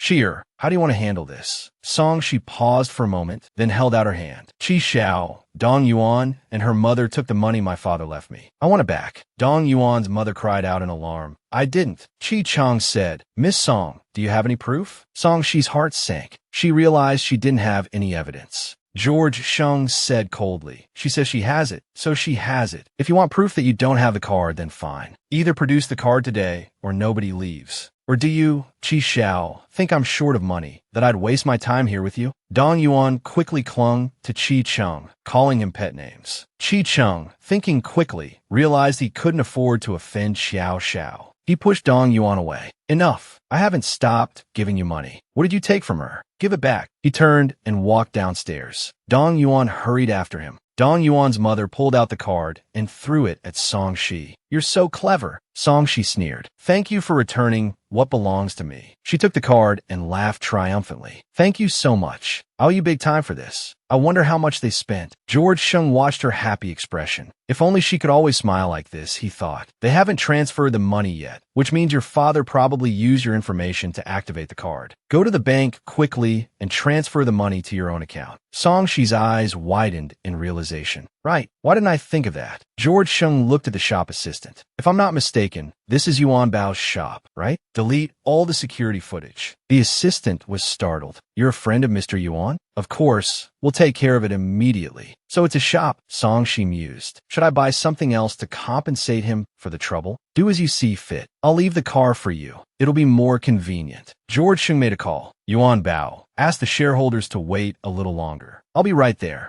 Later that night, Song Shi rubbed the sleep from her eyes as she came downstairs. Why did you call me over? George Sheng held a small incense burner in his hands. You shopped all day and bought this. Song Shi chuckled. You helped me out so much today. I'm giving you this incense burner as a thank you gift. I'll light it for you. George Sheng looked at her, speechless. Looks like your father left you quite a bit of money. Song Shi's jaw dropped. Yeah, I had no idea it was so much. She held up 3 fingers. A whole 30 million. George Sheng was truly taken aback. That much money, and you just told me outright? You're the one who helped me get it back. Why would I hide it from you? She replied. Okay, this incense is for sleep. Light it every night before bed. How did you know I have insomnia? I didn't. I just bought it randomly. Come on, sit down. Let me take your pulse. George Sheng looked skeptical. Aren't you a Western doctor? I took an elective in college, she said. Don't talk. Song Shi pressed her fingers against his wrist, acting the part. After a moment, she opened her eyes, feigning surprise. How long have you had insomnia? 10 years, give or take. 10 years? How come you don't even have dark circles? Song Shi peered closely at his face. Do you even know what you're doing? Song Shi blushed slightly, a little embarrassed as she asked. So, how's your personal life? George Sheng gave her a sideways glance. Well, Song Shi asked, resting her chin in her hand, a thoughtful expression on her face. Judging by your appearance, you might have excessive kidney fire. George Sheng grabbed her hand, a mischievous glint in his eyes. Are you saying my kidneys aren't functioning well? The implication hung heavy in the air, unmistakable. Song Shi explained, No. It's just, you're not using what you should be using. A playful smile touched her lips. Calling you Monk George, you didn't deny it. At this, Song Shi couldn't help but burst into laughter. George Sheng suddenly leaned down, pinning her shoulders beneath his weight. Then, Dr. Song, would you mind helping me resolve this issue? Song Shi blinked, momentarily stunned. How am I supposed to resolve that? George Sheng gazed at her intently. It's quite simple, actually. And in the next moment, his lips descended upon hers. A second later, a ripping sound echoed as he tore at her clothes. It was this very sound that jolted her awake. She looked at the empty space beside her. So it had been a dream. After dressing, she walked into the living room and was met with the scent of herbs. Recognizing Song Shi's handiwork, she couldn't resist commenting, Are you brewing poison? Song Shi retorted, This is traditional Chinese medicine, okay? I went out early this morning to get it for you. She carefully poured a cup and handed it to George Sheng. He recoiled. It's too hot. Song Shi saw right through him. Don't tell me you're afraid it's bitter. This is to get rid of your kidney fire. George Sheng still refused to drink it. I'm afraid you poisoned me.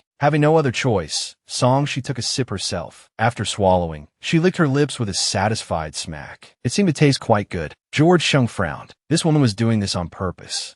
She looked at him, her eyes sparkling. It's not bitter. Drink it while it's hot. George Shung took the cup. What's the use of drinking it once? How am I supposed to drink it hot when I'm at work? He paused, considering. An idea struck him. Or I could bring it to your office when I'm free. Finally, George Shung resigned himself to drinking the concoction in one gulp. Wiping his mouth, he said, "All right, if this cures me, I'll send you a huge banner." She grinned. "It's a deal. Do you dare put your name on the banner?" "If you dare accept it, I dare put my name on it." She arrived at the supermarket, thinking about buying some lychees and longans, both known for their calming properties. A display of colorful lollipops caught her eye. George Shung was afraid of bitter tastes. A lollipop after the medicine would help. She reached out to grab one. Suddenly, a woman's voice cut through the air. "Song-shi, quite the celebrity, aren't you?" She turned to see Jiang Jia, and her expression immediately soured. "Speak properly." Jiang Jia's voice was cold. "You stormed out of the hospital and then put on a fake show of good deeds to get trending. I haven't even made you apologize for that, and now you've gotten someone to slander me to the director. Weren't you the one who came to our hospital to provoke me? You started the insults." She's thoughts suddenly shifted. Someone slandering Jiang Jia. Could it have been Chi Wei? Jiang Jia wasn't backing down. "I went to your hospital for a routine inspection as a superior to a subordinate hospital."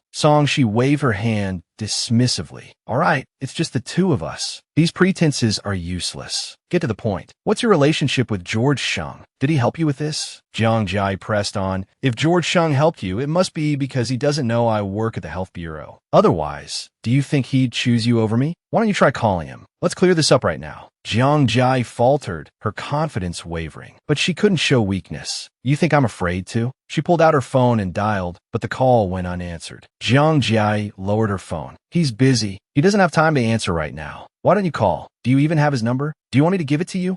She smiled faintly. "No need." The next moment, she dialed George Shung's number. "George Shung, guess who I ran into?" Jiang Jia's face turned to ice. Half an hour later, George Shung arrived as promised. "What are you doing here?"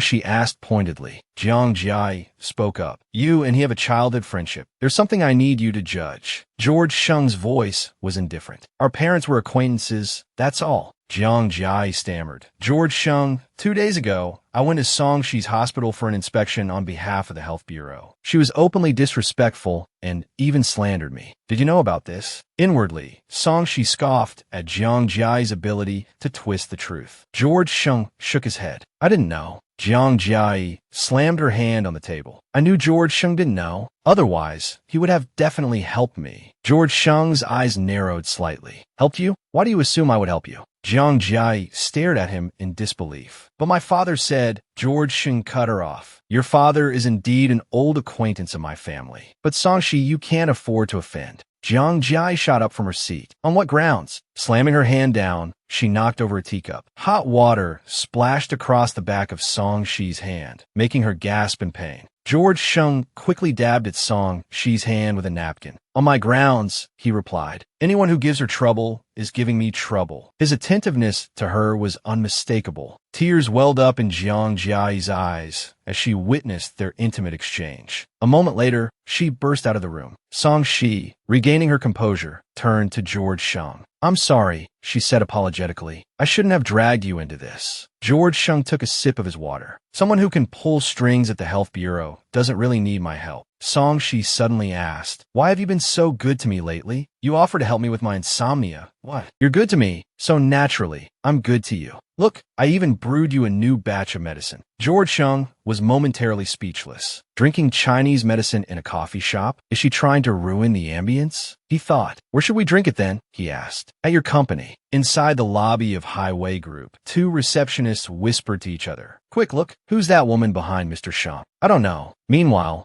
she could feel her cheeks burning. From the moment she stepped inside, she'd become the center of attention, everyone staring. George Shung pressed the elevator button. Seeing her hesitate, he called out, "Hurry up. Haven't you been stared at enough?" She quickly scurried inside. "Why are your employees reacting like this? Maybe they think you're a delivery person." "A delivery person? What do you mean? This is all for you. Did you really need to buy so much just for some medicine? I bought you some nourishing fruit. And this." He pulled out a large bag of lollipops. Have one after your medicine, so it won't taste so bitter. He placed the lollipops on the table. I wrestled these away from a bunch of kids, you know. George Shung, utterly exasperated, finally shoved Song Shi out the door. Song Shi stuck her tongue out. Fine, be that way. Take it or leave it. She then pulled out her phone and dialed Chi Chung. Yuan Bao watched her walk away. Yuan Bao entered George Shung's office. Shung Ji, he blurted out, I just saw Song Shi. George Shung curled his lip, trying to trick me with kid stuff. I sent her away. He picked up the medicine and downed it in one gulp. This stuff gets more bitter every day. Do you think Song Shi is messing with me? Yuan Bao gestured towards the lollipops. A spoonful of sugar helps the medicine go down. Shang Ji, just deal with it. George Shung casually picked up a lollipop. I'll keep these, he said, popping in his mouth and giving a lick. Yuan Bao stifled a laugh. Minching Hospital. Song Shi, clutching a bouquet of flowers, pushed open a hospital room door. Surprise, she called out. The next second, a family of 3 stared at her, dumbfounded. Who are you? One of them asked. Song Shi froze. Wasn't Chi Chung supposed to be in this room? I must have the wrong room. Sorry. She backed out awkwardly. Finally, she found Chi Chung. His first words were, I just switched rooms today. Song Shi gave him an exasperated look. And you didn't tell me? Well, you didn't tell me you were coming today, either, Chi Chung retorted. Song Shi helped him sit up. You said yesterday you were injured and in the hospital in Mincheng. I got here today. Pretty loyal, right? Chi Chung nodded repeatedly. Thanks for the flowers. No, thank you. You really helped me out with the health bureau. You handle that yourself. Everyone online is calling you the most beautiful doctor now. Song Shi took a deep breath. You have a nice view here. You can even see the ocean. So, how did you get hurt? And in Mincheng, of all places, I was here visiting a friend. We got into a car accident. That's awful. How long are you staying in Mincheng? Staying? I'm going back this afternoon. Chi Cheng's face fell. You just got here. Now, I'll be all alone again. Hey, Yecheng isn't far from here. I'll come see you again soon. Song Shi reassured him, inwardly groaning. It's not like I have a choice. I have to get back to brew George Shung's medicine. Chi Chung sighed. All right, but if you're leaving, you better hurry. Looks like it's going to rain. Sure enough, dark clouds were rolling in from the distance. Song Shi quickly said goodbye to Chi Chung. At the airport, she waited anxiously. Suddenly, an announcement blared over the loudspeaker. Attention passengers for the flight to Yecheng. Due to heavy rain, your flight will be delayed. Please wait patiently. Song Shi grumbled.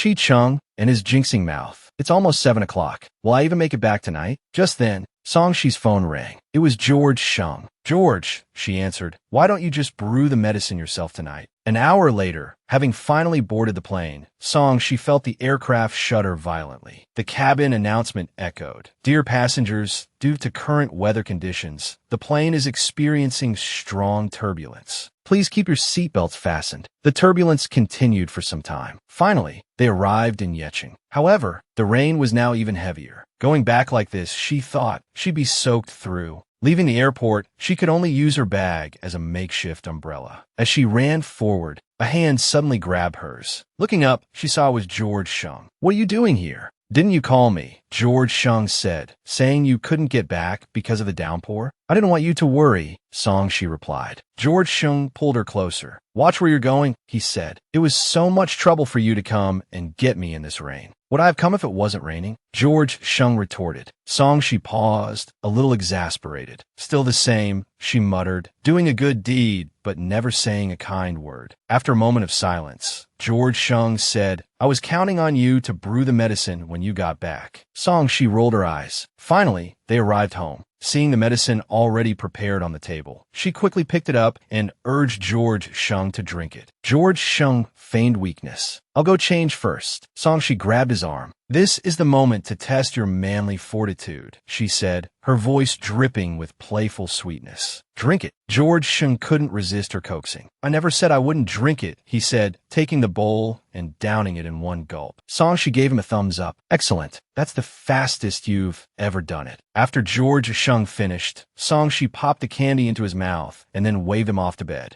George Sheng touched his lips, his emotions swirling. Meanwhile, Gu Dongshu arrived at the hospital and started bickering with Han Chunming. Songshi watched them with weary amusement. Han Chunming exclaimed, "That's it. I'm moving out of your place as soon as possible." Gu Dongshu threw up his hands. "I'm the one who's getting the short end of the stick here, okay?" Han Chunming clutched Songshi's hand, dramatically lamenting. "Songshi, last night, Gu Dongshu's mother showed up unexpectedly and mistook me for his girlfriend. My reputation is ruined." Gu Dongshu looked utterly innocent. "Seriously? Do you know how many people would kill to be my girlfriend?" Han Chunming glared at him. "Tell me," she demanded. "Weren't you plotting something with me?" Gu Dongshu scoffed. "Han 3 fatty, you need to get your head examined." Just then, Songshi's phone rang. She glanced at the caller ID and hung up. However, the caller persisted, the phone ringing incessantly. "Whose phone has been ringing all day?" Han Chunming asked. "Go answer it. It's your break." Resigned, Songshi walked away. "Dong Lijun, what do you want?" Songshi asked. "Songshi, I'm going to visit Yuan Qing," Dong Lijun replied. "My father's been in there for so long, and you haven't even thought about visiting him. I just got the money you owed me back, and now you suddenly want to visit? That's not fair," Dong Lijun protested. "We're still family." "Fine," Songshi said. "Go if you want. Just don't stir up trouble in front of my father. You've got quite the backbone now that you have someone backing you up. Does your father even know you're clinging to George Sheng?" "So what if he does?" She retorted. "I don't like to threaten people, but George Sheng has a bit of a temper. You'd better not force me to ask him to intervene." She hung up, shaking her head. What a nuisance. The next moment, she turned around and found George Sheng silently watching her. "When did you get here?" she asked. "I've been here the whole time," George Sheng replied. She froze. He'd heard everything. "Then why are you here?" "An acquaintance is in the hospital. I'm visiting," he answered. She cautiously probed. "You don't mind, do you?" George Sheng turned back to her. "Mind what? Mind you using me as a weapon?" She gave an embarrassed laugh, a little flustered. "Well, you're so handy," she quipped. Suddenly, she noticed George Sheng's empty hands. "You're visiting a patient without a gift?" she thought to herself. "I forgot to buy one," he admitted. "I already had Yuan Bao send some over," he added, as if to himself. "Did you expect me to carry it myself?" She enthusiastically took his hand. "Then I'll take you to buy some nearby." George Sheng let her lead him away. An hour later, she carried a large bag of food, still munching on a chocolate. "This place really is authentic," she declared. "What, taking me to buy something?" George Sheng said. "You clearly just wanted a ride." She held up a bag of chocolates. "Who said that?" "I bought some for you too." "I can't eat while I'm driving," he replied. Just as he finished speaking, she held the chocolate up to his mouth. "Is it good?" she asked. George Sheng nodded. "Delicious." "Well, if you say it's good, it must be," she said. "I'll bring some to Chi Wei tomorrow." George Sheng paused, surprised. "You're going to Minching again?" "Yeah," she replied. De Mengmeng heard they're the handsome guy in the hospital and is insisting on visiting him. George reminded her. "Have you forgotten what tomorrow is?" She looked at him, puzzled. George Sheng sighed dramatically. "Visiting my parents." She's eyes widened in alarm. "What? Has it already been a month? What am I going to do?" George Sheng snorted. "Nowhere to run now." Later, she stared at a photo De Mengmeng had sent. It was a picture of De Mengmeng with Chi Cheng and Gu Dongshu. She was instantly frustrated. "I was supposed to go today, and now I'm stuck visiting your parents." George Sheng chuckled. "How did Gu Dongshu end up there? Do they know each other?" De Mengmeng is staying with Dongshu now. Dongshu was worried about her going to Minching alone, so he went with her. "Then you definitely shouldn't go." Just then, George Sheng's phone rang. George Sheng picked it up, his expression shifting slightly. She asked with concern, "What's wrong?" George Sheng frowned. "There's a problem with the hospital's taxes. The land we bought from Chengduqing for Chongning Hospital." "Yes." "The tax bureau director, Yi Hongjing, is apparently back in Yeqing today. It would be great if we could get in touch with him." As soon as he finished speaking, she dialed a number. "Uncle Yi, are you in Yeqing? It's been a while. Are you free tonight?" "Great. Let's meet at Guanda Restaurant at 7. Time flew by, and it was soon 7 p.m. She practically skipped into the restaurant. "Unliye, it's been so long." Yi Hongjing gestured to a young man beside him. "Shi, look who it is." The young man smiled. Shi gasped. "Liang, it's you." She rushed into his arms. "Oh my God, it's been years." Liang was equally excited. "I just got back from abroad." The next moment, Shi gestured towards George Sheng. Uncle Yi, this is George Sheng from Highway Group. She noticed George Sheng's darkening expression. He seemed angry. Confused, she didn't know what to say. George Sheng pulled her into his arms. Sheer, you haven't introduced me to this gentleman yet. The young man quickly spoke up. Hello, Umeyizuti. I was very close with Song Shi when we were little. Song Shi patted George Sheng's arm. Uncle Yi, Ji Sheng is currently expanding into the medical industry and has some tax questions he'd like to ask you. Yi Hong Jing chuckled. Let's sit down and talk. George Sheng sat down and began. I've been wanting to meet Director Yi for a while now. Don't mention it, Mr. Sheng. It's admirable to have accomplished so much at such a young age. Yi Hong Jing replied politely. I'm sure you know why I'm here today. Yi Hong Jing took a sip of tea and sighed softly. Song, she's like a daughter to me. Her father and I are very close. I have to give her face. Mr. Sheng, venturing into the medical industry, could it be that Song Shi gave you some advice in this area? Meanwhile, Song Shi and Liang Liang were chatting animatedly, Yi Zhudi regaling her with stories of his adventures abroad. Song Shi exclaimed, Really? You have to take me next time. Yi Zhudi patted her head affectionately. You haven't changed a bit since you were a child. Is it because she missed Liang Liang so much? George Sheng interjected. Song, she is indeed passionate about her profession. My insomnia has been keeping her up at night lately. She's been researching traditional Chinese medicine remedies for me. Song Shi blushed slightly. Why bring that up now? Yi Zhudi remarked. It seems Song Shi and Mr. Sheng are quite close. George Sheng suggested. Yi Zhudi just got back. Why don't we go to Jincheng for some fun after dinner? Consider it a welcome home party from Shi.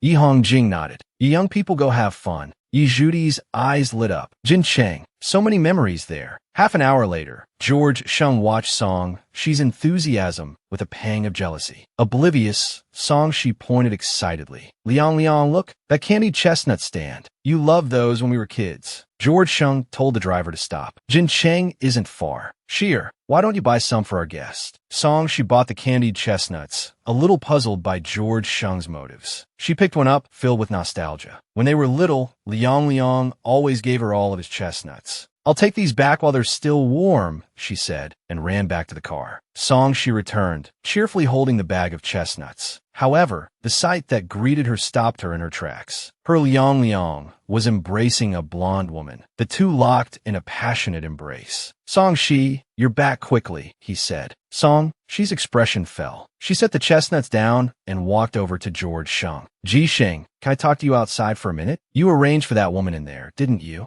George Sheng reminded her. Your memories of him are still stuck in childhood. Have you considered that he's grown up? He's a man you don't know anymore. Those candied chestnut days are long gone. Song Shi waved her hand dismissively. I don't need your reminders. George Sheng caught her hand. If I don't remind you, you're liable to be abducted and not even realize it. He couldn't have imagined Song Shi would take it so literally. You asked me for help today, George Sheng retorted. I didn't ask you to kick someone's son. Hearing his words, Song Shi's eyes welled up. What do you take me for? I don't need you to control me. She turned and stormed off, her mood utterly foul. She walked aimlessly, her mind a whirlwind of emotions. Just then, a car approached from behind, its headlights flashing. Several burly men emerged. A sense of foreboding washed over Song Shi. She broke into a run. Help, she cried. This didn't seem like a robbery. She hadn't taken more than a few steps before they seized her. She heard one of them say, keep it quiet. Get her in the car quickly. A thug pressed a knife against her throat. Shut up. The thug with the knife was suddenly struck a powerful blow. The knife clattered to the ground. It was George Sheng, of course. He shielded Song Shi, pulling her behind him. Then he engaged the men in a fierce struggle. One of the thugs swung a knife towards Song Shi. In a split second, George Sheng threw himself in front of her, taking the blow. The price he paid was a gash across his back. Ignoring the pain, he grabbed Song Shi's hand and pulled her along. Run. Yuan Bao will be here with backup any minute. The thugs gave chase. Grab the girl first. Just then, Yuan Bao arrived with reinforcements. Zhou sang at the Yuan Bao. I'm fine. Take care of this. He opened the car door and urged Song Shi inside. Song Shi, frantic with worry over his injury, insisted, we have to go to the hospital. George Sheng pushed her gently into the car. You're the doctor. Let's go home first. Back at the house, Songshi immediately began tending to George Shung's wound. Thankfully, it wasn't deep. Guilt gnawed at Songshi. If it weren't for her, this wouldn't have happened. George Shung, seeing her distress, asked gently, "Are you still upset about what happened earlier?" Tears streamed down Songshi's face. "No," she choked out. "I'm just disappointed. And after all this, how can I be angry? I feel so terrible. I'm so sorry." She burst into tears. George Shung pulled her into a comforting embrace. "I'm all right. Don't cry." Suddenly, Songshi looked up at him, her face streaked with tears. "I'll do everything I can to make it up to you." "Like what?" George Shung asked. Songshi began ticking off points on her fingers with utmost seriousness. "First, I'll cure your insomnia. I'll help you quit smoking. You'll have to drink your Chinese medicine every day. And I'll buy you a joke book to help you relax." George Shung's face darkened. "Isn't that a bit much?" he asked. "Those thugs were targeting you. Do you have any idea why?" Songshi shook her head. Yuan Bao burst through the door. "Did you find out anything?" He stammered. "No, it's Chairman Shung, your father. He's—" The words hit George Shung like a thunderbolt. He swayed, his face ashen. He rushed to his family home. The bedroom was crowded with people. He hurried to his father's side. His father kept murmuring, Ji Sheng, fighting back tears. George Shung whispered, "Father, I'm here." His mother spoke. "You were just saying you wanted to see Ji Sheng and his wife. They're both here." Songshi stepped forward, tears in her eyes. George Shung took her hand. "Father, don't worry about me. I'm married. This is your daughter-in-law." Songshi softly called out, "Father." She thought to herself, "This is the first time I've called him father. It might also be the last." His father gripped George Shung's hand, his voice weak. Take care of each other. Take care of your mother. Take care of yourself." George Shung choked out, "Father, I will." A moment later, his father's eyes closed for the last time. George Shung cried out in anguish, his body racked with sobs. Both he and Songshi wept openly. His mother collapsed beside the bed, wailing inconsolably. After a long while, George Shung composed himself. He looked at his mother, his eyes filled with grief. "Mother," he said softly, "don't grieve. I'm here." He turned and gave Yuan Bao some instructions. Songshi watched him, her heart aching for his pain, his attempt to remain strong despite his devastation. She felt helpless. George Shung walked over to her. "It's late. I'll have Yuan Bao take you home. Is there anything I can do?" Songshi asked. George Shung shook his head. "No." Songshi took his hand, her eyes full of concern. "George Shung," she said softly, "I was heartbroken when my father passed away. Just know, I'm here for you. Always." George Shung didn't speak. Instead, he embraced Yuan Bao tightly, as if afraid to let him go. After a long moment, he released him. Yuan Bao then escorted Songshi home. A day had passed since Songshi returned home. Worried about George Shung, she debated whether to call him. Just then, her phone rang. She quickly answered. Her father's voice came through the line. "Xiaoxi, it's Dad." Relief flooded Songshi. "Dad, why are you calling?" Her father's voice was anxious. "Never mind that. Xiaoxi, is Xiao Dingxiang dead? I used Xiao Dingxiang's secrets to force George Shung to marry you."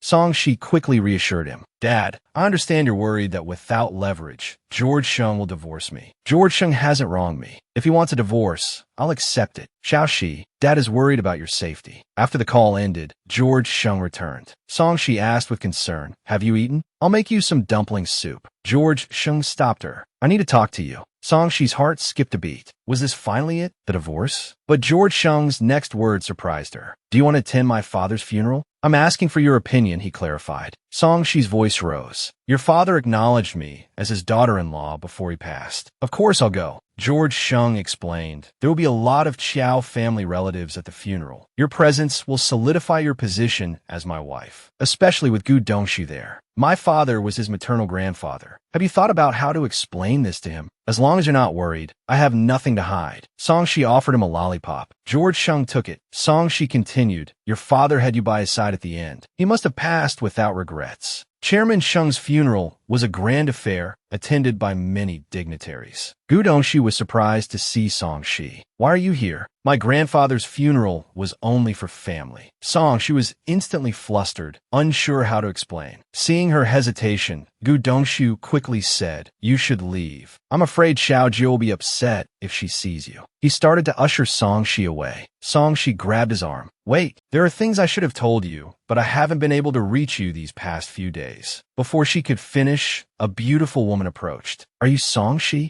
Gu Dongxiu quickly stepped in front of Song Shi. Xiao Yi, she's a friend of mine. Song Shi was taken aback. Xiao Yi, so she's George Sheng's sister? Suddenly, George Sheng appeared and put a hand on his sister's arm. Xiao Iwen, stop it. It's not what you think. He then took Song Shi's hand. This is my wife, Song Shi. Gu Dongxiu's jaw dropped. Wife, Song Shi. Song Shi waved her hand awkwardly. I'll explain later. George Sheng then introduced everyone. Song Shi learned that Xiao Iwen was George Sheng's biological sister. Xiao Iwen was still disgruntled. It was Dad who forced my brother to marry you. That was then, this is now. George Sheng patted his sister's arm. Stop it. Go be with Mom. Xiao Iwen reluctantly left. As the funeral ceremony began, Xiao Iwen wept. I didn't even get to see Dad one last time. George Sheng comforted her. George Sheng held Song Shi's hand, keeping her close during the service. After the memorial, when Gu Dongxiu learned that Song Shi had been married to his uncle for almost a year, he lamented his dramatically lowered status in the family hierarchy. Song Shi patted his shoulder consolingly. It's okay. I'll call you Ji, older brother, and you can call me Ji, my aunt. We'll each call each other what we're used to. Gu Dongxiu grumbled, get out of here. Hiding this from me for so long. Song Shi found George Sheng. Have some of the soup I made. You need to keep your strength up. George Sheng took the soup. I'm afraid I might not be able to keep anything down after this. As if to prove his point, moments after finishing the soup, his vision went dark and he fainted. When George Sheng woke up, he was startled. Song Shi was straddling him, legs on either side. Had his virtue been compromised? Song Shi saw that he was awake. You were covered in sweat. I had to wipe you down. You had a fever of 39 degrees at the funeral, but refused to say anything. So I brought you home. She helped him sit up. Have some medicine. Are you feeling better now? George Sheng nodded. I just dreamt of my father. He took me horseback riding. It's good that you can see him in your dreams. When you miss him, just go to sleep. Song Shi continued. My parents divorced when I was a teenager. I've seen my mother less than 10 times. To put it bluntly, I'm like a child without a mother. Why do you have to make yourself sound so pathetic? Comforting someone requires technique. As long as there's someone worse off than you, the pain lessens considerably. Song Shi tucked the blanket around George Sheng. You have to stay strong. From now on, you're the Qiao family's pillar. George Sheng didn't reply, instead pulling her into an embrace. The next day, George Sheng returned home and consoled his mother. Xiao Iwen, his sister, asked, Brother, what's the deal with that Song Shi? Mom said she was holding something over Dad's head, threatening you. Now that Dad's gone, what are you still afraid of? George Sheng looked at her with a fond expression. Don't worry about my business with her. Go back to your room. Xiao Iwen stomped off in a huff. Their mother then spoke up. Your sister's right. The Song family has no leverage over us anymore. You should divorce her quickly. Mom, I haven't considered divorce. What do you mean? Don't tell me you've fallen for her. George Sheng closed his eyes. Yes, Mom. I love Song Shi. A month passed. One day, Song Shi was shopping with Demeng Meng, thinking about how George Sheng had been busy taking over the Qiao family business and how she hadn't seen him in a while. Just then, a handsome man approached them. Looking at the milk tea in Demeng Meng's hand, he asked where she bought it and if she could take him there. Starstruck by the handsome stranger, Demeng Meng readily agreed and led the way. As soon as they left, another man tapped Song Shi on the shoulder. Miss, can I add you on WeChat? Song Shi immediately knew what was happening. You're with the guy who just lured my friend away, aren't you? The man, his scheme exposed, gave an awkward chuckle. I didn't mean any harm. I just wanted to get to know you.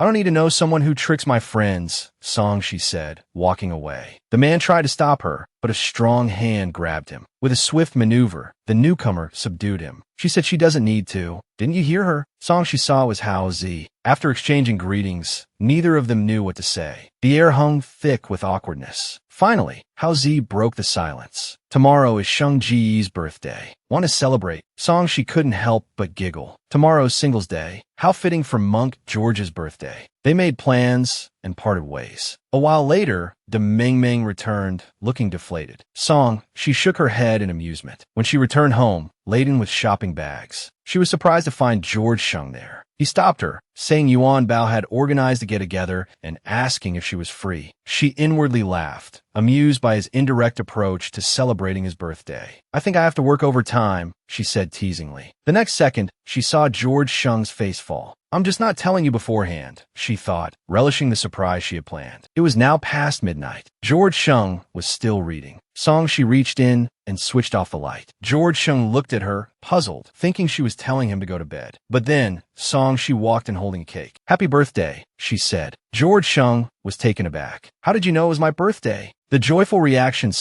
she expected didn't come. George Shung sat down on the sofa, his mother's words echoing in his mind. "Ji Shung, you're being foolish. If you don't divorce her, what about Xianyu?" The thought made his head ache. How could he explain everything to Songshi? Songshi's voice brought him back to the present. "Why don't you look happy?" He forced a smile. "Does happiness have to be written all over my face?" He made a wish over the cake, then pulled Songshi into a hug and kissed her quickly. "Now I'm happy," he said. Songshi froze. A few seconds later, she playfully lunged at him. "George Shung, I'm going to get you." She wrapped her arms around his neck, nuzzling her face against his. Covered in her kisses, George Shung couldn't take it anymore. He playfully pushed her out the door. George Shung then checked his phone, seeing a message from Hua Jiamin, "Coming to Jincheng tonight to celebrate your birthday." George Shung felt a pang of disappointment. The same routine every year. Too bad she wasn't coming. As planned, George Shung arrived in Jincheng. Opening the door, he saw a stunning woman in a qipao singing Night Shanghai. George Shung stared, dumbfounded. Who else could this beautiful woman be but Songshi? After a long moment, George Shung recovered. "I thought you weren't coming." The room was packed with people. Colleagues cheered loudly. "Happy birthday." The atmosphere was electric. George Shung said dryly, "Are you planning on putting on a play?" Songshi, her eyes sparkling, replied, "I only ever did this kind of thing back in university."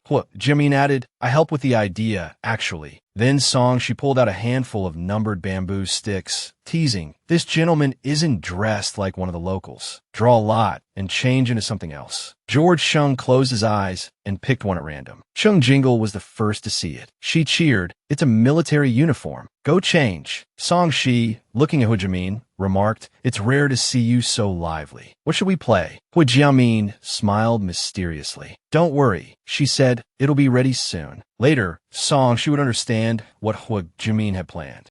She looked at the cards in her hand. She had the lowest hand again. According to the rules, she had to forfeit. George Shung spoke up. "Enough. He's drunk," Hao Zi said. "Then you have to take his place." Hu Jiamin shouted, "Exactly." George Shung walked over. "What do you want me to do?" Yuan Bao chimed in. "Choose someone of the opposite sex and spend 10 minutes in the dark room." Chung Jingle agreed. "If you don't, you have to drink all the alcohol." Without a word, George Shung stood up and pulled Songshi with him, choosing the dark room option. Once inside, they discovered there was no light. It was pitch black. George Shung sighed. They definitely turned the lights off from outside. She felt her way along the wall, slowly groping until she found George Shung, and she plopped down onto his lap. After a moment, George Shung said, "How long are you planning to sit on me? Isn't it 10 minutes? Do you want to sit like this the whole time?" She reached up and touched his face. "George Shung," she said, "I want to give you a present." George Shung paused. "What?" "I want to kiss you. No one can see us anyway." The next moment, their lips met in a fervent kiss. When everyone saw George Shung carrying Songshi out of the room, they were all puzzled. Wasn't it supposed to be 10 minutes? To everyone's surprise, George Shung didn't stop. He carried her straight out, leaving the bewildered group behind. "What's going on?" George Shung carried Songshi and tossed her onto the bed. Songshi looked at him startled. "What are you doing?" George Shung leaned over her. "You started it," he murmured and kissed her. Songshi pushed him away, tears welling in her eyes. "What are we doing?" she asked, then hesitated. "Didn't you only marry me because you were forced to?" George Shung took her hand. "I like you, Songshi. I'm in love with you." Songshi's body stiffened. "What do you like about me? You've only ever bullied me." George Shung continued. "I started liking you when you helped me, even though you thought I had child. But I don't know. Do you have even the slightest bit of affection for me?" Songshi grabbed his collar. "If I didn't like you, would I care whether you could sleep or not? If I didn't like you, would I have stayed with you and seen your father off on his final journey? If I didn't like you," she whispered, "would I be so incredibly worried about you?" In the next moment, George Shung kissed her deeply. Songshi rolled over, straddling him. "You've bullied me for so long," she said. "Now it's my turn to bully you." She began to undress. George Shung flipped her back over, pinning her beneath him. He ripped off her clothes. "Don't even think about it," he growled, and their bodies became one, engaged in the most primal of acts. After a night of passionate lovemaking, Song-shi woke late, rubbing the sleep from her eyes. She noticed George Shung wasn't beside her. A week later, George Shung had been out of contact for a week since that night. Song-shi slammed her fist against the wall in frustration. He said he liked me. What does this mean? Is he regretting it? Just then, the head nurse rushed in. Dr. Song, there's been an explosion downstairs. 2 patients are being rushed to the ER. It's life or death. Song-shi hurried towards the ER. What's the situation? The head nurse replied. The driver of the exploded vehicle and a bystander who tried to help were injured and unconscious. Dr. Ding has assigned you to operate on the bystander. As they spoke, they arrived. The head nurse pointed to the injured man. Song-shi looked and froze, her blood running cold. The injured man was her ex-boyfriend, A.I.E. Memories flooded her mind. That day, when he learned his aunt was cheating on him, he went to find Ji Mining. Shun Jiaoi, what's your relationship with her? He's my boyfriend. You're Song-shi, right? My boyfriend mentioned you. He's already broken up with you. Please don't bother him anymore. I don't believe it. I want to hear it from him personally. When the aunt arrived, he shielded Ji Mining. Song-shi, I admit it's wrong of me to have fallen for someone else, but can you please be decent about this? Song-shi roared. Shun Jiaoi, I'm asking you one last time. Do you not love me anymore? Think carefully before you answer. Shun Jiaoi coldly replied, yes. Please stay away from us. At that moment, Song-shi accepted the reality. Though her heart ached and resentment flickered within her, she was a doctor, a healer. Taking a deep breath, she said, prepare for surgery. Across the ocean, in a different realm of cause and effect, George Shung stood with flowers in hand, looking at the girl in the bed. Chin-yu, he began, how are you feeling? Chin-yu replied, much better. It was just a minor surgery. It was sweet of you to come all the way to England to be with me. George Shung set the flowers down. There's something I want to talk to you about, he said softly. It coincided with your surgery. I know you're angry about me, about our breakup. These past 2 years, you haven't wanted to see me. George, just wait a little longer. We can soon. Her words were cut short by George Shung. Chin-yu, you misunderstand. I'm not here to reconcile with you. I'm here to tell you I've fallen in love with someone else. I'm sorry. It's truly over between us. Chin-yu silently wept. Han Chunming pushed the door open. Song-shi, I heard Shun Jiaoi is back. Seeing Song-shi's silence, she walked to her side. Are you okay? Song-shi wiped her hands. Why wouldn't I be? It's been so many years. I don't care at all. Han Chunming looked at her. If you want to cry, just cry. At her words, Song-shi's tears flowed freely. It's just so sudden. Gu Dongshu suddenly walked in. News, I just got news. Shun Jiaoi has parachuted into our Jincheng department. He's taken the position of department head. Song-shi said, how is that possible? I remember Ai's father went to jail for kidnapping. With a background like that, how could he get that position? Yeah, that's why your dad was always against you dating Shun Jiaoi. I just found out, before he broke up with you, he volunteered for the most dangerous peacekeeping force. He traded his life for his future. Han Chunming, standing beside them, said, so he didn't cheat on you back then. He broke up with you because he was afraid of hurting you. Gu Dongshu asked, what's going on with you and my uncle? Han Chunming was taken aback. What uncle? Gu Dongshu pulled her outside. Why do you ask so many questions? George Shung arrived at the hospital entrance and saw Gu Dongshu and Han Chunming playfully bickering. He looked at Gu Dongshu. Where's Song-shi? Gu Dongshu paused. Uncle? She's on the 4th floor. George Shung said, then I won't disturb you. Gu Dongshu tried to stop him, but it was too late. Han Chunming asked, so that's the uncle you were talking about? What's his relationship with Song-shi? Gu Dongshu clamped a hand over her mouth. Just shut up. George Shung walked down the 4th floor corridor. Passing a patient's room, a voice caught his attention. Long time no see, Song-shi. Inside the room, Song-shi looked at Shun Jiaoi. Feeling better? Shun Jiaoi nodded. Much better. I heard about your father. I'm sorry I couldn't help. It's okay. I'm happy you're back. Actually, I never betrayed you. Did you find out about what happened 3 years ago? Song-shi smiled. I know. I don't blame you. Shun Jiaoi suddenly took Song-shi's hand. Did we miss our chance? Just then, a voice came from the doorway. I'd like to know your answer to that as well. Outside, the nurses stood frozen.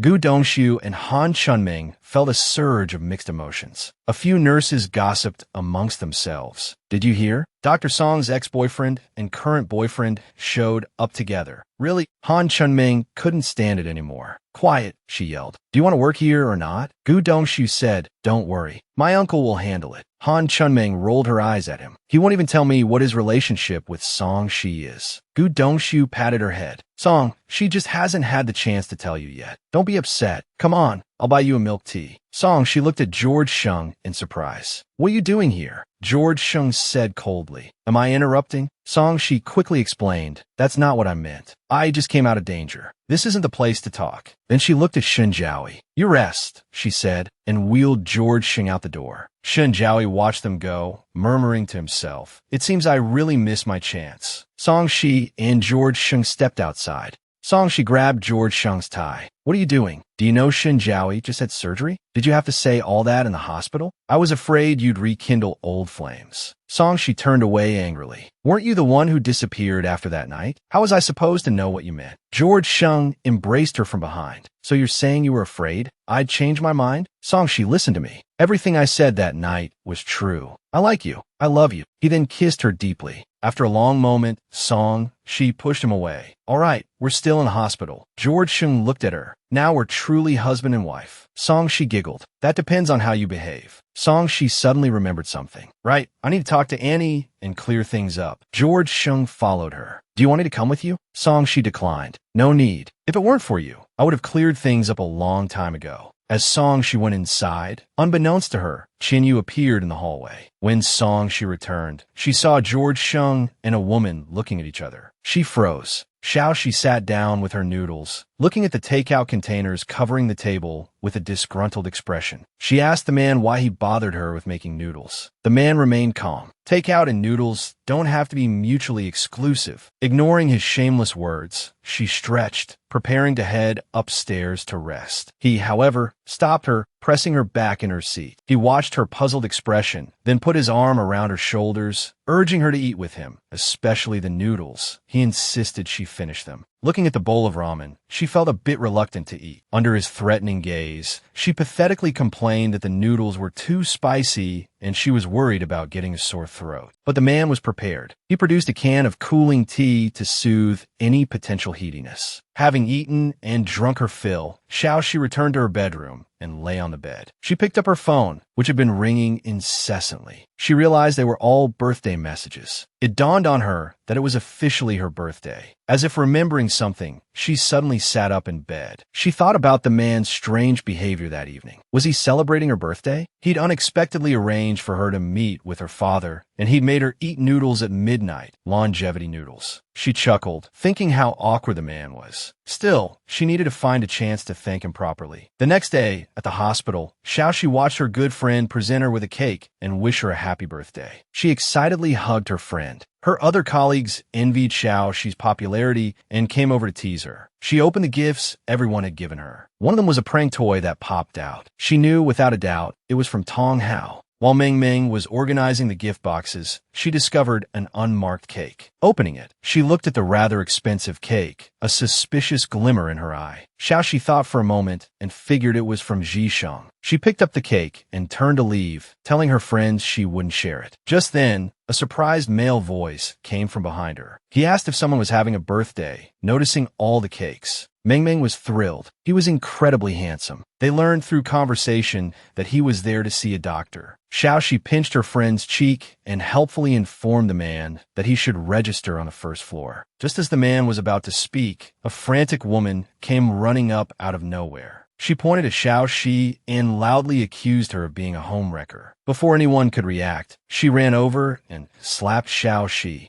The man quickly stepped forward and restrained the frantic woman, telling her to calm down. Xiao Shi, having been unjustly slapped, was also angry, but she quickly composed herself. She told the woman she had the wrong person and asked who her husband was. The frantic woman thought she was lying and became agitated again. Seeing the situation escalating, the man restrained her and asked someone to call security. At that moment, a doctor recognized the woman as a patient from the psychiatric ward. After the patient was taken to security, she touched her swollen cheek, thinking about the man. She wondered how he knew her surname was Song. Her friend helped her treat the injury while advising her to forget about it and promising to take her out for drinks to celebrate her birthday that evening. In the car, the assistant reported to his boss that Miss Song had gone out drinking and wouldn't be back early. Ji Sheng, as if his thoughts had been exposed, snapped at his overly attentive assistant for meddling, pointing out that he hadn't even asked. He was about to say something else when he was distracted by movement outside the car window. It was Xiao Shi climbing a tree. He got out of the car and walked over, only speaking once he saw she had reached the branches safely. He asked if she was addicted to climbing trees. Xiao Shi grinned and greeted Ji Sheng. After greeting him, she giggled again. Clearly, she was completely drunk. He sighed in resignation and held out his hand for Xiao Shi to slap. Xiao Shi refused, instead whining to Ji Sheng about the door, bullying him, and constantly giving him the wrong password. Ji Sheng noticed the injury on Xiao Shi's face and was about to ask about it when Xiao Shi suddenly stood up in the tree, pointing towards the door and indicating he wanted to show Ji Sheng something. He then jumped down from the tree, startling Ji Sheng, who rushed forward to catch him. They tumbled to the ground, their bodies colliding in a purely accidental embrace. Xiao Shi sat up awkwardly, only to be pulled back into Ji Sheng's arms and kissed. For a moment, he thought he was still drunk, but the sensation was too real. The next second, he shyly pushed the man away. Seeing the blood on Ji Sheng's lip, panic flared. He immediately apologized for his impulsive behavior. Xiao Shi looked at the man on the sofa and, feeling embarrassed, went over to tend to his wound. As he dabbed at the cut, he apologized again, blaming the alcohol he'd consumed earlier. He tried to explain further, saying he hadn't meant to bust his lip, but the memory of their kiss made it difficult to continue. The man teased him about his flustered state, making it sound as if Xiao Shi had been trying to take advantage of him. Xiao Shi pouted and, with a huff of indignation, turned to leave. Ji Sheng stopped him. He asked about the injury on Xiao Shi's face. Xiao Shi explained that a patient in the psychiatric ward had mistaken him for a mistress and slapped him. Ji Sheng told him not to worry about it. Unexpectedly, this touched a nerve. Xiao Shi hated mistresses more than anything. He suddenly thought of Song Shi's ex-boyfriend, Shun Jiaoi, who had cheated on her with a younger student. At the Qiao family's old residence, Qiao Mu worriedly asked Ji Sheng about his lip. He told his mother that he had just bumped it. Qiao Mu was clearly unconvinced. She was about to suggest Song she was responsible when her son interrupted, telling her not to jump to conclusions. After reassuring her for a bit, he went to see his father. This only strengthened Qiao Mu's suspicion that Song she was somehow involved. In the bedroom, Qiao's father was also concerned about the injury on his lip. He gave his father the same explanation, that he had bumped it. Qiao's father's expression turned nostalgic. He remembered a time when Ji Sheng, as a child, had been climbing trees with his cousins. He'd fallen and landed face first, crying by the tree with blood all over his face. Ji Sheng was touched that his father still remembered. Qiao's father patted his head. How could he forget anything about his son? Qiao's father chatted with him, mentioning a dream he'd had. He'd dreamt that he had died, and Ji Sheng was left all alone. He told Ji Sheng that he would be gone someday, and that Ji Sheng would have to take care of the family. Ji Sheng interrupted, taking his father's hand and pressing it to his cheek, begging him to stop talking. He left his father's bedroom and saw Song Shi. Noticing Song Shi's injured hand, he asked when he had arrived and what had happened. But Song Shi ignored him, walking right past. Ji Sheng quickly grabbed his hand, demanding an answer. Song Shi gave him a cold look and told him to let go. In the kitchen, Qiao Mu was making sarcastic remarks to Song Shi. Suddenly, she brought up his father, then abruptly changed the subject. She expressed her hope that the newly appointed mayor wouldn't be like his father. Hearing this, Song Shi accidentally cut his finger with a kitchen knife. Qiao Mu took the opportunity to taunt him again, calling him spoiled. This was the last straw for Song Shi. He ripped off his apron and threw it on the floor. He told Qiao Mu that he tolerated her because she was Ji Sheng's mother, but if she insulted his father again, he would no longer treat her with respect. Ji Sheng, watching his mother tearfully complain, felt a headache coming on. He pleaded with her to stop interfering in his and Song Shi's relationship. Somehow, their discussion escalated into an argument. He begged his mother to stop using Song Shi's father to provoke him. Seeing the fight intensifying, Ji Sheng turned and walked out. Leaving the house, he was filled with regret. Walking down the street, Song Shi replayed Qiao Mu's words in his mind. The more he thought about it, the angrier he became. In a fit of frustration, he threw his bag on the ground. This scene was witnessed by the handsome man from the day before. He picked up the bag and handed it to Song Shi, who quickly wiped the tears from his eyes and thanked him for his help yesterday. He was curious how the man knew his last name was Song. The man grinned and explained that his name was on his desk at the office. He then introduced himself as Chi Wei and, extending his hand, shook Song Shi's. He noticed the cut on Song Shi's hand and asked with concern if he was all right. Seeing that Song Shi was upset, he decided to take him somewhere to unwind. They went to an amusement park and boarded a roller coaster. He told Song Shi that this was a great way to relieve stress. His enthusiasm was infectious. Song Shi loosened his grip on the safety bar and began to enjoy the thrill of the ride. Song Shi accepted the ice cream, telling Chi Wei she'd had a wonderful time. She wanted to add him on WeChat so they could stay in touch, but after pulling out her phone and staring at the screen for a few seconds, she tucked it back into her bag. Her phone buzzed with a missed call notification from Jisheng. She was in no mood to reply. Jisheng's assistant was giving him a work report when he noticed his boss's distraction. He paused, but Jisheng told him to continue. The assistant, glancing at a pair of women's shoes by the door, abruptly changed the subject. He asked Jisheng why he hadn't seen Song Shi lately. He'd been working nights recently, the opposite shift to Jisheng, and they hadn't seen each other in a while. The assistant teased him, wondering if Song Shi was avoiding him. If it was because of the previous incident, he advised Jisheng to apologize. But with Song Shi dodging him, how could he? In the hospital on-call room, Meng Meng draped a coat over Song Shi's shoulders, asking why she hadn't gone home yet. Song Shi stretched, explaining that the health bureau was inspecting the hospital today, and the vice director had asked her to host them. As they chatted, the vice director arrived to tell Song Shi that the health bureau officials were here. Seeing Jiang Jia among the inspectors, Song Shi realized why she'd been specifically chosen for this task. It was like inviting a weasel to guard the henhouse.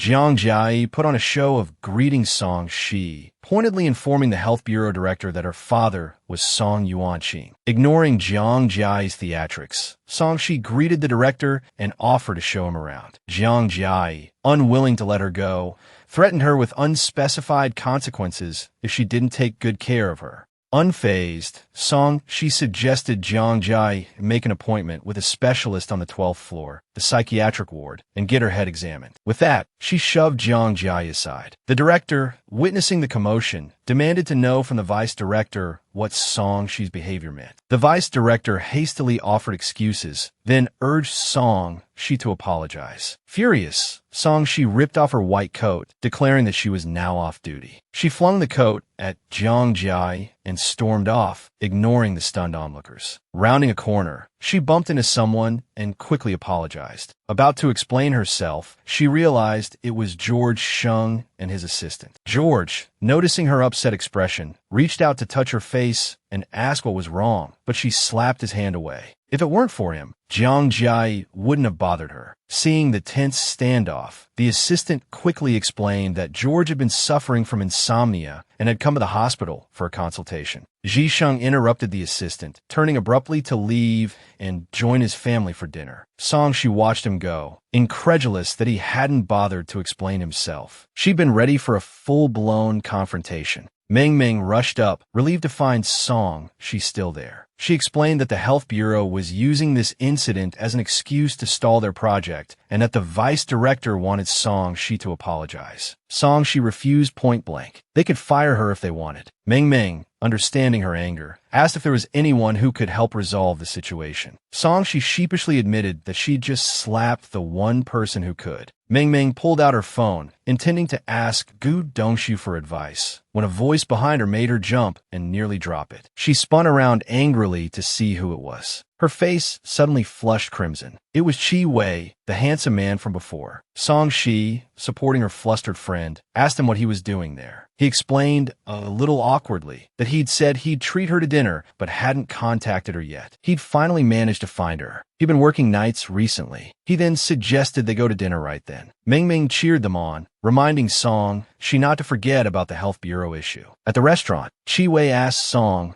what had happened. She was reluctant to burden him, dismissing it as a minor issue. But after his persistent questioning, she confessed that she'd offended someone influential at the health bureau and might lose her job. Chi-wei, who knew someone at the health bureau, pulled out his phone and sent a message to inquire about the situation. Song quickly apologized, feeling somewhat embarrassed. They'd only met a couple of times. After sending the message, Chi-wei excused himself to go to the restroom. Outside, he bumped into two men. One of them returned to his booth and told Ji Mining that he'd just seen a gorgeous man, totally her type. Ji Mining, predictably, jumped up excitedly and asked where. She hurried out of the booth, just as Song was emerging from hers. They recognized each other, and Ji Mining greeted her. Song was staring blankly at Ji Sheng inside Ji Mining's booth, internally groaning at yet another encounter with him. The others in the booth came out to greet Song, then returned to their boisterous banter with Ji Mining. Ji Sheng had a headache from their boisterous chatter and told them to hurry back. His friend teased him, calling him by his nickname, Bridge. Xiao Shi, overhearing Ji Sheng's nickname, couldn't help but giggle. Mortified, Ji Sheng tugged at the back of his friend's collar and jokingly ordered him to shut it. Amidst the playful banter, Chi-wei returned. He explained to his friend that he'd run into someone he knew. The two returned to their private booth. Ji Mining, watching them go, gossiped about whether they were dating. The group turned to the silent Ji Sheng, asking what was going on between him and Song. He explained that he was entrusted with looking after her by her overbearing brother. Seeing his state, the others were clearly unconvinced. One of the friends, whose name was unknown, wondered what Ji Sheng was really thinking. He personally found Song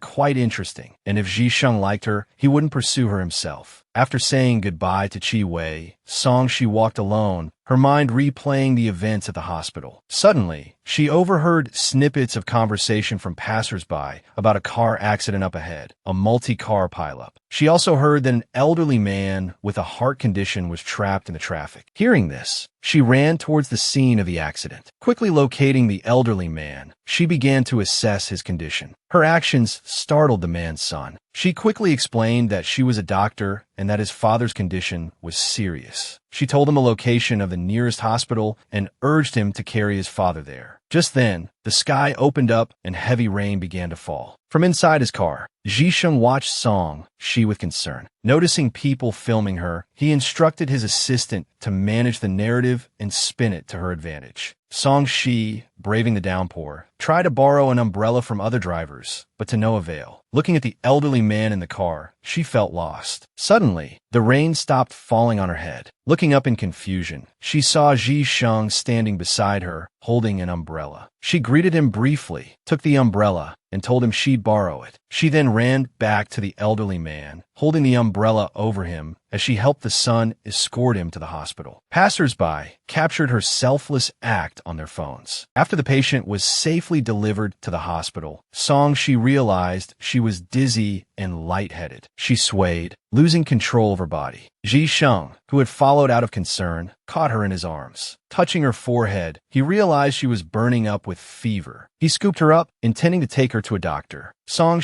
quickly protested, refusing to go to the hospital. She didn't want to see anyone there right now. Ji Sheng's assistant handed him the car keys, suggesting they take Song home. Hearing Song agree, Ji Sheng simply carried her toward his car. Back at his place, he laid the sleeping Song on the bed and softly asked where the first aid kit was. Learning it was in the living room, he turned to go, but she caught his sleeve. She spoke her heart, telling him she was tired and didn't want to fight. They should both just try to endure. 3 years would pass quickly. Before she could finish, she drifted back to sleep. Ji Sheng tucked her in, watching her sleep. He coughed awkwardly, wanting to wake her so she could change out of her wet clothes. Seeing no response, he sighed and resigned himself to the task. It wasn't the first time he'd helped her change. Later, Song fever broke, and she woke up, removing the damp cloth from her forehead. This was the second time Ji Sheng had rescued her. Looking at the items on the nightstand, she noted he was much more thoughtful this time. Then, the realization hit her that she was completely naked, her face flushed crimson. This was the second time this had happened, too. Ji Sheng was in the living room, reading the newspaper. Grabbing her shoes, she tried to sneak past him, but he noticed her. Embarrassed, she scratched her cheek and explained she was going to work. He teased her about not working the night shift anymore. She sat down with a sigh, admitting she probably wouldn't be able to work at all. She debated whether to tell him about Jiang Jiai making things difficult for her at work. He was a local hero now. Surely the hospital wouldn't dare fire her. Seeing her confused expression, he handed her his phone. Her act of rescuing the elderly man had gone viral. She couldn't believe it. The comments were overwhelmingly positive. She asked Ji Sheng if he was behind the positive spin. He, in a good mood, told her not to mention it. It was a gift for her bowing her head to him. She was dumbfounded. When she bowed her head to him, he reminded her about borrowing the umbrella. Song, she was indignant. He had offered it to her. He didn't care. He was being magnanimous and letting the events of the past few days slide. Seeing his smugness, Song, she teased him for being childish. He explained what happened at the Chow family's old residence that day. His mother's comments had been prompted by the cut on his lip. Learning that he wasn't working the night shift, Xiao Shi got up and left for work. Watching his retreating figure, Xiao Shi felt a surge of frustration, a gnawing sense of defeat. He picked up his phone, surprised by the sheer number of messages. Almost all of them were from Meng Meng. He quickly called her back. She exclaimed in relief at finally reaching him. Thanks to the trending topic online, the Health Bureau was now reluctant to give him any more trouble. The vice director had told him to rest at home. Xiao Shi was genuinely happy to hear this news. He now had time to visit his father. He went to Mingwei Zhai to pick out a gift. Entering the shop, he saw two familiar figures, Dong Yuan and Dong Lijun. He watched, anger rising, as the woman spent money lavishly. Since his father's accident, Dong Lijun hadn't visited him once. Seeing them about to pay, Xiao Shi stepped forward and pointed at a teapot, telling the sales assistant that he wanted it. Only then did Dong Lijun and her daughter notice him. Dong Yuan hid behind her mother, defiantly telling Xiao Shi that they had already bought the teapot. Xiao Shi laughed in disbelief. With what money? He retorted. He pointed at Dong Yuan accusingly. Don't you know where that money came from? Seeing her daughter's uncontrolled outburst, Dong Lijun quickly stepped forward, trying to appease Xiao Shi. She insisted they were still family. Disgusted by her audacity, Xiao Shi told her that if that were the case, he would treat her the same way she treated Dong Yuan. When she offered him the teapot, he flatly refused. He held out his hand towards Dong Lijun, demanding the card his father had entrusted to her. The woman feigned ignorance, pretending she didn't know what he was talking about. What are you talking about? She asked. Xiao Shi bluntly called her bluff. My father told me everything. Stop pretending to be confused. Sensing the escalating tension, Dong Yuan stepped forward to shield her mother, accusing Xiao Shi of trying to extort them. She grabbed Dong Lijun and prepared to leave. But Xiao Shi wasn't about to let them go that easily. No one's leaving until we clear this up, he declared. Seeing her daughter held back, Dong Lijun shoved Xiao Shi. Caught off guard, he stumbled backward, crashing into a display case. A teapot tumbled down and shattered. Staring at the shattered pieces, the sales assistant cried out, I'm calling the police. That teapot cost 460,000 yuan. None of them had realized how expensive it was. Dong Yuan immediately started shifting the blame. Xiao Shi broke it. He should pay. Xiao Shi agreed to call the police. It would be the perfect opportunity to confront them at the station. Dong Lijun whispered to her daughter that this couldn't see the light of day. Dong Yuan pulled out her phone and called Qi Wei. She placed all the blame on Xiao Shi, asking him to come upstairs and help her deal with the situation. Hanging up, she addressed the sales assistant with a haughty tone. My boyfriend will be here in a minute. Then Dong Yuan walked up to Xiao Shi, taunting him. Even without your father's money, my mother and I can still live very well. Xiao Shi scoffed. You're so shameless, living off others.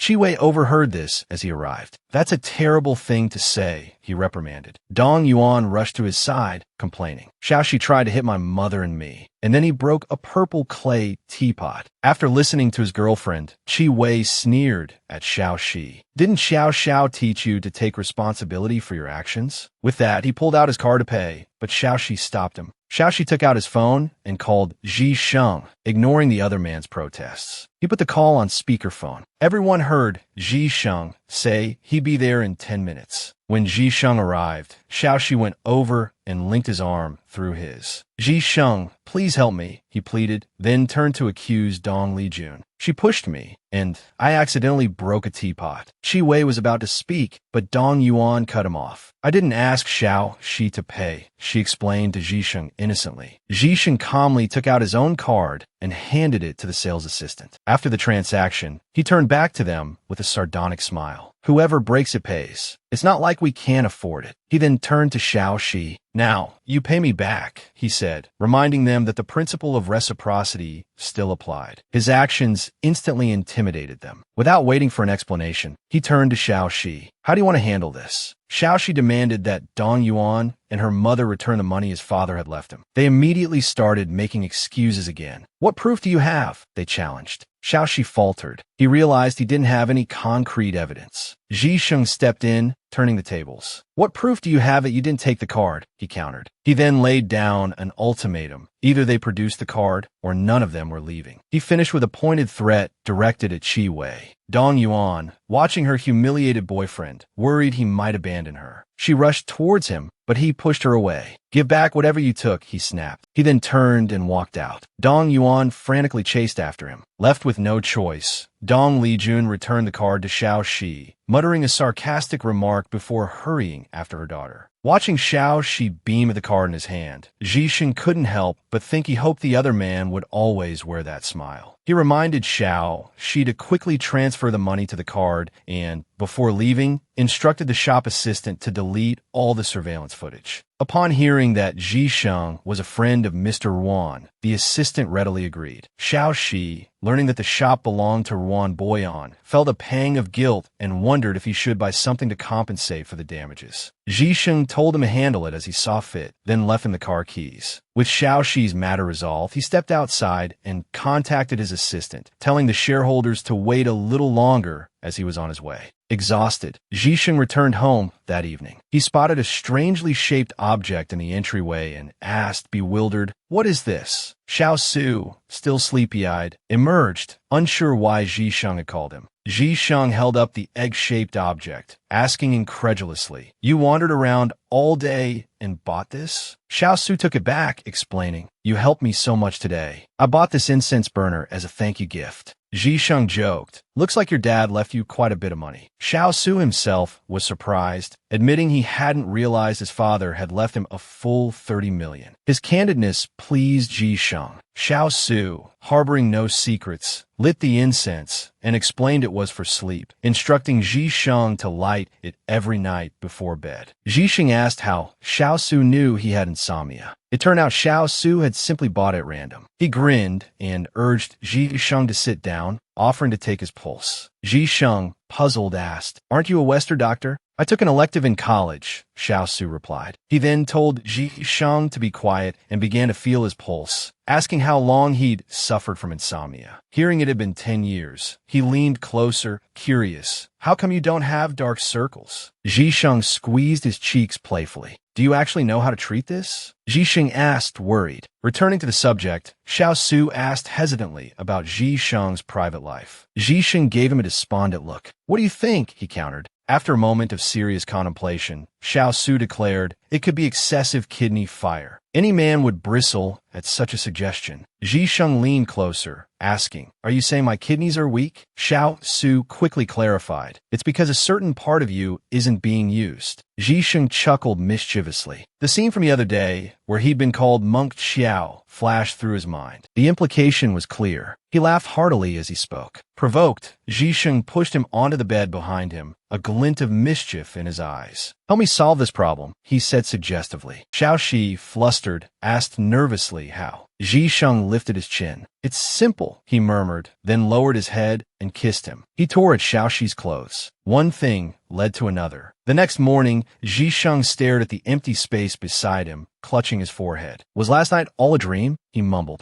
In the kitchen, She was brewing something. Jisheng, catching a whiff of the strange odor, asked, "Is that poison?" It was a Chinese herbal remedy she had specially bought for him that morning. She poured the finished concoction into a bowl and handed it to Jisheng. Staring at the murky liquid, Jisheng hesitated to reach for it, a bead of sweat trickling down his temple. He began to make excuses, claiming it was too hot and needed to cool down. Shi teased him. "Don't tell me you're afraid it's bitter." He then explained it was to extinguish Jisheng's kidney fire. Ji Sheng adamantly refused to drink it, fearing Xiao Shi was trying to poison him. Xiao Shi sighed and took a sip himself, pointedly licking the residue from his lips. Watching this, Ji Sheng thought Xiao Shi was deliberately trying to seduce him. Xiao Shi, oblivious, cut through his reverie. "It's not bitter," he said. "Drink it while it's hot." Ji Sheng took the bowl, asking, "What good is one dose? How am I supposed to drink it hot when I'm at work?" Xiao Shi conceded his point and, after a moment of thought, offered a solution. "I can deliver it to your company." Ji Sheng, looking at the bowl for a moment, suddenly tipped it back and drained the contents. Having finished the medicine, he agreed to Xiao Shi's delivery proposal, even joking that if he was cured, he'd give him a giant banner. Xiao Shi quipped back, "Would you dare put my name on it?" Ji Sheng replied, "If you dare write it, I dare display it." Later, at the supermarket, Xiao Shi was contemplating his shopping list. He wandered over to the candy aisle and reached for a lollipop. Just as he was about to grab it, he heard someone call his name. It was Jiang Jai. Xiao Shi tried to ignore him, but Jiang Jai, dripping with sarcasm, called him Mr. Popular. Exasperated, Xiao Shi told him to speak plainly. Jiang Jai sneered, bringing up the incident at the hospital. He accused Xiao Shi of not only refusing to apologize for the trending video, but also of getting someone to complain about him to the health bureau director. Xiao Shi retorted, "What someone?" He didn't back down, however, reminding Jiang Jai that he had been the one to provoke the confrontation at the hospital. Jiang Jai argued that he had only been there for a routine checkup. Tired of his prevarications, Xiao Shi cut him off, telling him to get to the point. Jiang Jai demanded to know what Xiao Shi's relationship with Ji Sheng was,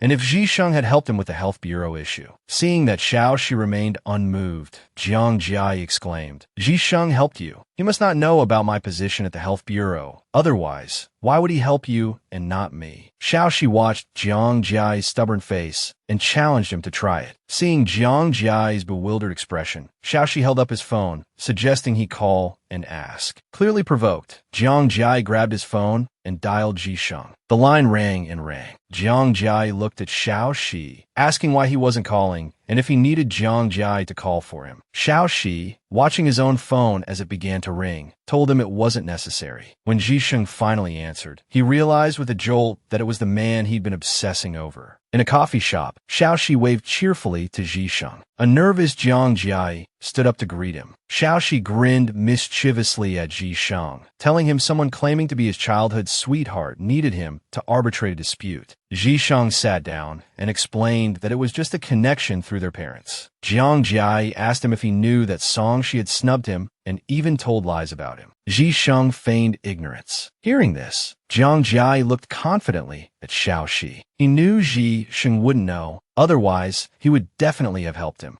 Unexpectedly, Ji Sheng gave Jiang Jai no face, asking him why he assumed he would help him. He continued, interrupting Jiang Jai to make his stance clear. His father did have a past connection with Jiang Jai's family, but Song Shi was someone he couldn't afford to offend. Jiang Jai shot up, slamming his hand on the table and demanding to know why. Caught in the crossfire, Xiao Shi had water splash onto his hand from the force. Ji Sheng reached out, taking Xiao Shi's hand and gently wiping it dry, leaning in close as he did so. He didn't forget to warn Jiang Jai that anyone who messed with Xiao Shi was messing with him. Jiang Jai, seeing their intimate gesture, instantly reddened. He let out an angry huff and stormed off. Xiao Shi, still flustered, apologized to Ji Sheng, saying he shouldn't have dragged him into this. Looking at the self-assured man across from him, Xiao Shi asked why he had been so good to him lately. Hearing the question, Ji Sheng's mind flashed back to Xiao Shi's words when he was sick. He remained silent. Soon after, Xiao Shi asked why Ji Sheng had taken the initiative to help him with his insomnia. Xiao Shi firmly replied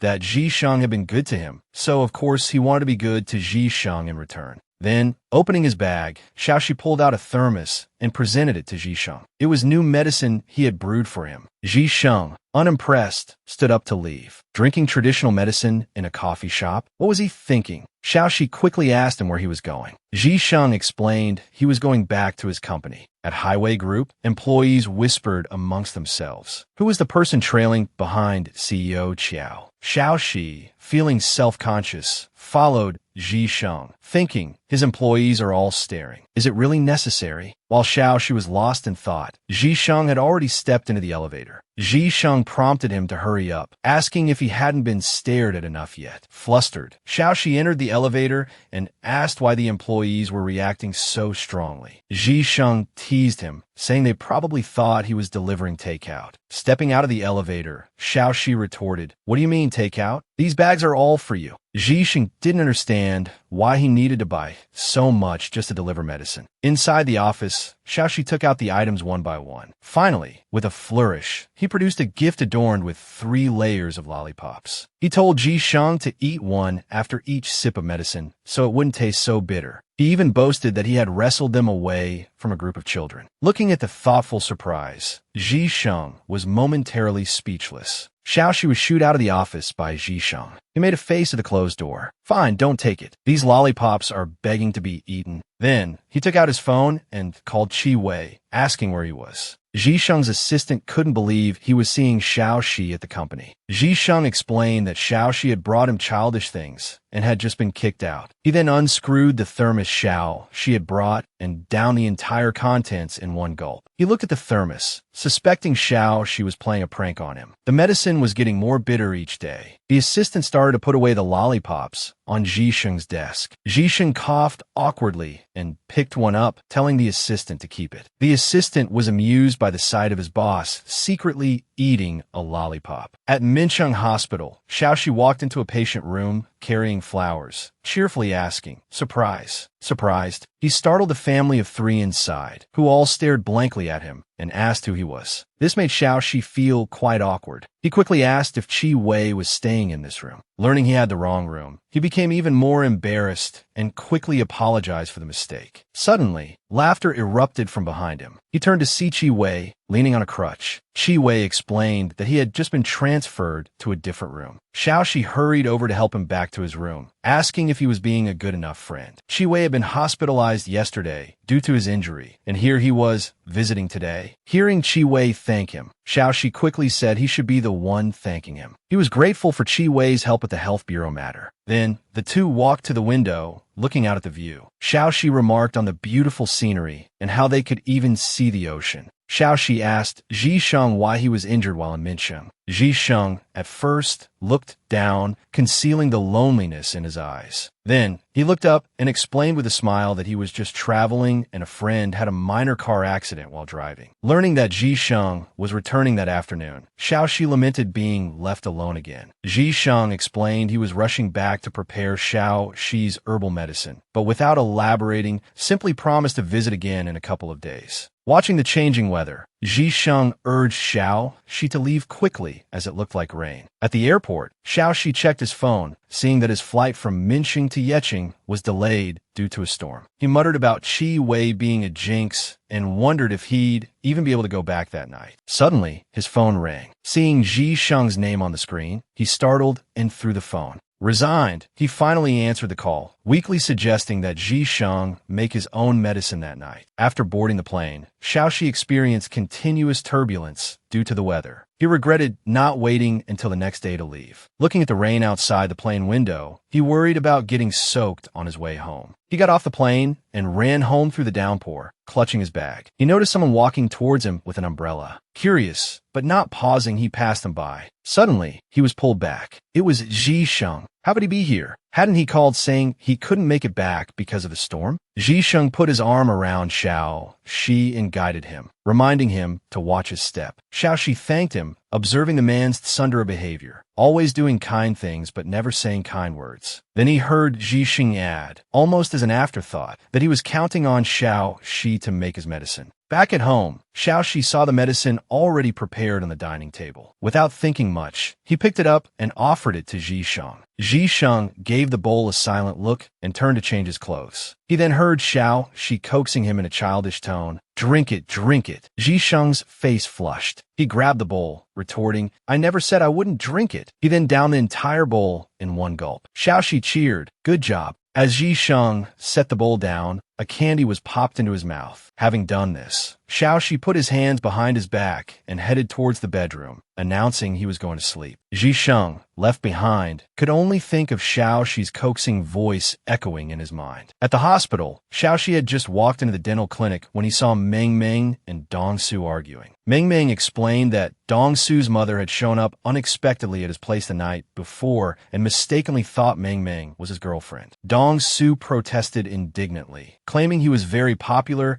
and many people wanted to be his girlfriend. The two bickered like children, a sight she was used to. He pulled out his incessantly ringing phone, and his face darkened upon seeing the caller ID. Sitting in his office chair, he placed the still-ringing phone face down on the desk. Meng Meng asked curiously who was calling, as the phone had been ringing all day. The phone started ringing again. His friend walked over and suggested he take the call since he was on break. Xiaoxi reluctantly picked up the phone and snapped, "What do you want?" Hearing that the caller wanted to visit his father, Xiaoxi scoffed. His father had been in there for so long without a visit, and now, right after Xiaoxi retrieved the money, they suddenly wanted a visit. He didn't want to listen to their pretense and warned them not to stir up trouble in front of his father. Someone approached from behind, unnoticed by Xiaoxi. The caller on the other end mistook Zhisheng for Xiaoxi's backing. Xiaoxi didn't deny it. Playing along, he threatened the caller not to push him too far or he'd have his backer step in. Hanging up, he turned around to see the very person he'd just invoked standing right behind him. Flustered, Xiaoxi stammered, asking when Zhisheng had arrived. Learning he'd been there the whole time, Xiaoxi became even more embarrassed. He then asked what Zhisheng was doing there.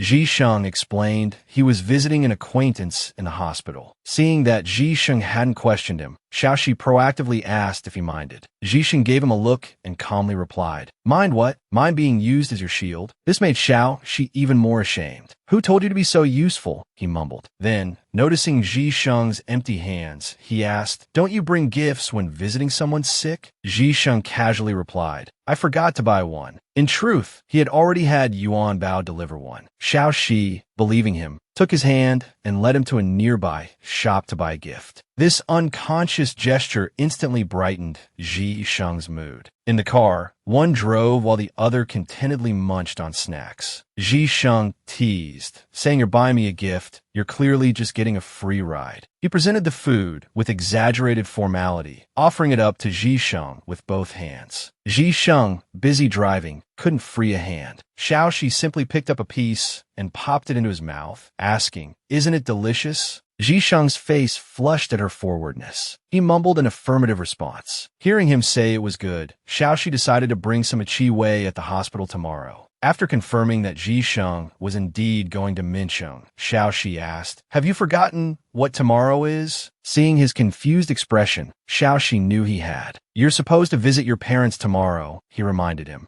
Zhisheng froze, realizing his oversight. "What am I going to do?" he muttered. Zhisheng didn't care about his predicament, inwardly relishing Xiaoxi's trapped situation. The next day, Xiaoxi stared at a group photo on his phone, venting his frustration to Zhisheng. "I could have gone today too," he complained, "but you dragged me along to visit your parents." He looked at Dong Su and Qi Wei in the photo and asked, "Do they all know each other?" Xiaoxi explained, "Meng Meng is staying with Dong Su now." He was worried about her going alone, so he went with her. Suddenly, Zhisheng's phone buzzed. Xiaoxi watched him, concerned by his prolonged silence as he stared at the screen. "What's wrong?" he asked. Zhisheng explained that there was a problem with the taxes at Changning Hospital, where they had previously visited. He was trying to figure out how to contact the director of the tax bureau. Xiaoxi simply picked up his phone, dialed a number, and cheerfully addressed the person on the other end as Uncle Yi. He then proceeded to arrange a meeting with Uncle Yi at Guangda Restaurant for 7 p.m. that evening. That evening, Xiaoxi and Zhisheng arrived at Guangda Restaurant as planned. He greeted Uncle Yi enthusiastically. Inside the private room, Uncle Yi wasn't alone. Another young man was present. The man familiarly called out Xiaoxi's name. Xiaoxi stared at him in disbelief. "Brother Liang?" he exclaimed. After confirming that it was indeed Brother Liang, he rushed forward and embraced him. Uncle Yi interrupted their reunion, asking who Zhisheng was. Ji Sheng's expression darkened. He cut off Xiao Shi's introduction and answered for himself. He then casually draped an arm around Xiao Shi's shoulders, pointedly saying, "And you haven't introduced your friend Liang to me yet." The other man responded directly, introducing himself as Yi Zhu, Xiao Shi's closest childhood friend from their apprenticeship days. After the introductions, everyone took their seats. Ji Sheng and Director Yi of the Tax Bureau exchanged polite pleasantries. Ji Sheng stated his purpose for the meeting. Director Yi readily agreed to help, saying, "Xiao Shi's like family. I wouldn't refuse him anything." He then asked Ji Sheng, venturing into the medical industry, "Did Xiao Shi give you some pointers?" Ji Sheng watched the two men across from him chatting. Seeing Yi Zhu affectionately ruffle Xiao Shi's hair, he responded cryptically, "I've been having trouble sleeping lately. He's been keeping me up. I've been looking into traditional Chinese medicine remedies." His words made Xiao Shi blush slightly. Yi Zhu, however, seemed to pick up on the underlying meaning.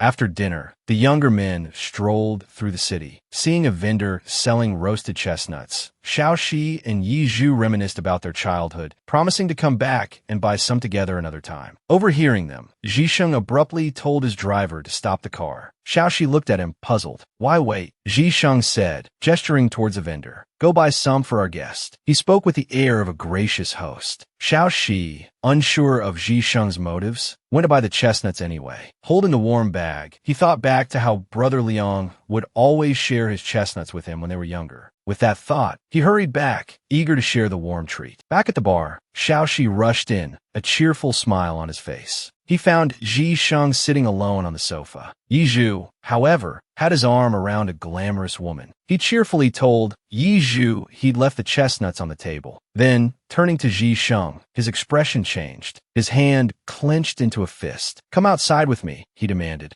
Outside, Xiao Shi confronted Ji Sheng. "Did you arrange for that woman?" Ji Sheng didn't answer directly. Instead, he said, "He's grown up, Xiao Shi. He's not the person you remember. Those childhood memories, they're in the past." Furious, Xiao Shi turned to leave. "I don't need you to tell me that." Ji Sheng, angered by his reaction, grabbed his arm. "If I hadn't said anything, you would have let him lead you around by the nose." They argued at the entrance. Xiao Shi reminded him that he was the one who had asked him to buy the chestnuts. Ji Sheng lashed out. "And I didn't ask you to throw yourself at his feet." Hurt by his words, Xiao Shi burst into tears and ran away, shouting, "I don't need your help." He walked down the street alone. Suddenly, a car pulled up behind him. Several men, wearing black ski masks, jumped out. One pointed at him and said to his companions, "That's him." Xiao Shi, sensing danger, turned and ran, yelling for help. But luck wasn't on his side. One of the kidnappers grabbed him by the hair. One of the kidnappers held a dagger against Xiao Shi's throat, arrogantly ordering him to be quiet. Suddenly, Ji Sheng appeared and tackled the kidnapper, landing a swift kick to the stomach. The kidnapper, doubled over in pain, dropped the dagger. Ji Sheng shielded Xiao Shi, asking if he was all right. From behind him, Xiao Shi suddenly yelled, "Look out!" The kidnapper lunged at Ji Sheng with the recovered dagger. Ji Sheng ducked, inadvertently exposing Xiao Shi to the attacker. Too late to pull Xiao Shi away, Ji Sheng spun around, shielding him in his arms and taking the knife's blow to his back. Ignoring the searing pain,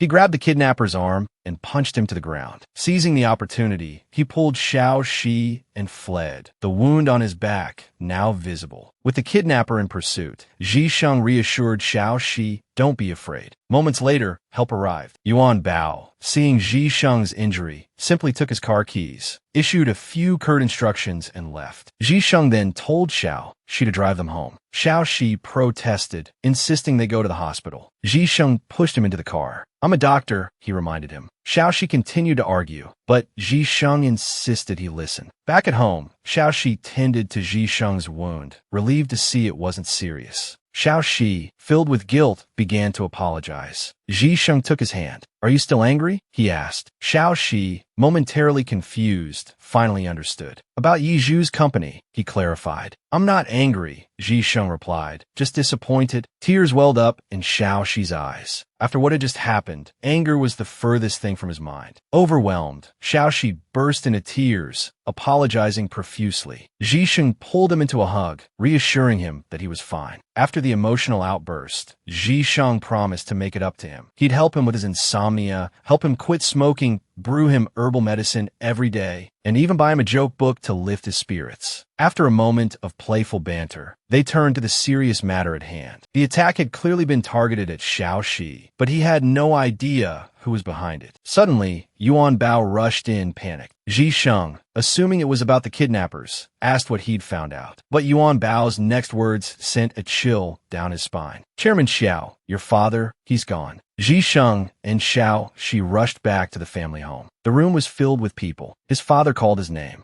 Ji Sheng rushed to his father's side and took his hand. Xiao Mu, holding Xiao Shi's hand, fought to maintain her composure. Just a moment ago, he said he wanted to see his son and his wife. They're both here now. The two stood by Xiao Fu's bedside. Ji Sheng reassured his father, don't worry, I'm married. Xiao Shi is my wife. For the first time, and perhaps the last, he addressed the man in the bed as father. The old man gripped his son's hand. Take care of each other, he whispered, and take care of your mother. He never got to finish what he wanted to say. Ji Sheng told his father not to worry, but there was no response. He softly called out, Father, again, the reality of his loss crashing down upon him. He clutched his father's hand and wept. Xiao Mu, realizing her husband was gone, was overcome with grief. Seeing his mother's despair, Ji Sheng wiped away his tears and composed himself. Despite his own pain, he comforted her, assuring her that he was there for her. Xiao Shi watched, heartbroken, as Ji Sheng made arrangements, his grief masked by a stoic facade. Xiao Shi felt a surge of helplessness, wanting desperately to do something. It was late. Ji Sheng asked Yuan Bao to take Xiao Shi home, but Xiao Shi didn't want to leave. Is there anything I can do? He asked. Ji Sheng, knowing his pain, took his hand. I'm here, he said firmly. Looking at Xiao Shi, he was overwhelmed by emotion and pulled him into a tight embrace. Understanding his unspoken comfort, Ji Sheng called for Yuan Bao and instructed him to take Xiao Shi home. Xiao Shi curled up on the sofa, staring at his phone. He hadn't heard from Ji Sheng all day and was debating whether to call when the phone suddenly rang, startling him. Seeing the unknown number, he hesitantly answered, Ji Sheng. He was surprised to hear his father's voice. Songba asked if Xiao Dingxiang had passed away. He reminded Xiao Shi that his marriage to Ji Sheng was based on leverage, a secret Songba held over Xiao Dingxiang.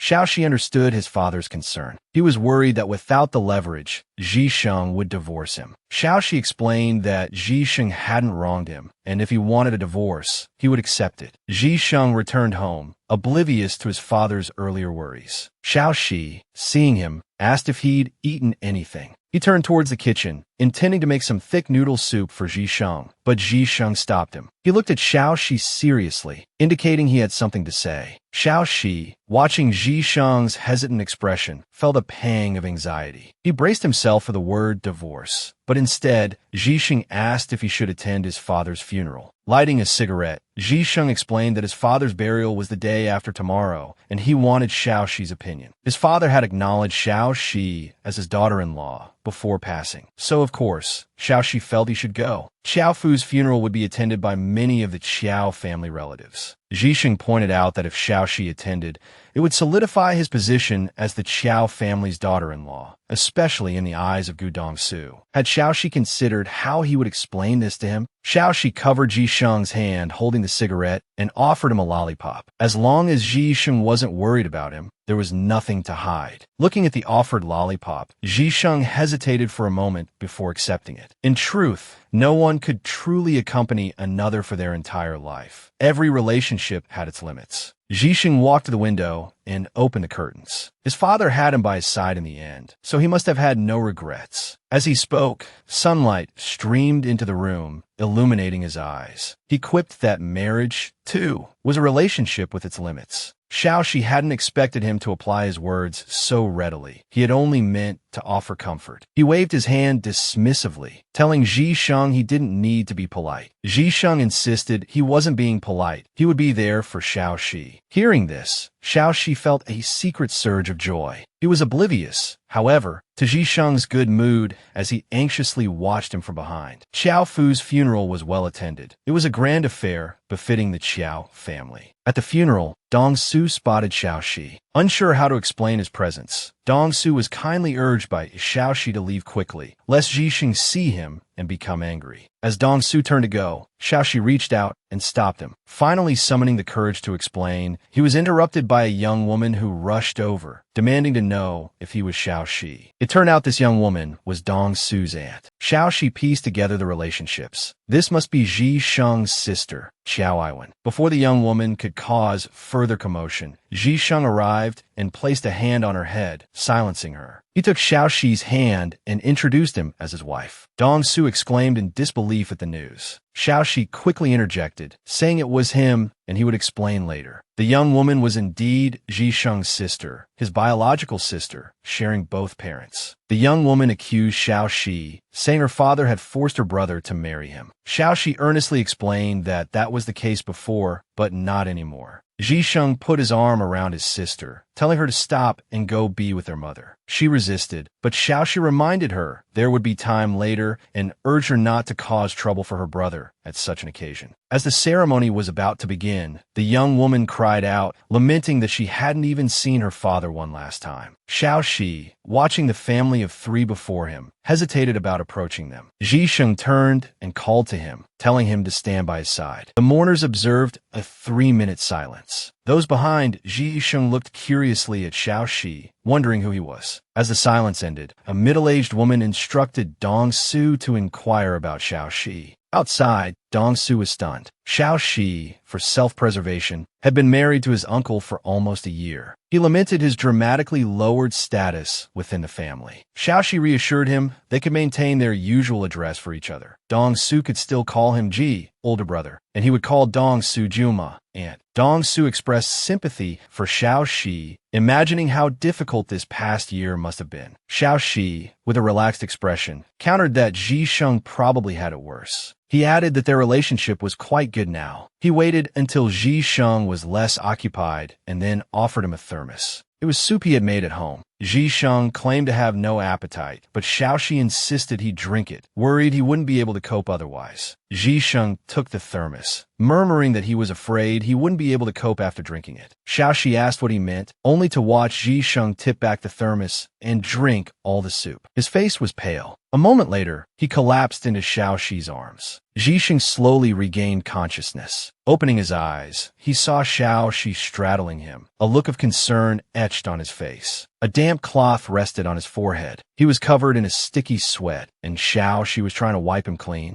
He gently removed the cloth from his forehead, indicating to Xiaoxi that he could manage. It turned out that during the funeral, he had developed a high fever from excessive grief and had fainted. Seeing this, Xiaoxi had brought him home. He asked Xiaoxi to help him sit up and then unbutton his shirt so Xiaoxi could wipe away the sweat. He just dreamed of his father. He dreamt his father was taking him horseback riding. He dreamt his father said he missed him very much. These long-lost, heartwarming images brought a pang of sorrow to his heart. It had been almost 15 years since his parents' divorce. Lost in his reverie, he was interrupted by Xiaoxi. Xiaoxi remarked that he himself had seen his mother no more than 10 times, feeling like a child without a mother. Ji Sheng, hearing this, felt a flicker of confusion. Why was Xiaoxi making himself sound so pathetic? When someone else's suffering seems greater than your own pain naturally lessens. He couldn't help but tease, "I'm not as heartless as you." Xiaoxi seemed unfazed. He simply shrugged it off as human nature. "From now on, you're the Qiao family's pillar of support," he said, urging Ji Sheng to stay strong. Just then, Ji Sheng suddenly pulled Xiaoxi into a hug, holding him close for a long moment. After a while, Ji Sheng seemed to fall asleep, his breathing gradually evening out. Held in Ji Sheng's embrace, Xiaoxi didn't dare move, afraid to disturb him. He knew Ji Sheng was exhausted from the past couple of days and needed the rest. Slowly, nestled against him, Xiaoxi closed his eyes too. They fell asleep in each other's arms. The next morning, Xiaoxi woke to find something stuck to his forehead. He peeled it off curiously. It was a sticky note with a simple message, "Feeling better." He couldn't help but feel a little speechless. Elsewhere in the Qiao residence, Qiao Aiwen was persistently questioning her brother, Ji Sheng, about Song Shi. She couldn't understand why, now that they no longer had any leverage over him. Her brother was still so tolerant of Song Shi. Ji Sheng patted his sister's shoulder and told her to go back to her room and not interfere in his and Xiao Shi's affairs. After Qiao Aiwen left, Xiao Mu finally voiced her own concerns to Ji Sheng. She agreed with her daughter. He should divorce Song Shi immediately. However, Ji Sheng firmly shook his head. He had no intention of divorcing.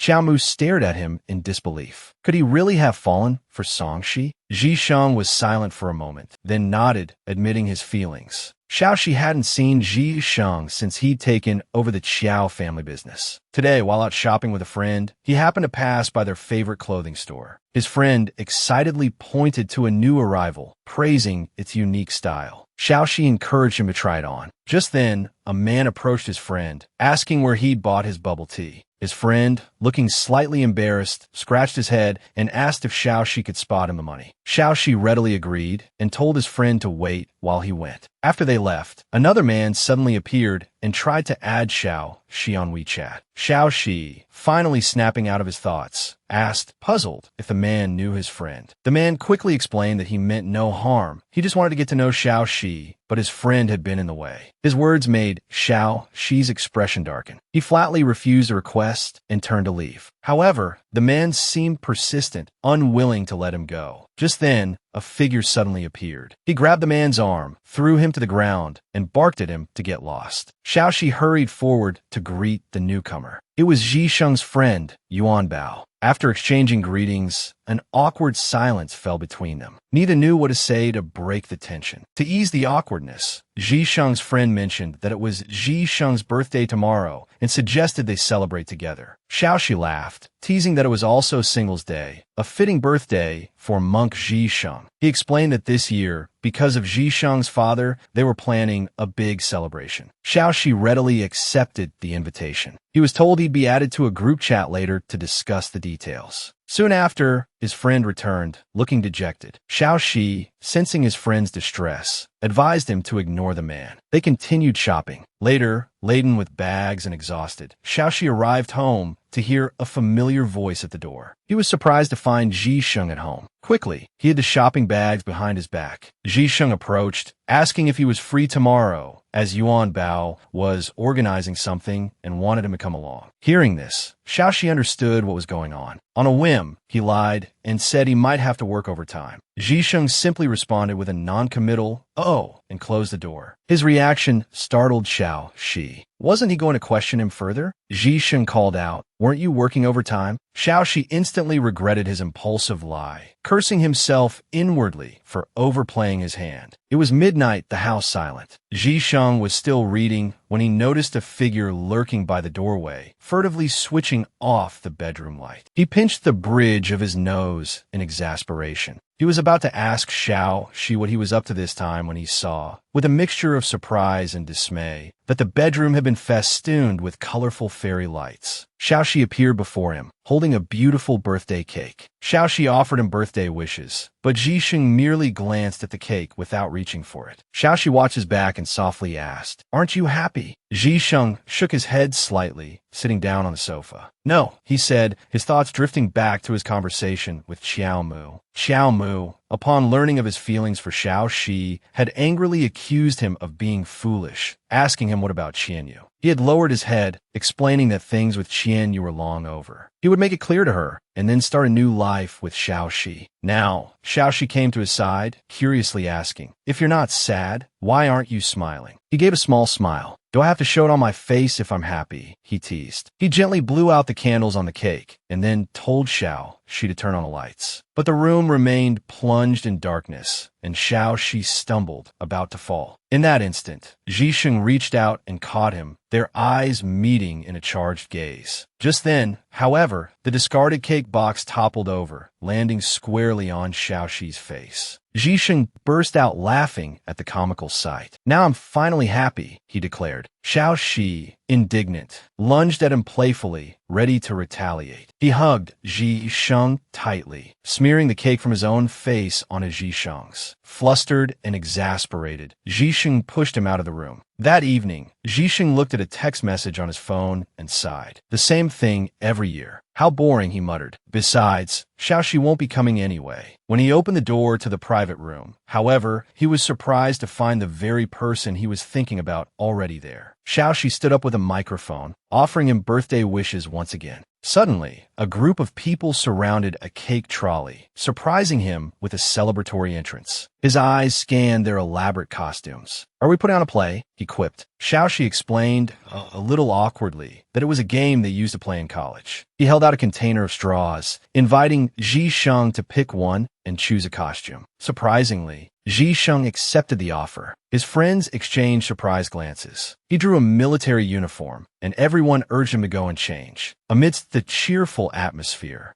Xiaoxi asked curiously about the evening's activities. Jimin smiled mysteriously. "The games are about to begin," she said. Xiaoxi looked at the cards in his hand. "Why am I always the lowest?" he mumbled. Zhisheng interjected, seemingly a little drunk. The others started to tease. "Why don't you take his place?" they suggested. Zhisheng tossed his cards down without hesitation. "What do I have to do?" he asked. Someone suggested he choose a member of the opposite sex and spend 10 minutes alone with them in a dark room. Another added, "Or if you don't want to, you have to drink everything on the table." He stood up and walked straight toward Xiaoxi. Under the teasing gazes of everyone present, he led a slightly reluctant Xiaoxi into the dark room. Inside, it was pitch black. Someone outside had obviously turned off the lights. In the darkness, Xiaoxi fumbled, trying to find Zhisheng, but he remained silent. Suddenly, Xiaoxi bumped into Zhisheng's knee and landed on top of him with a yelp. Zhisheng, sensing Xiaoxi's movement, asked indifferently, "How long are you planning to stay on top of me? Isn't it supposed to be 10 minutes? Xiaoxi reached up and touched his face. "I have a present for you," he whispered mysteriously. As Zhisheng looked at him questioningly, Xiaoxi tilted his chin up. "I want to kiss you," he said boldly. "No one can see us here anyway." And with that, he covered Zhisheng's lips with his own. He pulled back with a triumphant grin. "Didn't see that coming, did you?" Before he could finish his sentence, however, Zhisheng pulled him close and kissed him deeply. Before the 10 minutes were up, Zhisheng emerged from the darkened room, holding Xiaoxi in his arms. Ignoring the shocked stares of the onlookers, he carried Xiaoxi away, leaving behind a room full of bewildered faces. Back at home, Zhisheng unceremoniously tossed Xiaoxi onto the bed. Xiaoxi, a little frightened, shrank back, but Zhisheng quickly moved forward, wrapping his arms around Xiaoxi's waist, his eyes burning as he stared intently at him. "You started it," he said, his voice low. His words barely finished echoing when he leaned down and kissed him deeply. Xiaoxi struggled, pushing him away and demanding to know what exactly their relationship was supposed to be. The question stunned Zhisheng. Hadn't Xiaoxi been forced into this marriage with him? Seeing Xiaoxi's tears streaming down his face, guilt twisted in Zhisheng's gut. He apologized, his voice low and sincere. Then he confessed his love. He loved Xiaoxi. He had fallen deeply in love. Xiaoxi stared at him, disbelief etched on his face, as if the whole scene were a dream. Zhisheng explained that his heart had been touched from a moment Xiaoxi, mistakenly believing Zhisheng also had a child, had selflessly offered his help. Yet, he had always been unsure if Xiaoxi felt even a flicker of affection for him in return. Overwhelmed with emotion, Xiaoxi sat bolt upright, pounding on Zhisheng's chest. "If you didn't care for me," he retorted, "why would you worry about my insomnia every night? Why would you stay by my side, supporting me through my father's funeral?" Zhisheng, a surge of emotion welling up inside him, couldn't resist kissing him again. When they finally parted, still lost in the sweetness of the moment, he whispered, asking Xiaoxi to repeat his words. With a sudden push, Xiaoxi shoved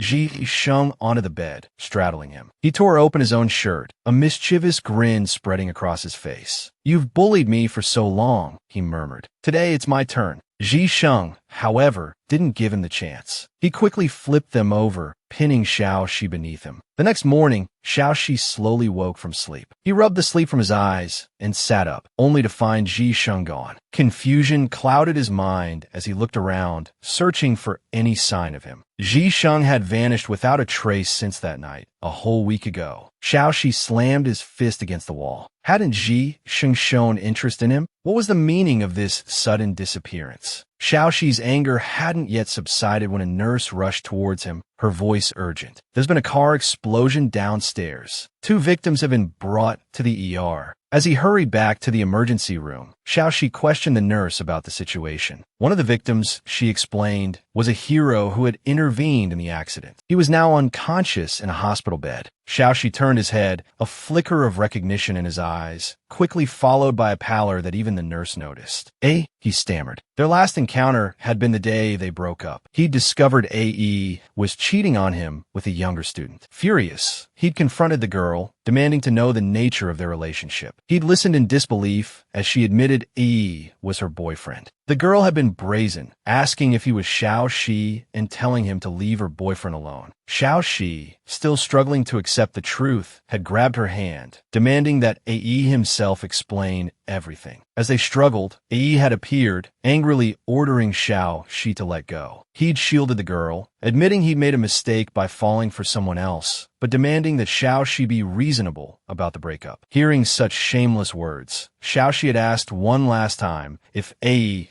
truly no longer loved him, urging him to think carefully before answering. A.E. hadn't hesitated to confirm it, telling Xiao Shi to stay away from them. Xiao Shi had simply replied, "Fine," then coldly stated, "We're over," before running away in tears. Now, seeing A.E. lying unconscious before him, Xiao Shi couldn't help but feel a turmoil of emotions. Taking a deep breath to compose himself, he instructed the nurses to prepare for surgery. Meanwhile, in faraway England, the vanished Yisheng stood outside a private hospital, a bouquet of flowers in his hand. He was there to see Qianyu. He had something important to tell him. Unfortunately, he'd arrived just as Qianyu was being prepped for surgery. Qianyu grabbed Yisheng's hand, assuming he was still angry about their breakup 2 years prior, and that's why he'd avoided him. He asked Yisheng to wait. However, before he could finish, Yisheng cut him off. He explained he wasn't there to reconcile. He was in love with someone else. Though apologetic, he told Qianyu that it was truly over between them. Meng Meng, hearing of Shun Zhao Yi's return, rushed to Xiao Shi's side, trying to comfort him. Xiao Shi attempted to hide his inner turmoil, but his perceptive friend saw through the facade. Meng Meng took his hand, softly urging, "Just cry. Let out. Don't keep it bottled up inside." Xiao Shi's tears finally overflowed. It was all just too much, too sudden. At this moment, Dongshu rushed in, bringing shocking news. Shun Zhaoyi had unexpectedly landed a position in the acupuncture department, directly taking on the role of department head. Xiao Shi was stunned. A.E.'s father had been imprisoned for kidnapping, and he had always opposed their relationship. How could someone with such a background achieve this? It turned out that before breaking up with Xiao Shi, A.E. had volunteered for the most dangerous peacekeeping force. He had gambled his life to earn his current position. He hadn't cheated back then. He was just afraid Xiao Shi would be heartbroken because of his family's involvement in the kidnapping. Dongshu wanted to ask about his own uncle's situation, but Meng Meng interrupted. Annoyed, he locked Meng Meng in a playful headlock and dragged him out, leaving Xiao Shi some space to think. The two bickered childishly at the hospital entrance. Zhisheng returned at that moment and witnessed the scene. He interrupted them to ask where Xiao Shi was. Learning he was on the 4th floor, he left the two to their squabble. Dongshu was about to call out to him, but Meng Meng interrupted again. Exasperated, he pinched Meng Meng's cheek and yelled at him to shut up. Zhisheng went upstairs to find Xiao Shi. Suddenly, he heard someone say, "Long time no see."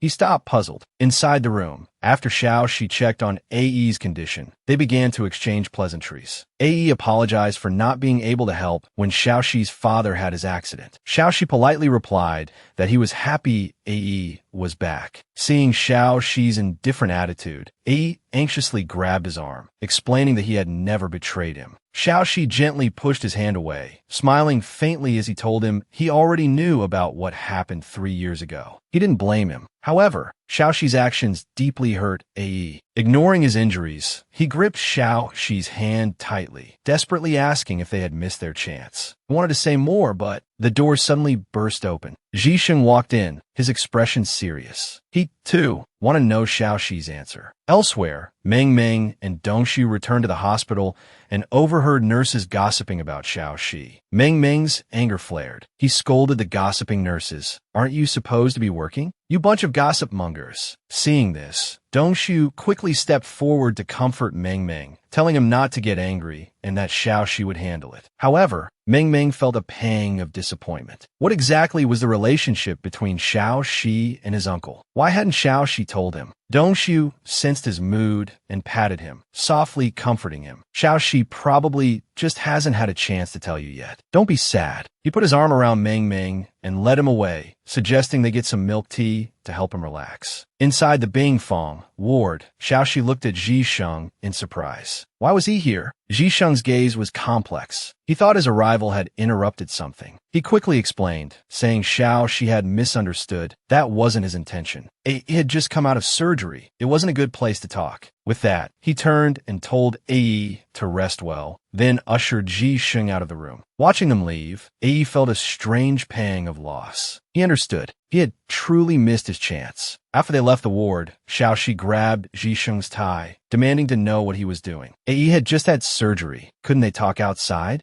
Ji Sheng took a deep breath. He was afraid Xiaoxi would rekindle his old flame. Xiaoxi paused, then turned to look at Ji Sheng, a shy blush creeping up his cheeks. He asked in a low voice, "You disappeared after that the other day. How was I supposed to know what you meant?" Ji Sheng stepped closer, gently wrapping his arms around Xiaoxi's waist, gazing at him tenderly. "What I said that day, I meant it." He lowered his head and kissed the back of Xiaoxi's hand, expressing his affection. Xiaoxi shyly lowered his head, murmuring, "Me too." Seeing his bashfulness, Ji Sheng couldn't resist teasing him. "Me too what?" Before Xiaoxi could answer, Ji Sheng leaned down and kissed him deeply. After the kiss, Xiaoxi decided to talk things through with Ae. Ji Sheng wanted to go with him, but Xiaoxi refused. He wanted Ji Sheng to wait outside. He hadn't been able to finish his conversation with Ae because of the interruption. Ji Sheng nodded resignedly and stepped aside. He took out a cigarette and lit it. Suddenly, a familiar figure appeared behind him. "Ji Sheng," the person said, "I'm back." Ji Sheng and Xiaoxi turned to look at the woman who had suddenly appeared, expressions of surprise on their faces.